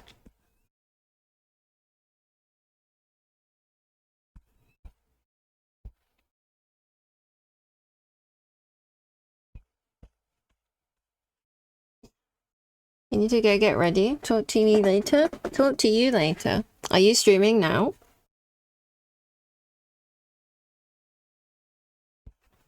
Or just having dinner or something? Yes. Okay. I will see you there. Have fun, Emma. Thank you for hanging out with me. I always appreciate that.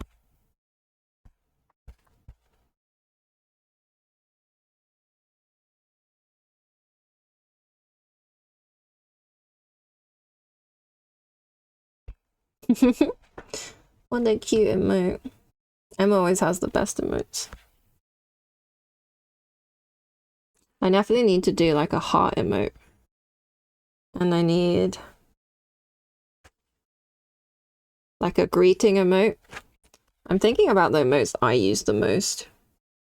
I think the hug or heart emotes and the wave emotes. I definitely use those the most. I feel like Mike's most used emote is the better clock emote. The one with the little stabby chicken.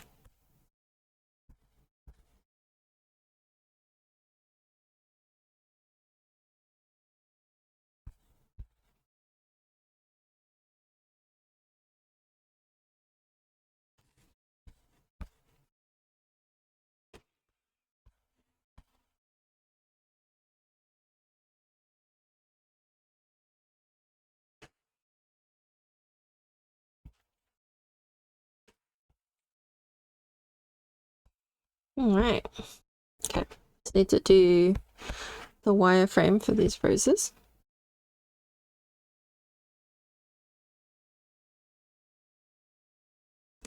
And then I'll be done for the day. I wonder if I can get this done next stream. It would be nice.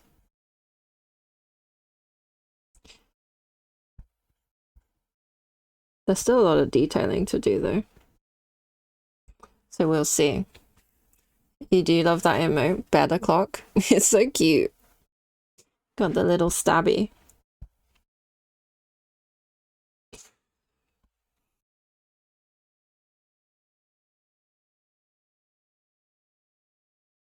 Wonder if the Phoenix one will be a floating one. Oh my gosh, can you imagine? Can you imagine? It's so stunning.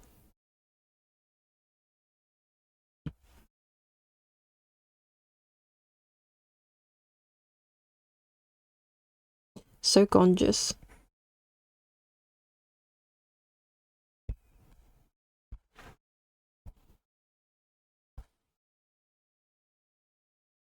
I think maybe they won't bother because Now you can change your abilities to be whatever outfit you want.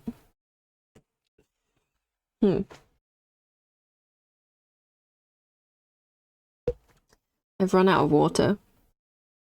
But I think I'll only be here for like another 5 minutes, so I'm just gonna push through.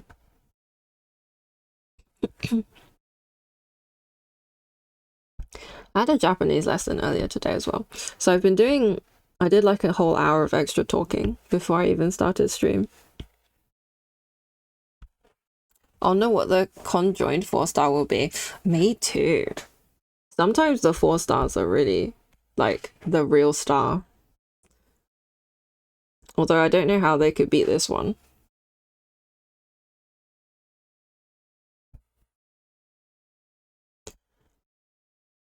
I believe they'll be attaching the ability to one item. Oh yeah. No, you're right.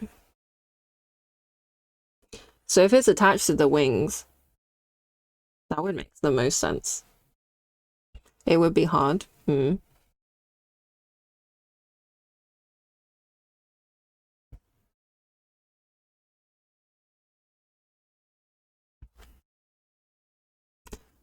We've had a lot of Mothica today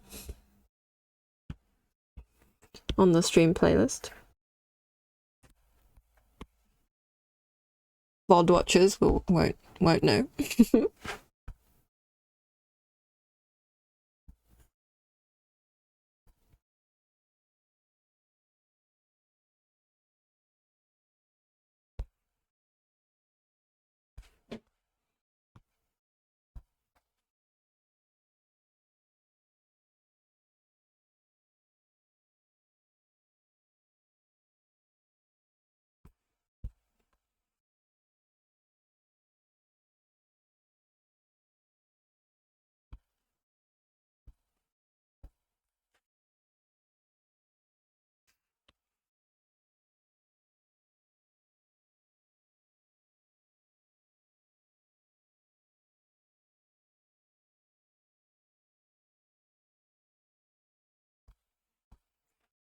Right. I'm so close to finishing this rose. I wonder what details I want to add to these when it comes to the next part of the process. I think I'll probably still end up going over them. Maybe to make the wires look a bit dark.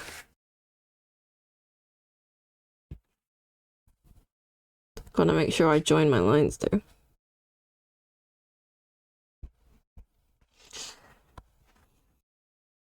I feel like that's such a bad habit of mine.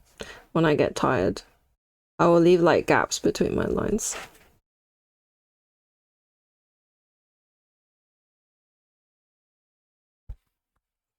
Gotta make sure I still keep the lines smooth. And then, see, I overshoot as well. But it happens. Can't be helped.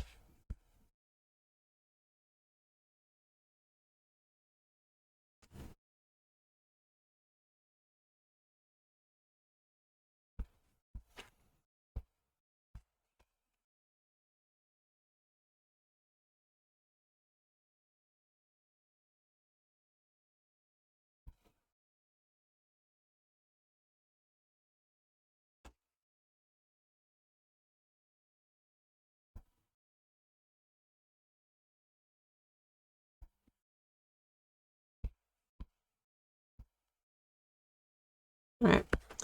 Last petal, last petal.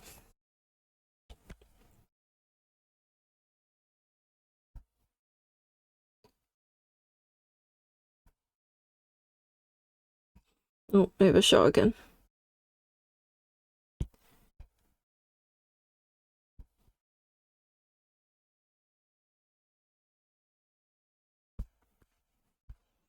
Alright.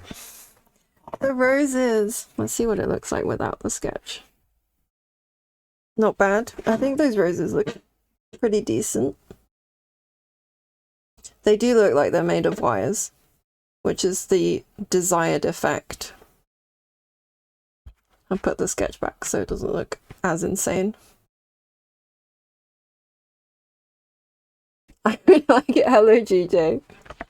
I'm glad you really like it. I think the roses have turned out pretty well. It pretty, thank you, Carol. That's really nice of you. Oh, my elbow feels hot. Need to give it a stretch, I think. All right, we've gone slightly over time, but that's fine. Thank you everyone for watching. I will probably be back on Tuesday. Let's see. Shall we raid someone?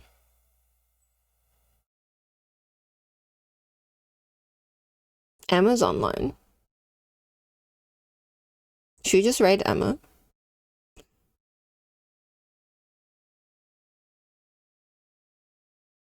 Yeah, let's raid Emma.